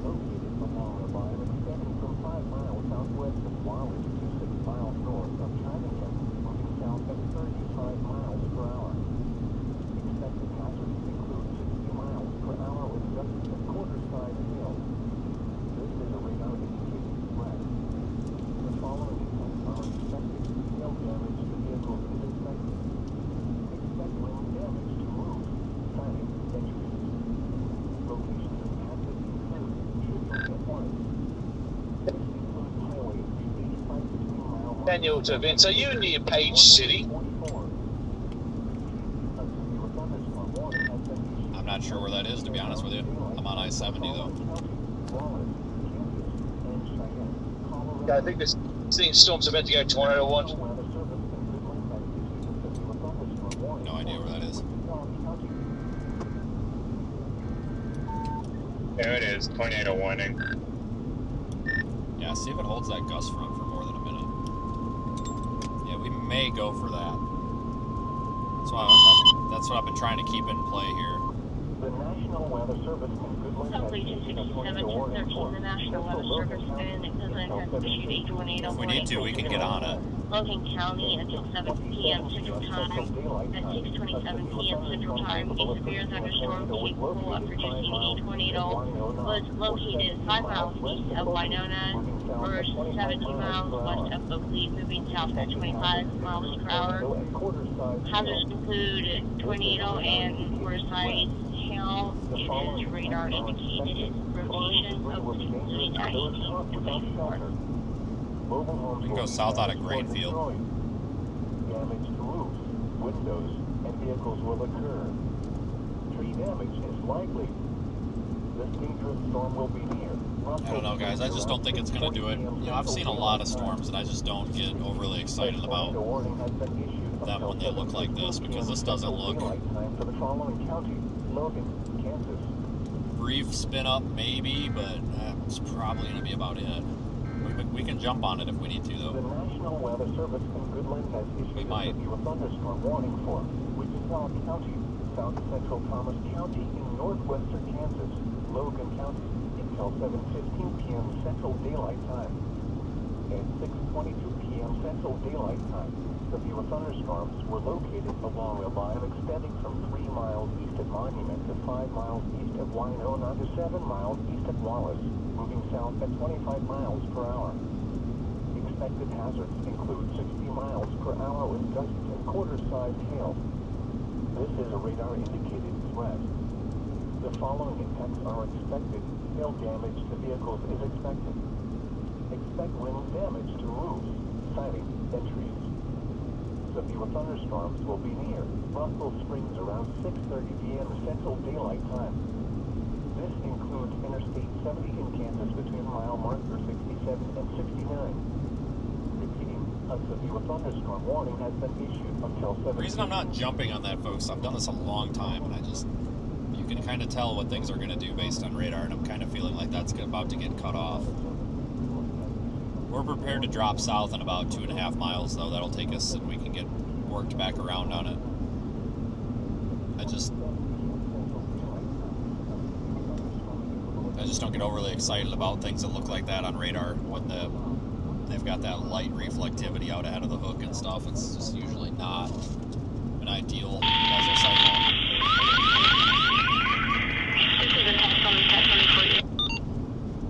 Ah, damn. Time for a pager test.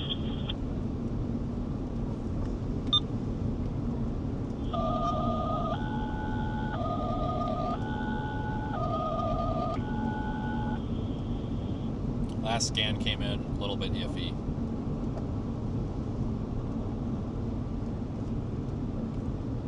Sheridan County Sheriff's Office to the EMTs, this is your pager test. Sheridan County Sheriff's Office to the EMTs, this is a pager test only. Please respond.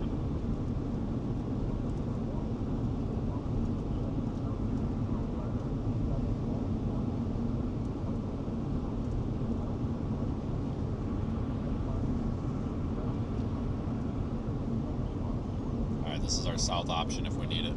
23. South, and then we go west right into it. We'll probably go south, just precautionary. Just in case.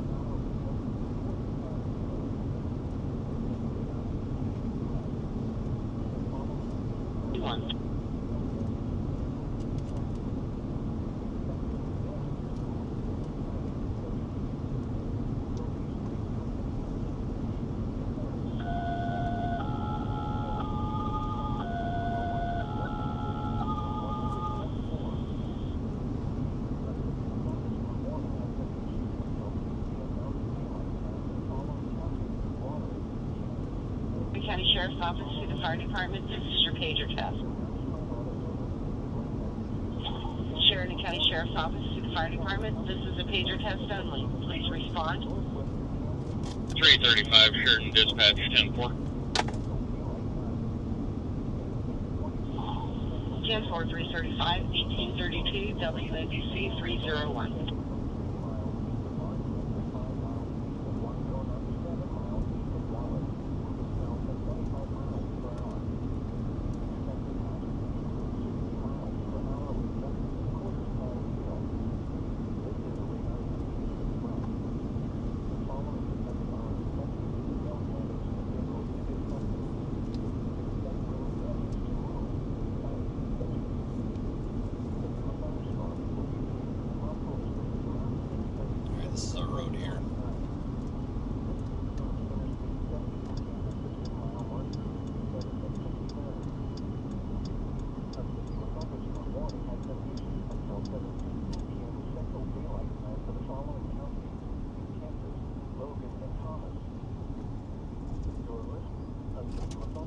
warning remains in effect until 6 p.m. Mountain Daylight Time for southern Wallace and Greeley counties. At 5:32 p.m. Mountain Daylight Time, severe thunderstorms were located along a line extending from 15 miles south of Wallace to 9 miles northeast of Towner, moving southeast at 65 miles per hour.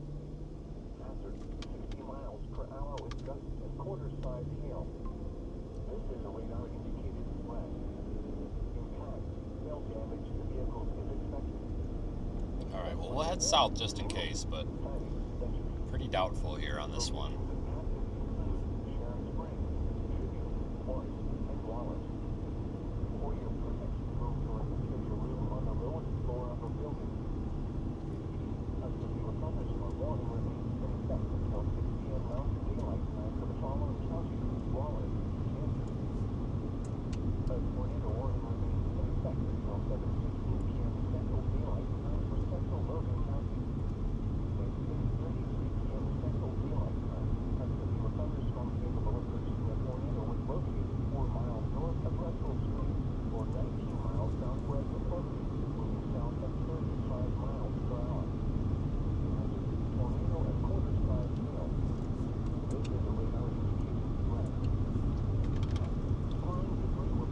Well, I mean, this kind of reminds me of when it had that tornado warning north of Colby. It's kind of got that same look to it. Like, it's got decent spin, but it's just not organized enough. But we'll head that way.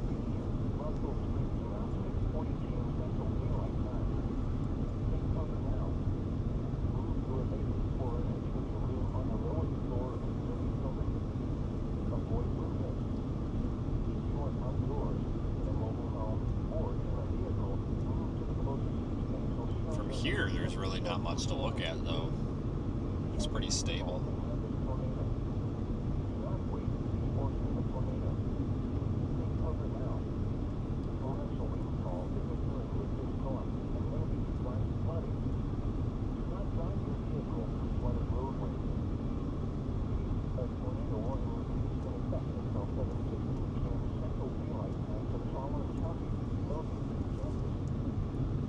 A little bit stable out here almost. Storm's definitely not in the best environment anymore. It wasn't bad before, but it certainly isn't the best now.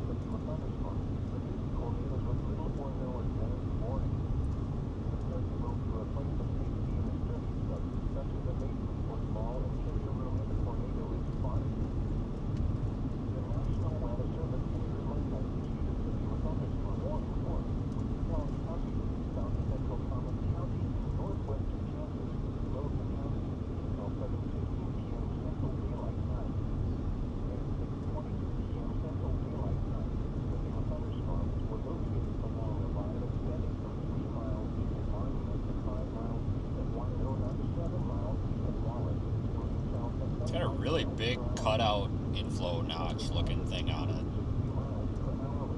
This doesn't look very healthy.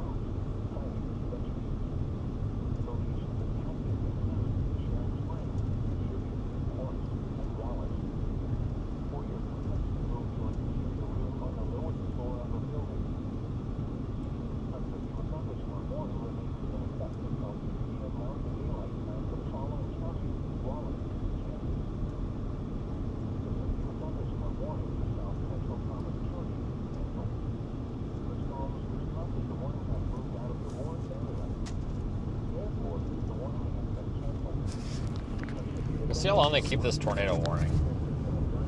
But again, I don't know. It looks like it's going to get busy here toward next week. So, looks like Saturday and beyond could be pretty busy. on and off severe weather opportunities here, depending where you're at, from tomorrow all the way through the end of the week. But it looks like more organized severe weather will probably arrive toward the end of the coming week.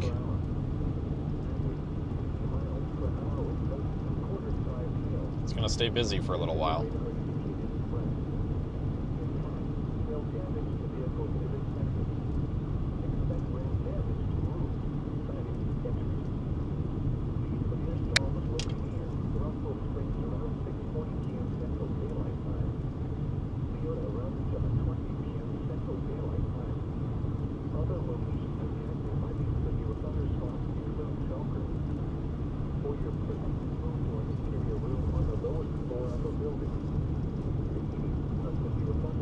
Yeah, today started a little bit earlier than I thought it would.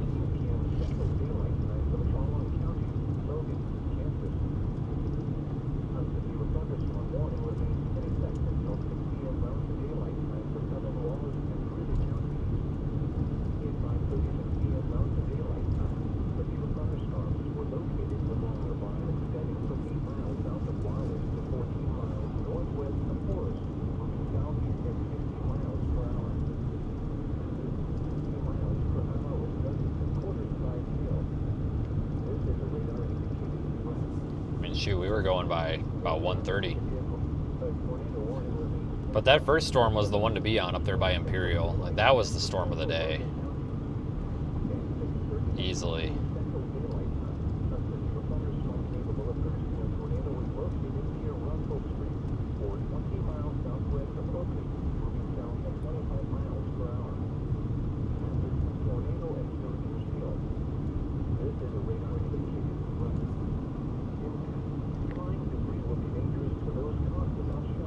Yeah, that first one was a good one.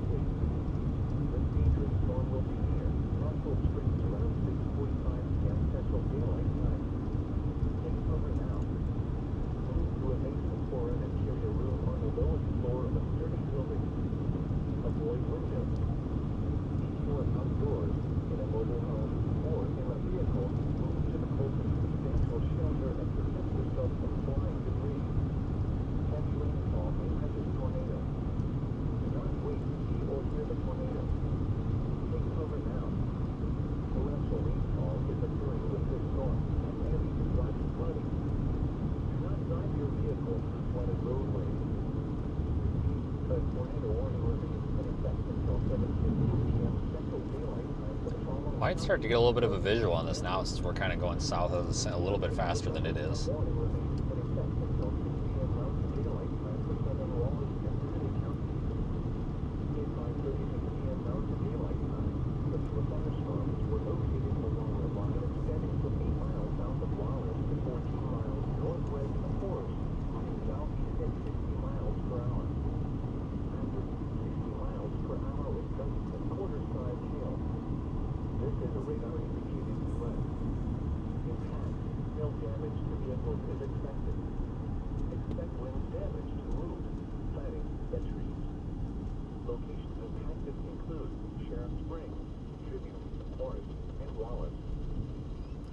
Probably am going to just end up going to Hayes tonight, which is fine.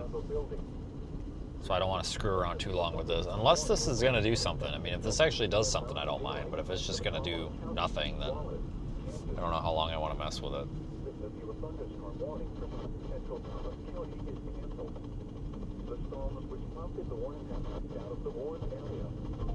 Therefore, the warning has been canceled. A severe thunderstorm watch remains in effect until 9 p.m. Central Daylight Time for northwestern and west central Texas. A severe thunderstorm warning remains in effect until 7:15 p.m. Central Daylight Time for Wichita and Rowan counties.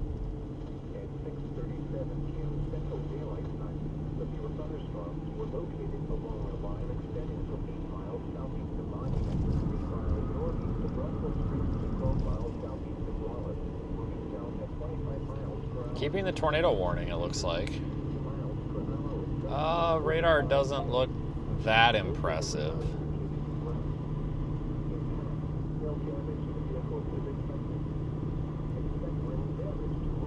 It's not bad though.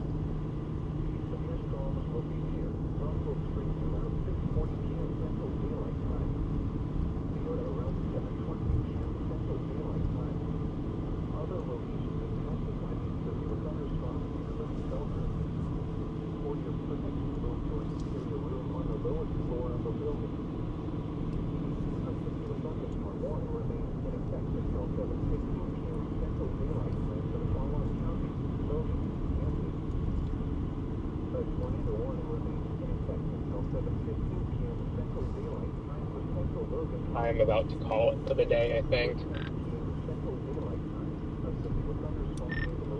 Yeah, it just keeps filling that inflow notch in, doesn't it? And it's moving due south. Like, not even southeast, it's moving due south, so I can't even, like, go down 83 here, and there's no good west options. This one looked like the best map road option, but I was like, that looks like it gets sketchy, and then a pickup truck came from that way and flashed his high beam, so it's like, yeah, do not go that way.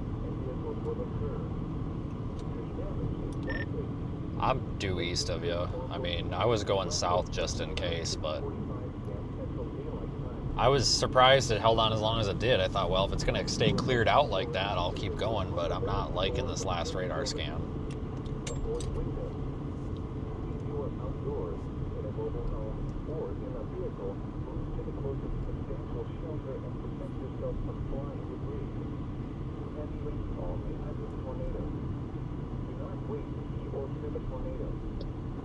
But yeah, I'm probably about ready to head up towards 70 and just start going east.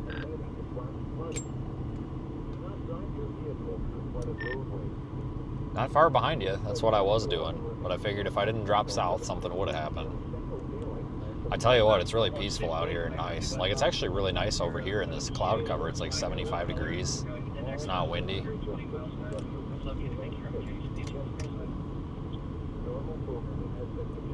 All the streamers went to Illinois. Yeah, that was basically what I was getting at.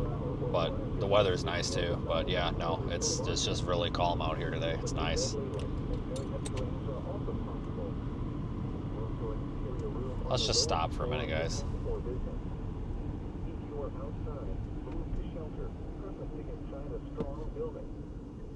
Well, that got windy. Never really saw it, but I saw rotating rain curtains. That's all I got. Hey, points for participation. I know it wasn't a land spout, so I don't get a high five, but oh well. Well, the first storm back in Nebraska, I thought we were going to get one.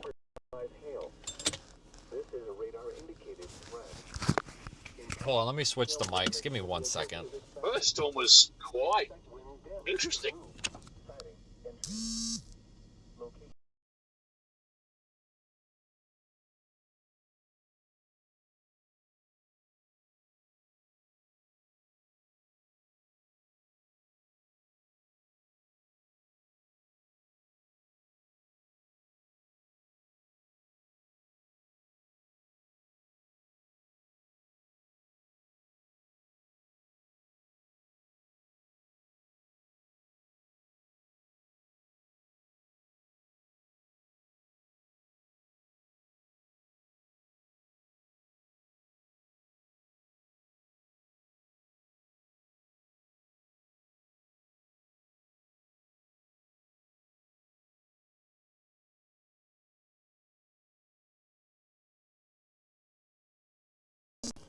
Well, it was wonderful chasing, and it was a great season for you, with you. Pleasure meeting you, and safe travels home.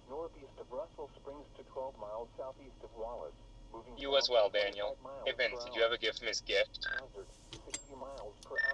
Oh yeah. This is a radar indicated threat. Impact, hail damage to vehicles is expected. Expect wind damage to roofs, siding, and trees. These severe storms will be near Russell Springs around 6:40 p.m. Central Daylight Time. Leota around 7:20 p.m. Central Daylight Time. Other locations impacted by these severe thunderstorms include Selkirk. For your protection, move to an interior room on the lowest floor of a building. Repeating, a severe severe thunderstorm warning remains in effect until 7:15 p.m. Central Daylight Time for the following counties: Logan, Kansas. A tornado warning remains in effect until 7:15 p.m. Central Daylight Time for Central Logan County.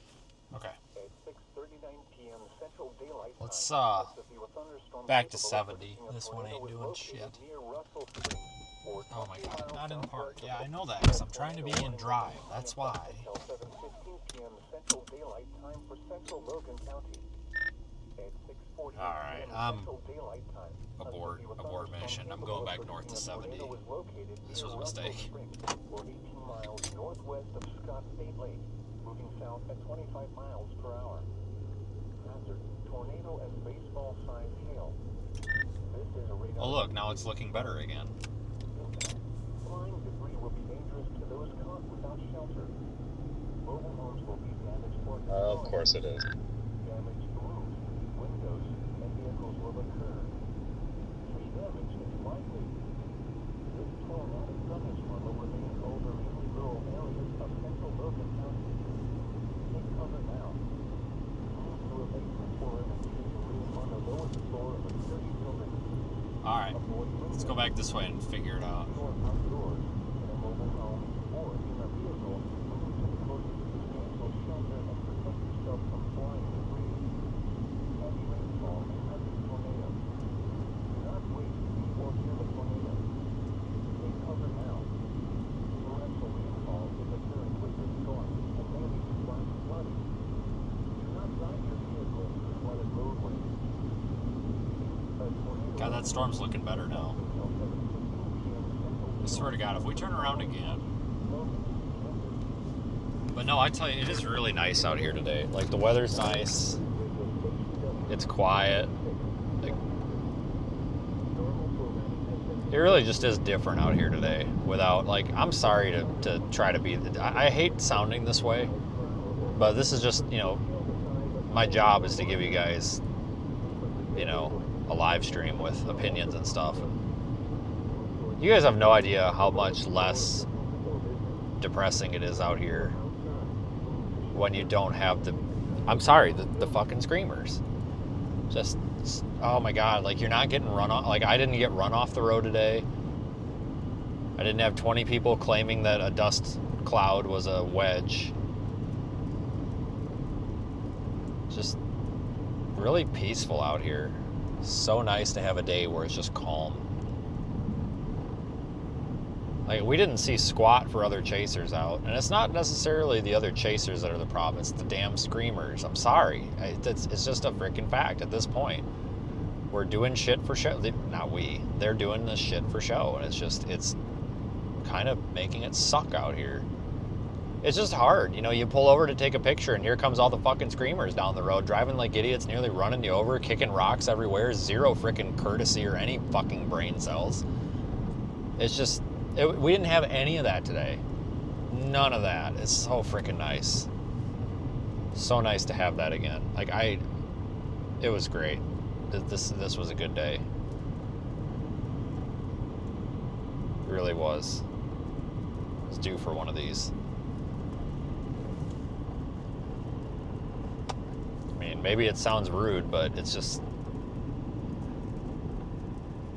you know, like, a couple of years ago, I never would have thought that it would be such an ego and attention-seeking service. You know, storm chasing and live streaming has been around for a long time. Not really in the capacity that it has recently, but I never thought a couple years ago that this is what it was going to turn out to be. And it's really disappointing. I really hope that some of these people just get so much money from their stupid crap that they just get so much money that they just decide to retire and just sit at home. It's like, most of the people are not out here because of money. Most of the people are out here because they truly enjoy this. I really like it out here. And I got a lot of friends out here that really like it out here. I tell you what, you really can tell who's out here because they have a passion to be out here, and you can tell who's out here because they just want to say they got a bigger dick than everybody else. Like, I see more people cheating on spouses, cheating on wives, cheating on husbands now, too. There's 2 of the fucking girls out here cheating on their husbands. It's pathetic. But, like, it's just, there's so much, like, these people come out here. It's like, it's just this rotten behavior thing. Like, just no freaking morals, no goddamn ethics. It's just pathetic. Like, what the fuck happened? Like, this used to be such a sacred thing, and now everybody just came and ruined it. Like, thanks, guys. Thanks a lot. Go the fuck home. Like, that's basically what I have to say to some of these people. Like, these people are so addicted to their stupid-ass live streams that they couldn't go a goddamn day without posting about, oh, I just helped 75 people. I'm Mr. Beast now. And it's like, oh my God, piss off. The reason that affects those of us that are out here not giving a crap is because it just taints everything. Like, it turns so many people away from a lot of this, and it used to be if you looked up storm chasing on the internet, you got one of the coolest experiences ever. Like, you know, all these chasers had their own websites, they had really nice social media accounts. Like, it was really a cool corner of the internet. And now it's just a bunch of dumbasses driving into tornadoes thinking that they're important. And, like, it sucks because you really have to weed through the bushes to find how it used to be. I just hope it's not ruined forever because, I don't know, it's ridiculous. Yeah, the negatives do outweigh the positives. That's the problem. It's so much more work to make storm chasing such a positive thing, but it's so easy for people to F it up.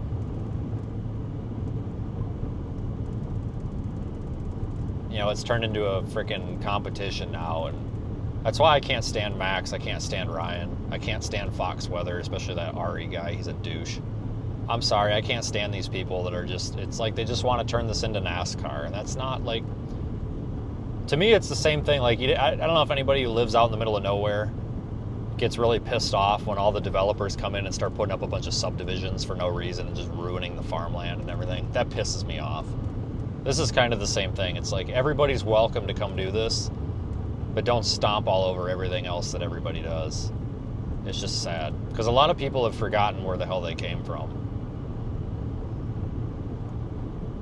Let's just put it that way. A lot of these people really forgot who's helped them and where they came from. And it's just, oh, look at me. And you got to almost feel bad for these people that they feel like they have to self-validate themselves with other people. Like, I honestly, in a way, you kind of do feel bad for them. It's like, if your life sucks that bad that you've got to put on this big fake masquerade all the time, then that really kind of sucks, you know? That kind of makes sense? Like, if you got to fake everything all the time and just the screaming and the faking and the fake personalities and stuff, like, after a while, that's got to just ruin your emotional state.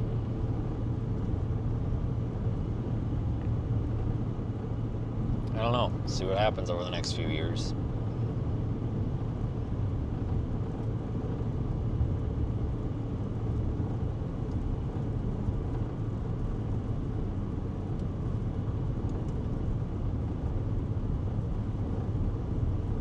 It has become a sport. Yeah, I know, and that's the problem. Like, people, the folks that used to make money doing storm chasing, they were making money because they were solving a problem for the consumer.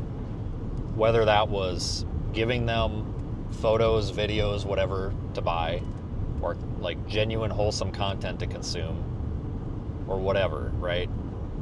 Now it's just, these people they're not really doing anything for the consumer. They're just raking in YouTube donations and ad money. Like, I'll be completely honest with you guys. If I had some of the donations or the super chats and stuff coming in that some channels get for just basically faking everything, we would have this project funded for decades.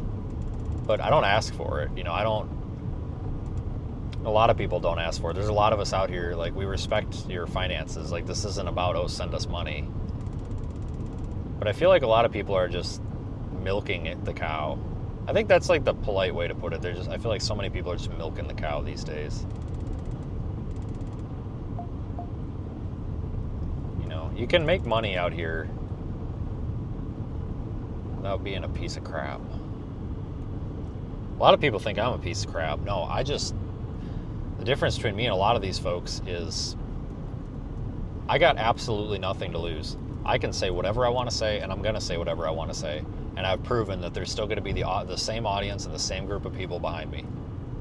My opinion doesn't change every day. Everybody knows my opinion on everything. I've said everything I could possibly say.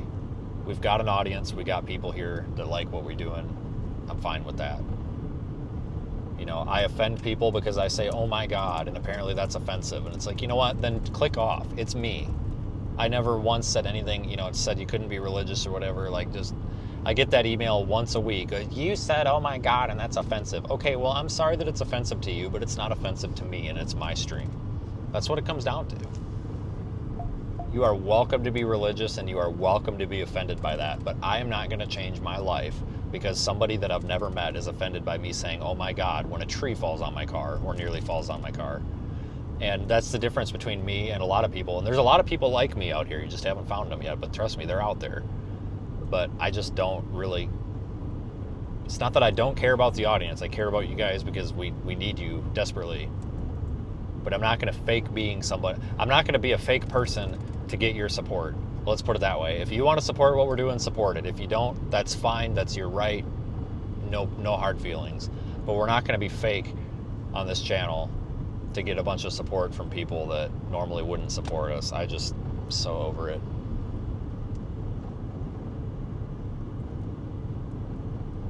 Oh yeah, the Discovery Channel thing is so stupid.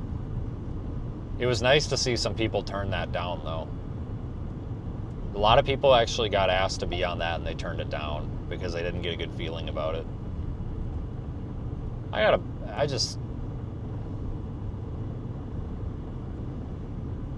don't know. You know what, guys? When I started doing this on, you know, remember, this is my, let's see, okay, so 2014, so 15, so I've been saying it's been 11 years, but this is actually 12 years. It'll be 12 years in September. This will be my 12th year of doing this. I didn't really start live streaming until late 2019. And I didn't really start on YouTube until middle of 2020. And 2020 to 2022 was some of the best fun that I had because it wasn't this big competition out here.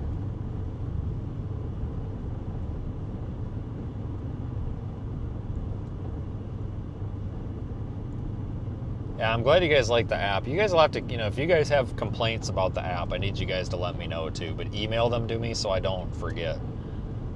Because we need your feedback. Like if something's broken, doesn't work, or just sucks, I gotta know about it. Because I will absolutely fix it as soon as possible.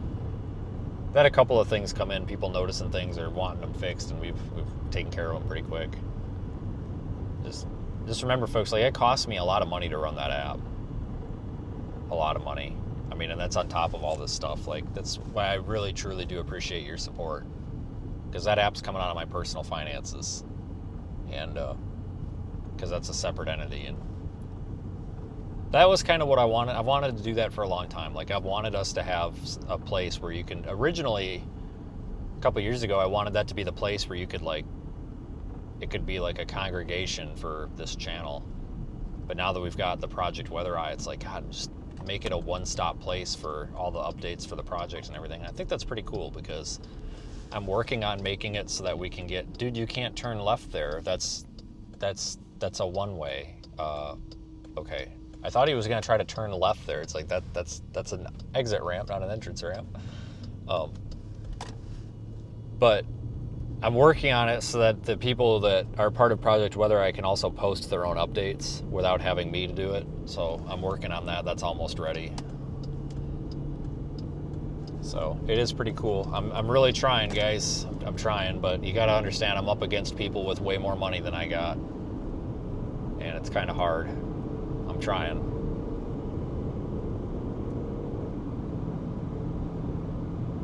Really trying.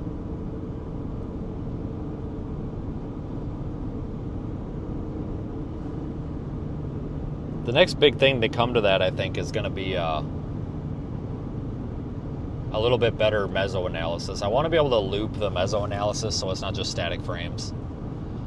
But we almost need to break it away into its own map. Like, we almost need, but we're running out of real estate because there's too much on the map right now. There's too many options on the radar screen. We almost need to break it off into its own thing. Like, there's the radar tab and then like the surface analysis tab, because the thing that we're about to release is the RAP analysis, but we're also using our data from our vehicles and the weather balloons and stuff. That's going to be in there. But I almost need to put that on its own. Like, it needs to almost be separated because you just end up with too much stuff and it gets really confusing for people.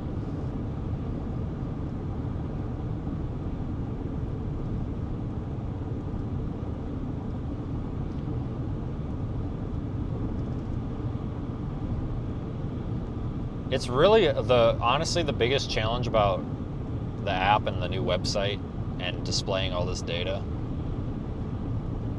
The biggest challenge is user interface. You know, packaging stuff so that people can understand it. Because it's easy for me to understand it because I built it, but it's not necessarily easy for people that didn't build it to understand it.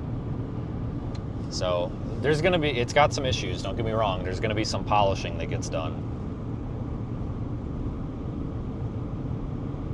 The app's been out for a week. You can download it on our website, Brian. How people are getting hit by a tornado and getting excited. But dude, it's so stupid, Caleb. Like, it's stupid.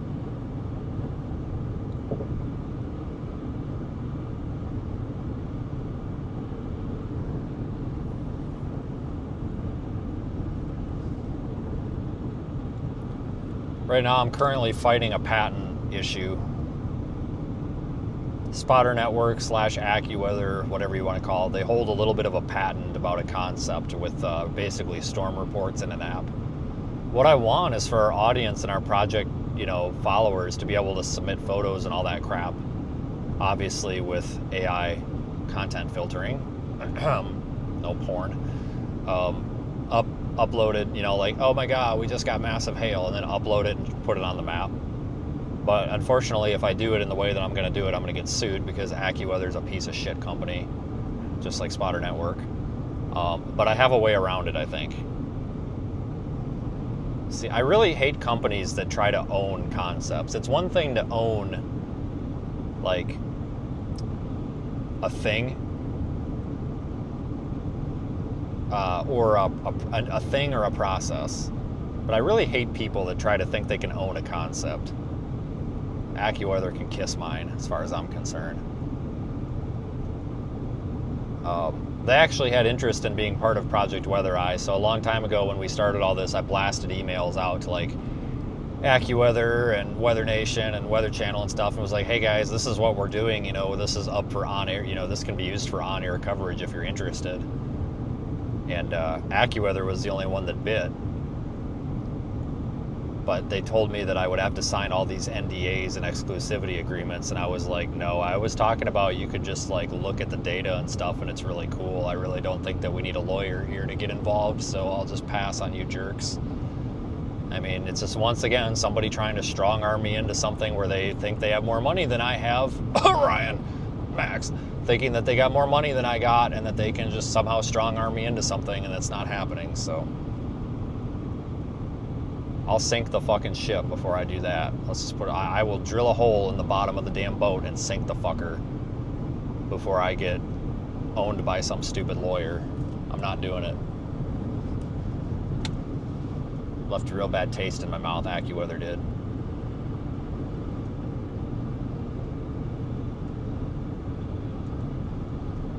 But I have a way around that, because basically the way that a lot of this goes through this, it's not necessarily so much the concept, it's like the mobile reporting, but I've done my homework. I have a way around it. It's not necessarily the way that we advertise it, it's more so the way that we route the infrastructure on the back end.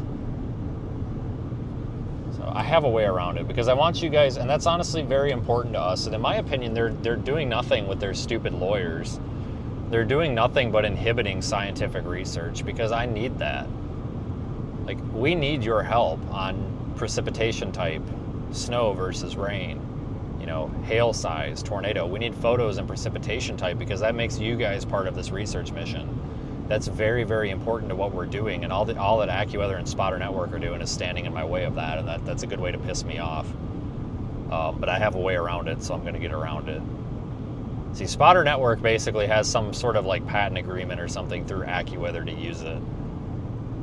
But I think there's something shady going on with Spotter Network. I was told by my lawyer that if I want to talk about these businesses that have all this money, as long as I say allegedly, I'm safe.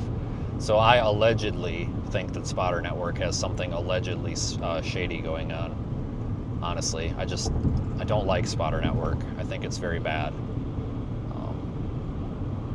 I don't like it.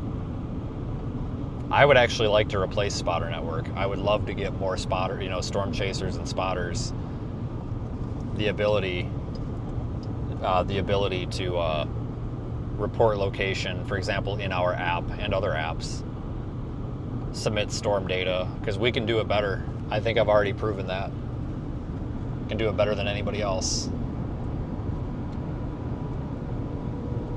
So, I invite folks to find me any other app service, and I shouldn't say app, any other chasers out there submitting live data from the vehicles, and like we are running them through basically a RAP analysis, all this stuff. Like we are the leading experts in mobile data ingestion. I can do a better job than Spotter Network, and maybe it's time I piss in the river.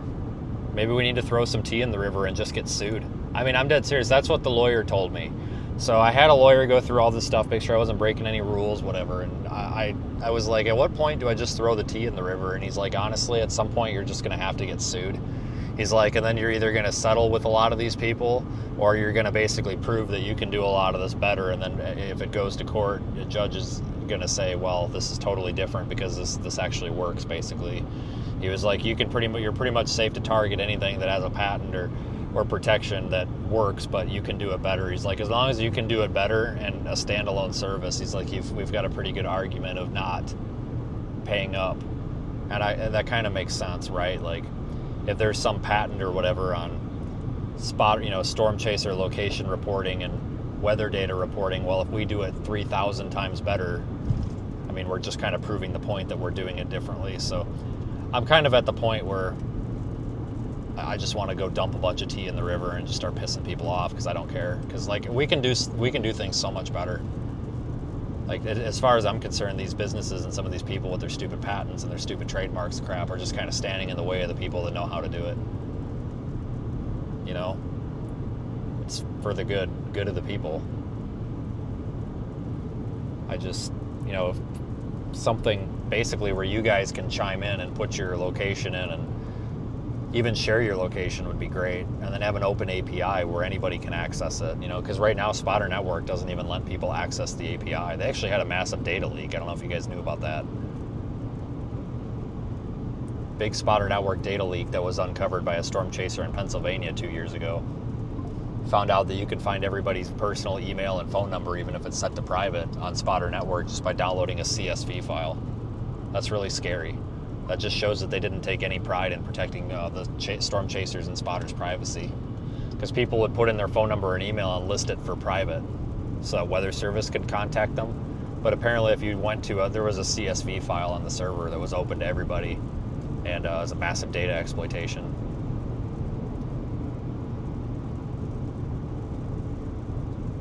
I'm not out here to shut businesses down. I'm just out here to do things the best we can. And I think it's ridiculous that I have to go through legal shit just to do that. Like, get out of our way. Like, if you can't do it better than us, then get in line.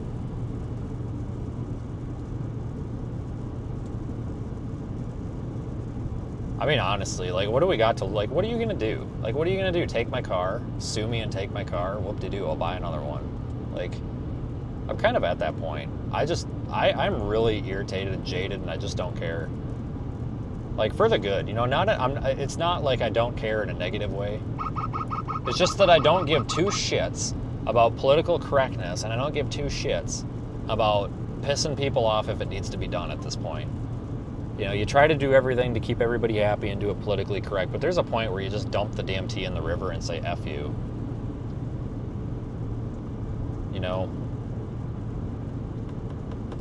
Not to be manipulative or not to be vindictive, You know, I don't want to just go dumping tea in the river just to dump it in the river. It's just more so it's like, well, if I can do it better, I'm going to do it better. F you. I strongly urge all of our partners to do that too. Partner apps and everything, because it's at that point.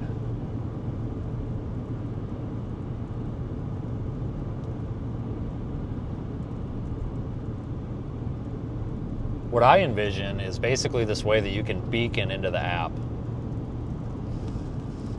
and then submit a report. And I already have an AI filter that, you know, makes sure there's no porn. Basically, you can submit a photo report, and it'll work really well on slow connections. Really well on slow connections, because it'll compress the file if needed. And you can upload a video clip or whatever, and then it'll log that location, and then you can tell it, you can put like a blocker on and say, oh, I'm at home. And you check the box like, you know, obscure my location, and it will basically move your location, you know, 1 mile in any random direction or something, so that people can't find your house. But PWE administration will be able to see it for research purposes. That way it keeps you guys safe. But I actually have a really cool thing right now where you can live stream. I can send anybody right now a live stream link, and it'll open, and they'll be streaming in the app from their phone. It's a web browser link. So it'll put their GPS. It'll do GPS, barometer, pressure, because phones have barometers in them, and they're actually quite accurate. So it'll actually take the barometer, the pressure from their phone, and the GPS and the video feed from their phone, and put it in the app. And I think that's so cool. Like, we could literally walk up to some farmer that's on his tractor with a tornado and say, hey, here's a link. And he could go live and just start live streaming wherever with nothing but his phone. Right from the website, and not have to do anything. And then you also get the pressure data from the barometer, which is so cool, I think. Because phones have very accurate barometers.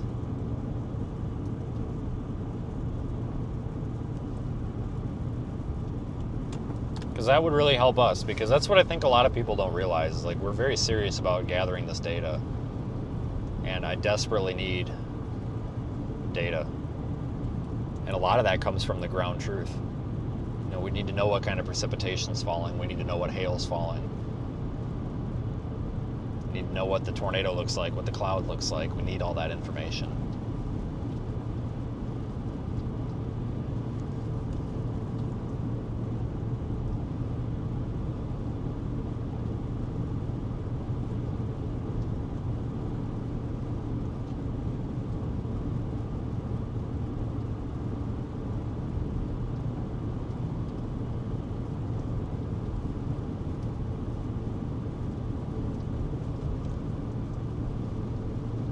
Yeah, I'm excited though for the next, basically all this rest of this year into next March. I'm excited because we get to, you know, we've got our infrastructure built, we've got everything going. Now we just got to fine tune everything. You know, we can, now that everything's out there and it works, we just got to make adjustments.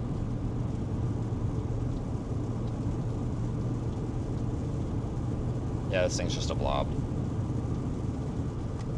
But I am really excited about our small, tiny radio sondes that I've built. That's pretty damn cool. The fact that we had a good success with it this morning makes me happy. I mean, like, can we honestly, like, I want to stop and say something, because this is geared toward the entire team, and this is going to be me 100% being a little bit jaded.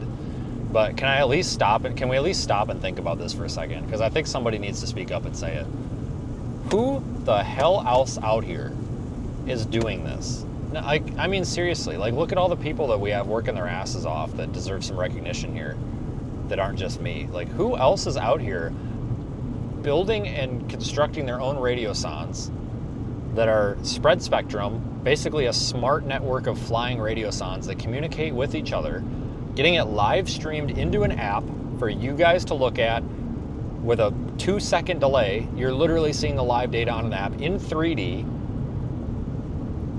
with mobile data units on vehicles, streaming the video, launching a damn app with a fully integrated mission log. Like, who else is doing that? There's nobody else doing it. Like, at some point, I need the hateful people and stuff to take a step back and look at this and say, okay, maybe you're right. We've worked our asses off on this shit, guys. Worked our asses off on this crap. It's ridiculous. Nobody's doing this. It's so important to do this too. Like, we have got to start getting more data. Like, I am very disgusted with the way the weather models performed. I'm disgusted. They suck this year. Like, we need to start making things better, and that's what all this goes back into, is we can run our own small sector models and try to do better than HRRR. And it's not to do better just to do better. It's to do better so that we can actually have some better answers, because I would like to be able to find the fucking tornado without looking like an idiot. And to do that, I need a little bit better model than what we're apparently using, because this year they just took a dump. You know, the weather balloon flights are all effed up because they axed the budget from NOAA. And it's just, you know, we can bitch about it. There's a lot of people that bitch about it, but I don't see a lot of people out here trying to fix it. You know, bitching about it's not going to solve it, but if we come out here and, you know, we can fix it, at least for ourselves and our audience.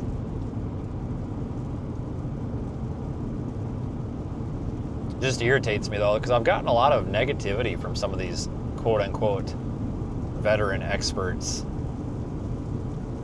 Oh, you don't have a PhD like I do. Cool, I don't give a flying fuck with a P. I really don't. Like, you know what? As far as I'm concerned, everybody's degrees are worthless unless they're going to get out and fucking do something with them. I don't want to hear anything about your toilet paper degree until you come out here and change the goddamn world. Sitting at home on Twitter, bitching about what people are doing out here, basically means your degree is printed on a piece of toilet paper and I'll gladly wipe my ass with it. Like, I'm sorry. Like, go do something with it. If your degree is so impressive and you're so much smarter than I and my team is, well, then why don't you get out here and do it better? Until I see that, it's all a bunch of bullshit, and I don't want to hear it. Like I said this morning, you know, everybody's welcome to scrutinize what we're doing. Go ask questions. I've got an answer to every single one of them. I am an absolute expert in what I do because I built this from the ground up. And so is our entire team. Like, but you gotta come ask questions before you sit there and talk shit about it. That's not how the scientific method works. In fact, like, the first thing about the scientific method is like asking a question and forming a hypothesis. We learned this in middle school science class, people. I think I'm gonna start using that too when these people bitch and be like, didn't you pay any attention in like 5th grade science class here? Ask a question. It's the first step of the damn scientific method, people. 1922. You're not asking a question. You're assuming. That's literally the opposite of the scientific method. There is one other guy out here. His name's Nick. That's going to start doing some weather balloon launches, kind of, but in hurricanes for some model or whatever. But what I thought was kind of cool was this guy reached out to me on Twitter, and he was like, hey, I don't want to look like I'm stepping on your toes, but this is kind of what my plan is. And it's absolutely not a conflict with anything that we do. He's just doing it for like a personal something. I was like, no. And I was like, honestly, if I can help you out with funding, then maybe we can help you out with funding for that and make it a group thing. Maybe. That'd be cool. I don't know. Interesting times we are in out here. Guys, we're just driving to the, I don't know, next target area or something. This storm's kind of washed. We're just talking about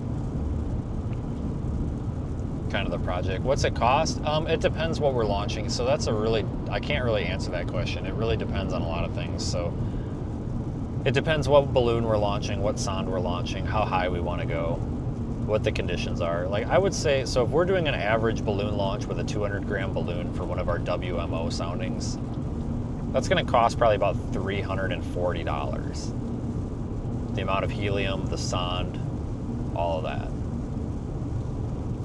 The tiny ones, the ones that we're building to make the little, like, basically AI SmartNet fleet of sondes, much cheaper, about $30 with the cost of helium, balloon, and the sonde, because the balloons are tiny. They use like a sixth of the helium as the big ones. We did a 20-gram balloon today, which is 10%, is only a, our main regular balloons are 200 grams. This is a 20 gram. It's 10% piece of the pie compared to the big one. It only takes about 5.5 to 6 cubic feet of helium to fill one of those. Whereas it takes like 30 to 32 to fill one of the big ones.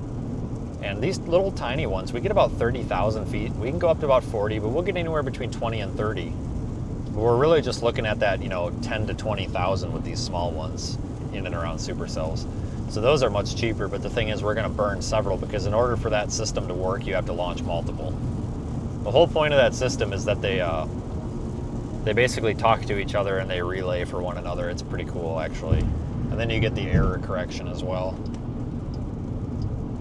Yeah, so like with these little ones, it's much more affordable because like the audience funding and all that. We'll probably start a separate GoFundMe for it, honestly. But the audience funding goes so much farther. It's much more value for the people that are, if somebody donates $10, they can feel like that $10 did more. Not that $10, $10 is $10, we appreciate it. I'm just saying, like, these people can feel like it went to a little bit more, if that makes sense. Makes them feel like maybe they did more with their dollar. I don't know, that's more efficient, I guess. So the Sting radiosondes, which are the tiny ones, are not available in the app right now. That is an experimental thing, and they will be available very, very soon. I just don't have them in the app because it's experimental, and we basically needed a couple more launches under our belts. It's really cool, though, to see this work. I mean, I worked so hard on these sondes, and to see them work is just really cool. And what's neat, too, is we can do different sensors. So the main sensor that we fly, we're pretty happy with it, but if we come up with a more accurate sensor, we can swap the sensor out. It's all modular. We don't have to reinvent the wheel. Like the sensor, these things are totally agnostic to the sensor. I mean, you could put a different sensor on them very easily, just by swapping it out, changing 2 wires.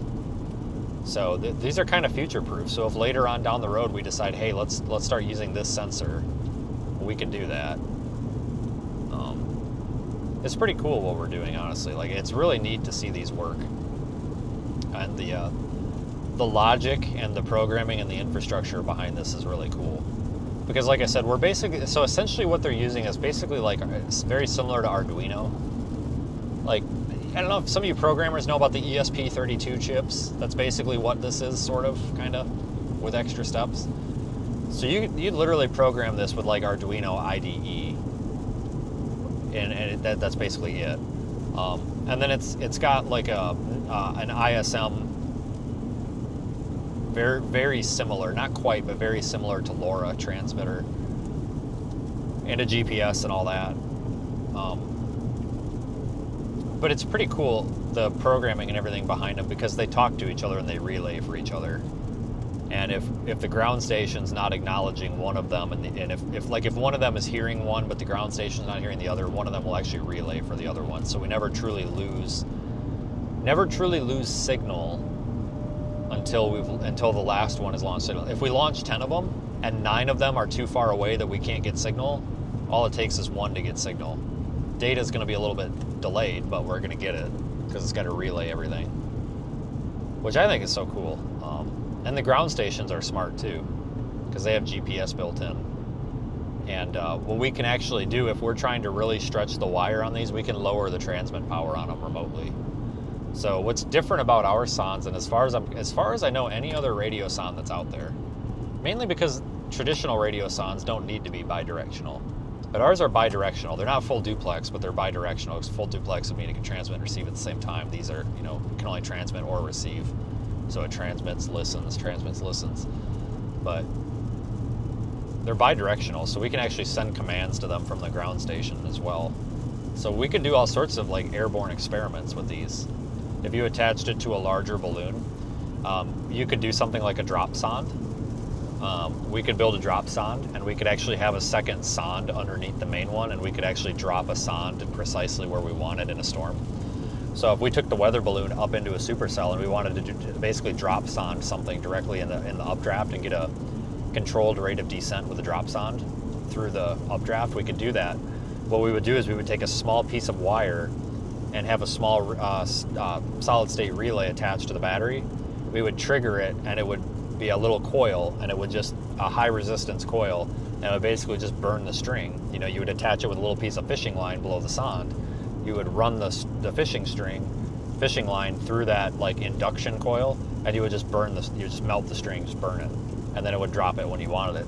So we could actually do that manually. We could even do it autonomously with radar, you know, because we have our own radar API. So we could essentially have it do it automatically when it's closest to the TVS or the couplet or something. Like, there's a lot of really cool experiments we can do with this that I can think of. The thing is with like drop sondes, it's a little bit difficult because of, you know, controlling the rate of descent, but there's just so much we can do with having our own platform that we can control. Really excited about it.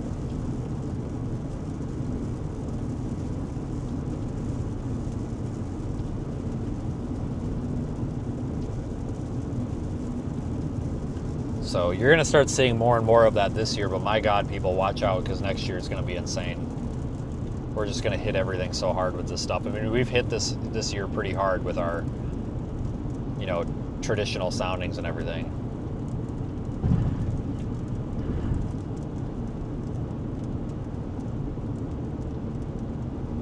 But it's going to be even crazier next year.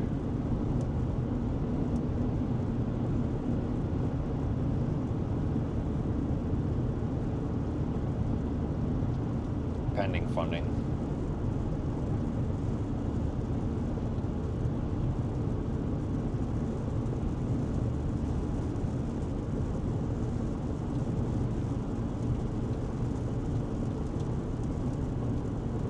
Stop at the Loves up here.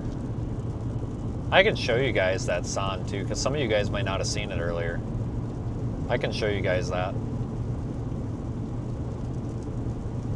It's really nice being able to use the little balloons because it's so much quicker, so much easier. I actually think we could go with a smaller balloon, but that would really be pushing it. I don't know if Paul has a smaller one. I've seen 9-gram balloons before, but I think they're all from that Chinese balloon company, and the Woyis, those suck.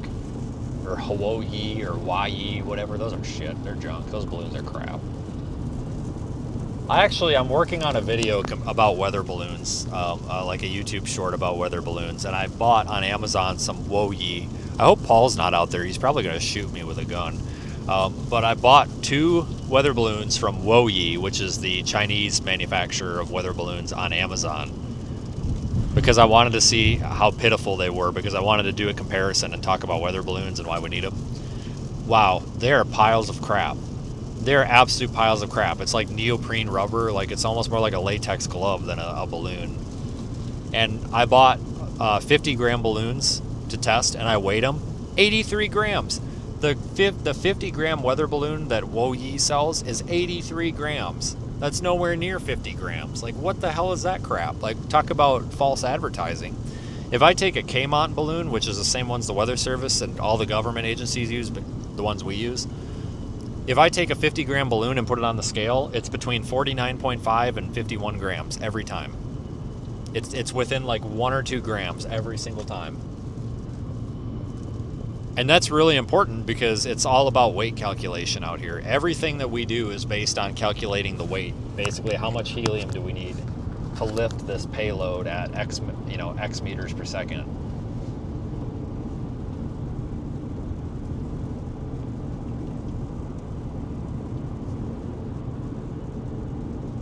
One of the things that I want to work on is going to be a terrestrial-based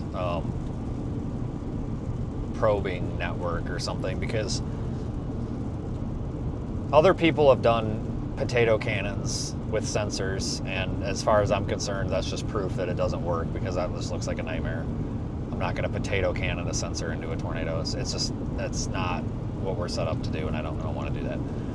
But I had an idea. Like, if you took like I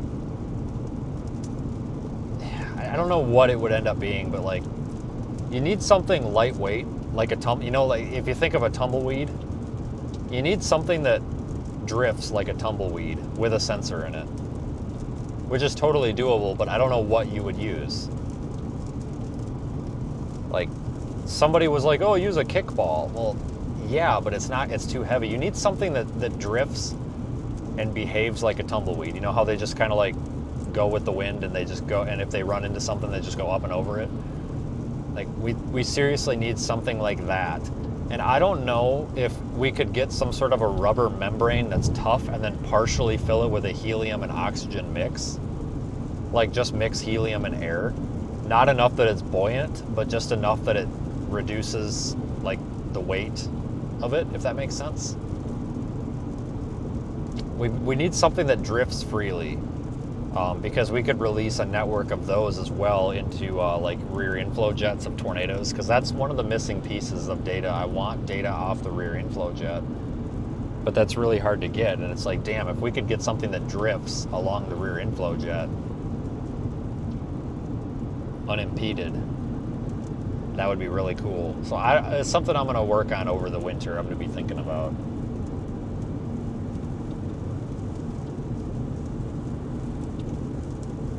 I mean, honestly, somebody's probably going to state the obvious. What if we just got some tumbleweeds and zip-tied a sensor to them? I mean, yeah, I guess.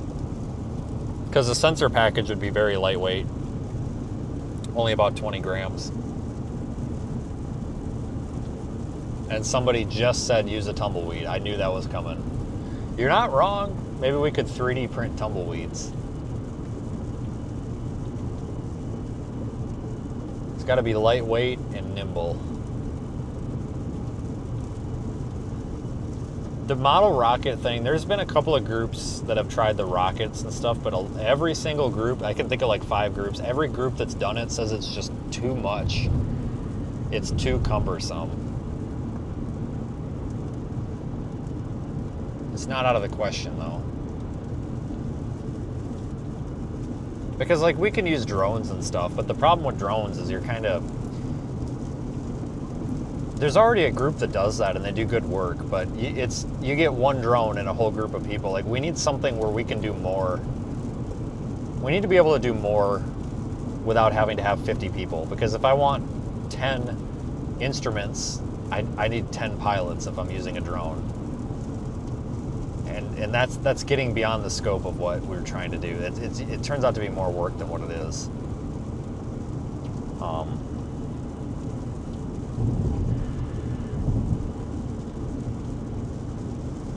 It's going to be interesting.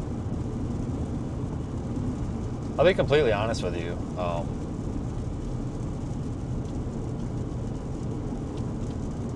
Like, I almost wonder if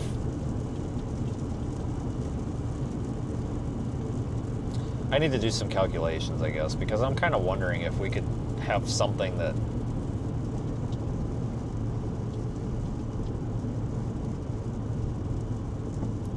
I was going to say like a moored balloon, but a moored balloon, like, it's going to be tied to something, but, you know, like, you need something like... If you've ever watched some of our launches, I know this is going to sound totally out in left field, but just hear me out. I know it sounds wishy-washy, but if you watch when it's really windy, you know how the sonde drags behind the balloon? You got that really long string and it drags behind the balloon. Like, I wish we could configure a weather balloon to be a floater at a low altitude, let's say 50 feet, and then just drag a sonde behind it into the inflow. Because we can actually configure a weather balloon very cautiously to float at a certain altitude and not burst. Eventually it'll burst, but if you configure the weather balloon very cautiously, very carefully, with a very proper balance of helium and lift, you can actually configure it to get to a certain altitude, and then it will float at that altitude. It won't burst, but it won't rise. Basically, it'll stop rising. It'll stop going up, but it won't burst, and it will stay at that altitude, and it's a floater for a while. Like, I wish we could do that, but it's just not, we can't do that at 50 feet. That's not going to work. But, like, something on that order. Like, you almost need, like, a parachute, like something that's attached to a parachute, but then you run into the problem of as soon as it gets to a spot where there's not a bunch of wind, it just shits its pants and falls to the ground. So, you just, like, it's just a, I don't know, guys. It's really a, there's a reason that, like, you have to, like, it goes back to what I said earlier. Nobody else is doing this kind of stuff on this scale. Well, there's a reason for it. Like, this is why. Like, it's hard. It's not, you have to figure it out. Like, it's perfectly understandable why that everybody's not doing this. So, we just need to, like, maybe a piñata or paper mache something. I don't know. Mute off. Is he saying? Sometimes just acceptance of the statement is enough. What's his? He must be talking to Aiden. Like, I just now got signal on him again. Not only that, you can just try and copy that, but just, yeah, what's the point? I don't know. He must be talking to Aiden. Just need like a paper mache beach ball. Copy that.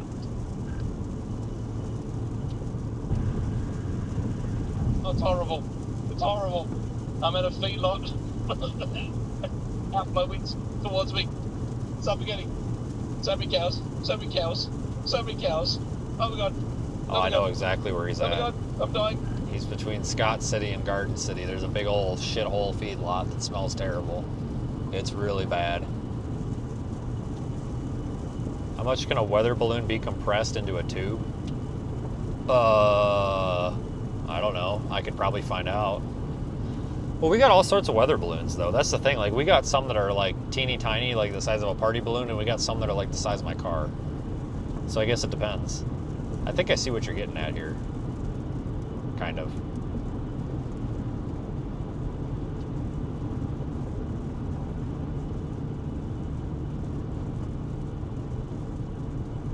I wish we could do more collaborations with some people that are interested in this, but it seems like whenever I put out a thing like that, I'm like, hey, if you want to collaborate, like if you're doing a cool experiment or something, like let's get all involved here. It seems like people are just like, no, F you.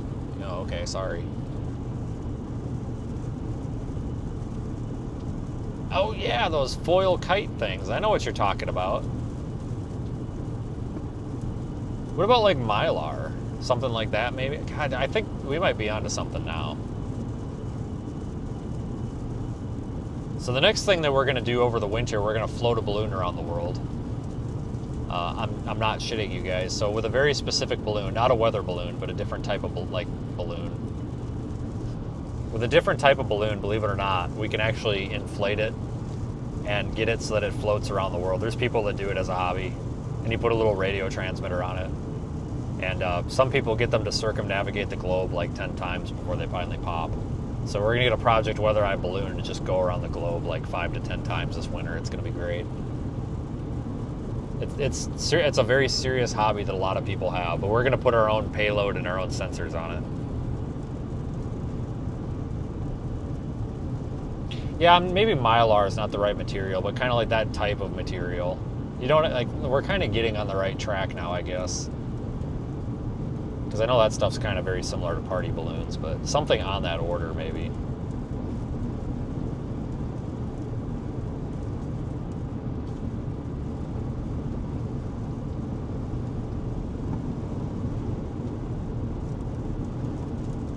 Like, we're going down the right pathways here. It never ceases to amaze me how anyone can work on or remotely near a feedlot. So the Chinese balloons are just they're not natural latex. It's more like neoprene rubber. I agree with that. It's really poor quality. It's way, like, it's just, they're not as biodegradable either. Like, they're really crappy balloons. There's really like 2 manufacturers of balloons, the Chinese and the Japanese. The Japanese ones are natural latex. Like, some guy literally goes and pulls the rubber out of the tree. Like, I guess they go drain the rubber out of the tree and make it a balloon, and it's biodegradable, which is good. A lot of weather balloons get launched every day, like 200 to 500 around the globe. And, you know, we don't want to just litter the crap out of everything. That would be bad. All right, let's stop at this questionable loves up here. Great.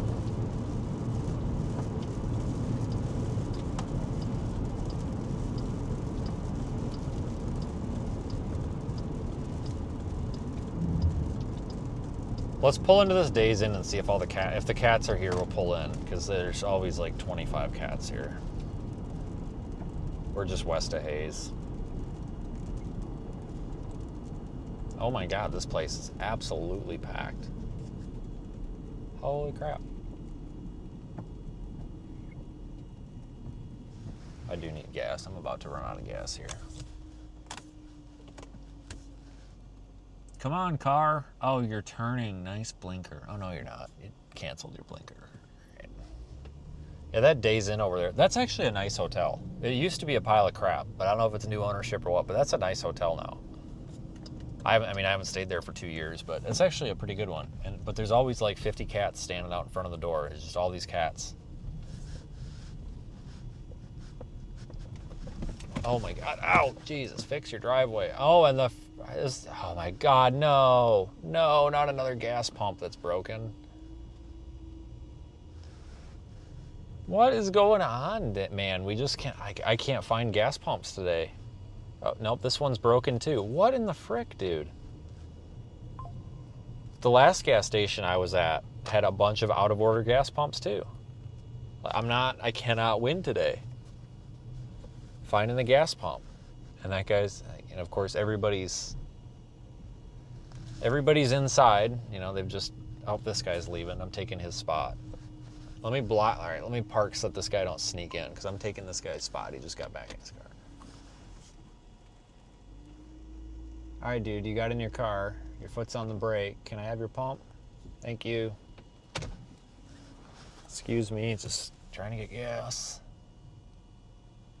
I think some of these people are sheltering from the non-existent hailstorm.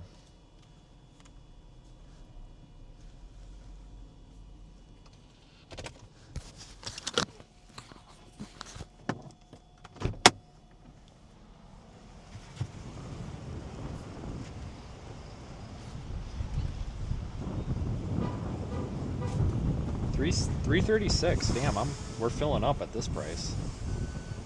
That's a bargain these days.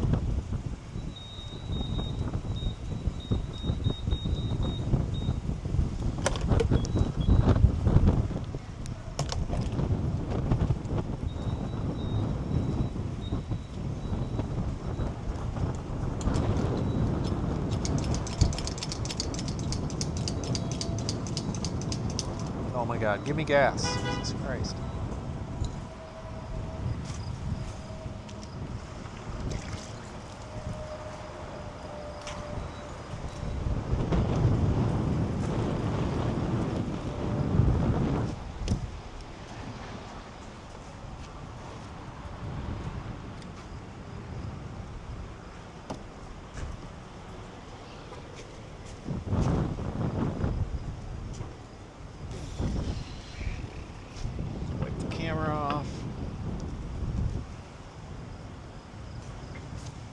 I need a car wash very badly.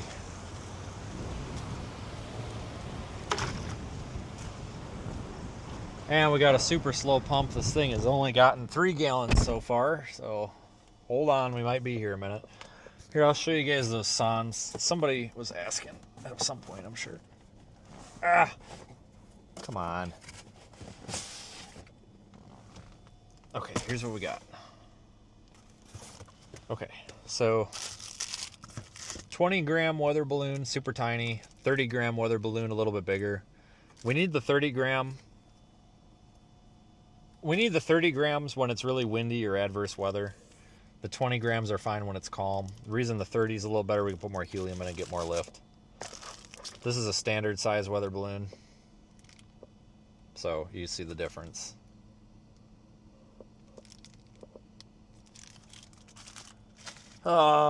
Here's the Sond. So we 3D printed these cases for the Sond.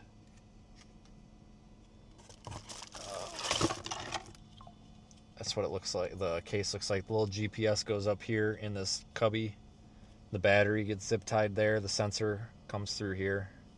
And then the board clips there. Antenna goes in that hole up there. This is a 50-gram balloon. A little bigger.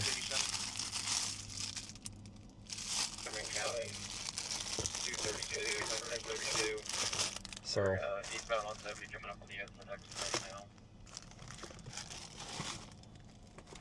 I copied Sherman County 32, I-70 what?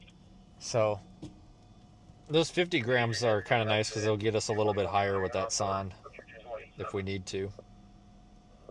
You have background radio, audio. I'll put you en route to it, but I don't know the location. 466 Hayes, I think that's going to be around milepost 27 eastbound. I'm direct and heading that way from Hayes. 10-4, thank you, 466.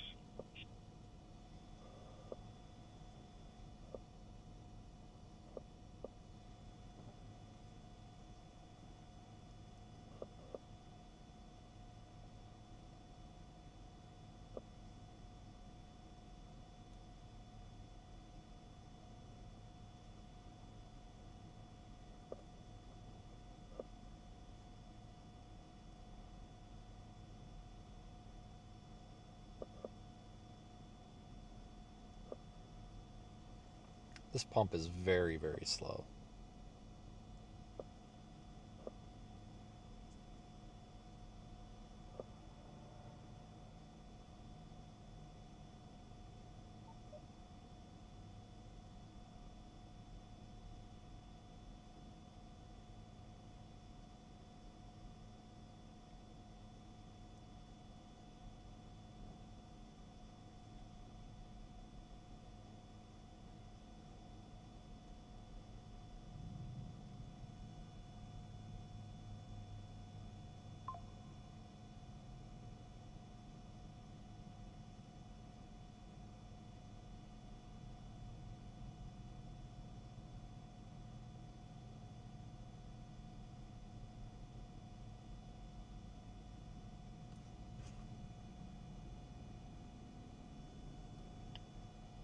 We ever get a gas pump that like operates normally?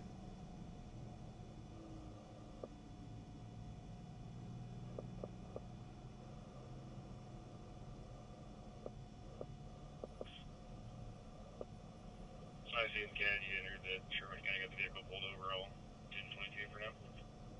10-4 at 1950. There we go. Jesus.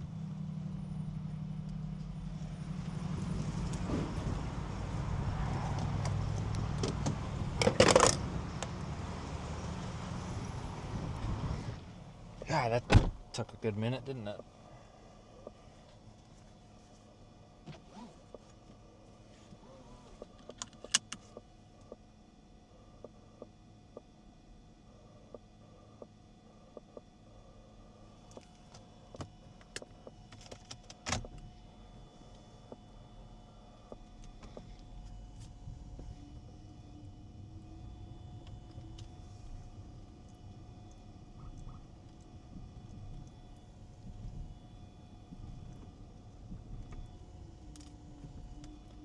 See 30 cats over there today.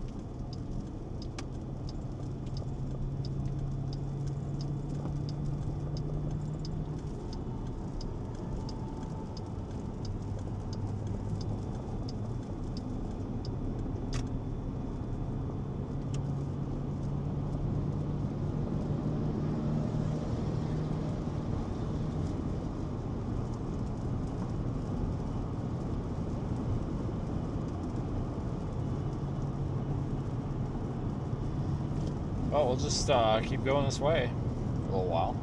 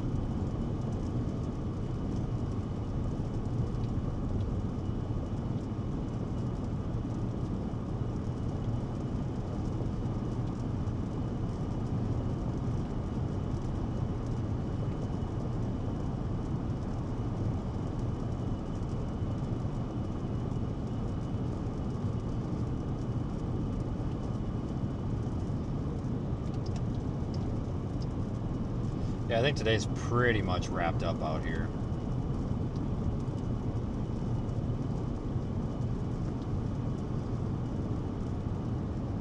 We'll probably just wrap it up ourselves, honestly.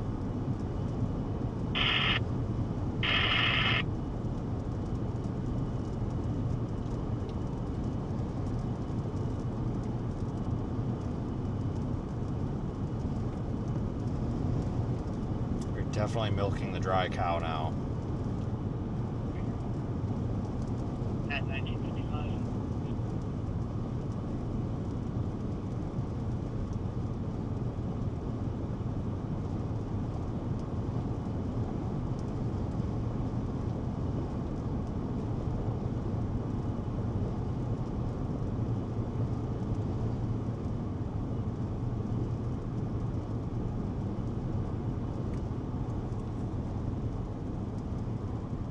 Man, these cones and crap are all over the place. Under the wind blew them over, or somebody just ran into them. Somebody probably just ran into them. I don't think it got very windy out here today, not enough to knock them over anyway. I think they would have fixed them after last night. So here's my plan, guys. Like I said, I have to get to Chicago on Tuesday to get a vehicle, because I'm getting my truck replaced. I held off and held off and held off and held off, and I'm just really scared that if I hold off any longer, it's going to get into the point where we run into hurricane season and I'm effed. So, from the deer hit back in February, because we've got this, so I haven't really needed to replace it, but I'm at the point, I said I was going to replace it at the end of peak season. So I was going to try to do it in the middle of July, but I found something that I need to jump on it now because it's probably the first and last one of those that I'm going to find for a while. So I got to get on it. So I need to take care of that. I'm working. I need to see if they're going to ship it. I'm trying to get them to ship it to me, but I think to ship it, they're going to want a cashier's check. And for me to go get a cashier's check out here, trust me, it's going to be less work for me to drive back to Wisconsin, get it, and then drive to Chicago and get the damn thing and drive it back than it's going to be for me to try to ferry around a cashier's check, overnight ship it, receive the paperwork somewhere out here, sign it, send it back, and then get it shipped. It's going to be. I'll probably miss more chase days than if I just go do it myself. So if they'll just let me pay for it with a credit card over the phone or something like that, or like a wire transfer. I don't know if they will or not, probably not, but if they will, then that'll take care of that. But so what my plan is I can get back home tomorrow, go to Salina tonight, I can get back home tomorrow, get that thing brought back up to the office by 3 p.m. on Tuesday, and then I can turn back around and get back out to Des Moines by Tuesday night. And then I can drive all day Wednesday. Potentially we could chase Wednesday evening, but that's going to be really difficult. But I know for sure that we can get Thursday. And then whatever Friday, Saturday, Sunday, Monday, whatever brings. So we'll be able to do it. We're just going to miss out tomorrow, Tuesday, and Wednesday. But we can do this as a pretty quick turnaround, as long as I get back to Des Moines, because then that puts me only about 6 to 7 hours away from the target area. And that's not a bad drive at all. That's just, get up at 10 o'clock and you're there by dinner time. That's no big deal. Not at all. So we'll make that work. Now, if they tell me in the morning that they're willing to take a card over the phone and ship it that way, I'll just DocuSign or do something like whatever. But if they'll do that, then I'll just turn around and drive back west. But I'm gambling that I'm gonna need to be there. So it is what it is. But I have to do something about that, because the way that we protect Project Weather Eye is by ensuring that we always have a vehicle. And if something happens to this vehicle right now, I'm really in some big trouble. Even if it's just something stupid like, I don't know, the driver's side window breaks and gets stuck down and I can't get it fixed, because the parts are back ordered. That could put the vehicle out of service. So I need to have, this was all designed to have 2 vehicles in service, so get that work done. I'm not going to take any time off to equip the vehicle. I just need to get the vehicle. We're going to park it at the office, and it's just going to sit there until I have time. It's just I finally found something that's older and isn't a piece of shit. Because I don't want any more new stuff. I like the old stuff because I can take care of them a lot better. They're cheaper, less cost of ownership. Even with higher mileage, it's just cheaper to replace the parts than it is to replace it with a new car. So that's my plan. I'm gonna do that. You know, like I said, I'm not gonna take any time off to equip it. It might not be till the middle of July when we get time to equip it, but that's fine. I've kept my eye open for one of these for a long time, and this is the first and probably last one that I've seen. It's just hard to find things that are older and not beat up. I don't even care about mileage, guys. I would be willing to buy an older vehicle with 300,000 miles on it if it's been taken care of. You know, it's just what it comes down to is, can I work on it easier? And like, if you look at, let's say you go buy a brand new Tahoe, for example, and the transmission goes out, you're gonna spend probably $8,000 because number one, there's not gonna be shit in the aftermarket. Nobody's gonna want to touch it. You go buy something older and you can find anybody to rebuild a transmission for $4,000. You can find anybody to rebuild the rear end for $800. You can find anybody to do engine work or anything. Like, people will just work on stuff so much. Like, these shops almost get excited when you bring them something older. So much nicer to work on.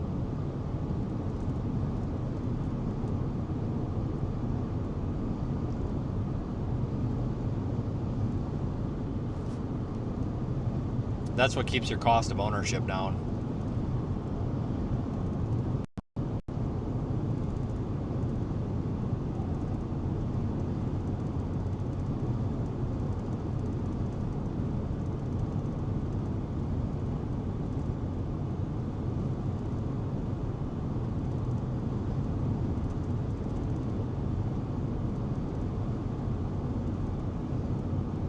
All right, people, I'm out of here. I hope you guys have a good night. I'll see you back here at the latest on Tuesday, because I'll fire up a live stream going back out to Des Moines if I have to.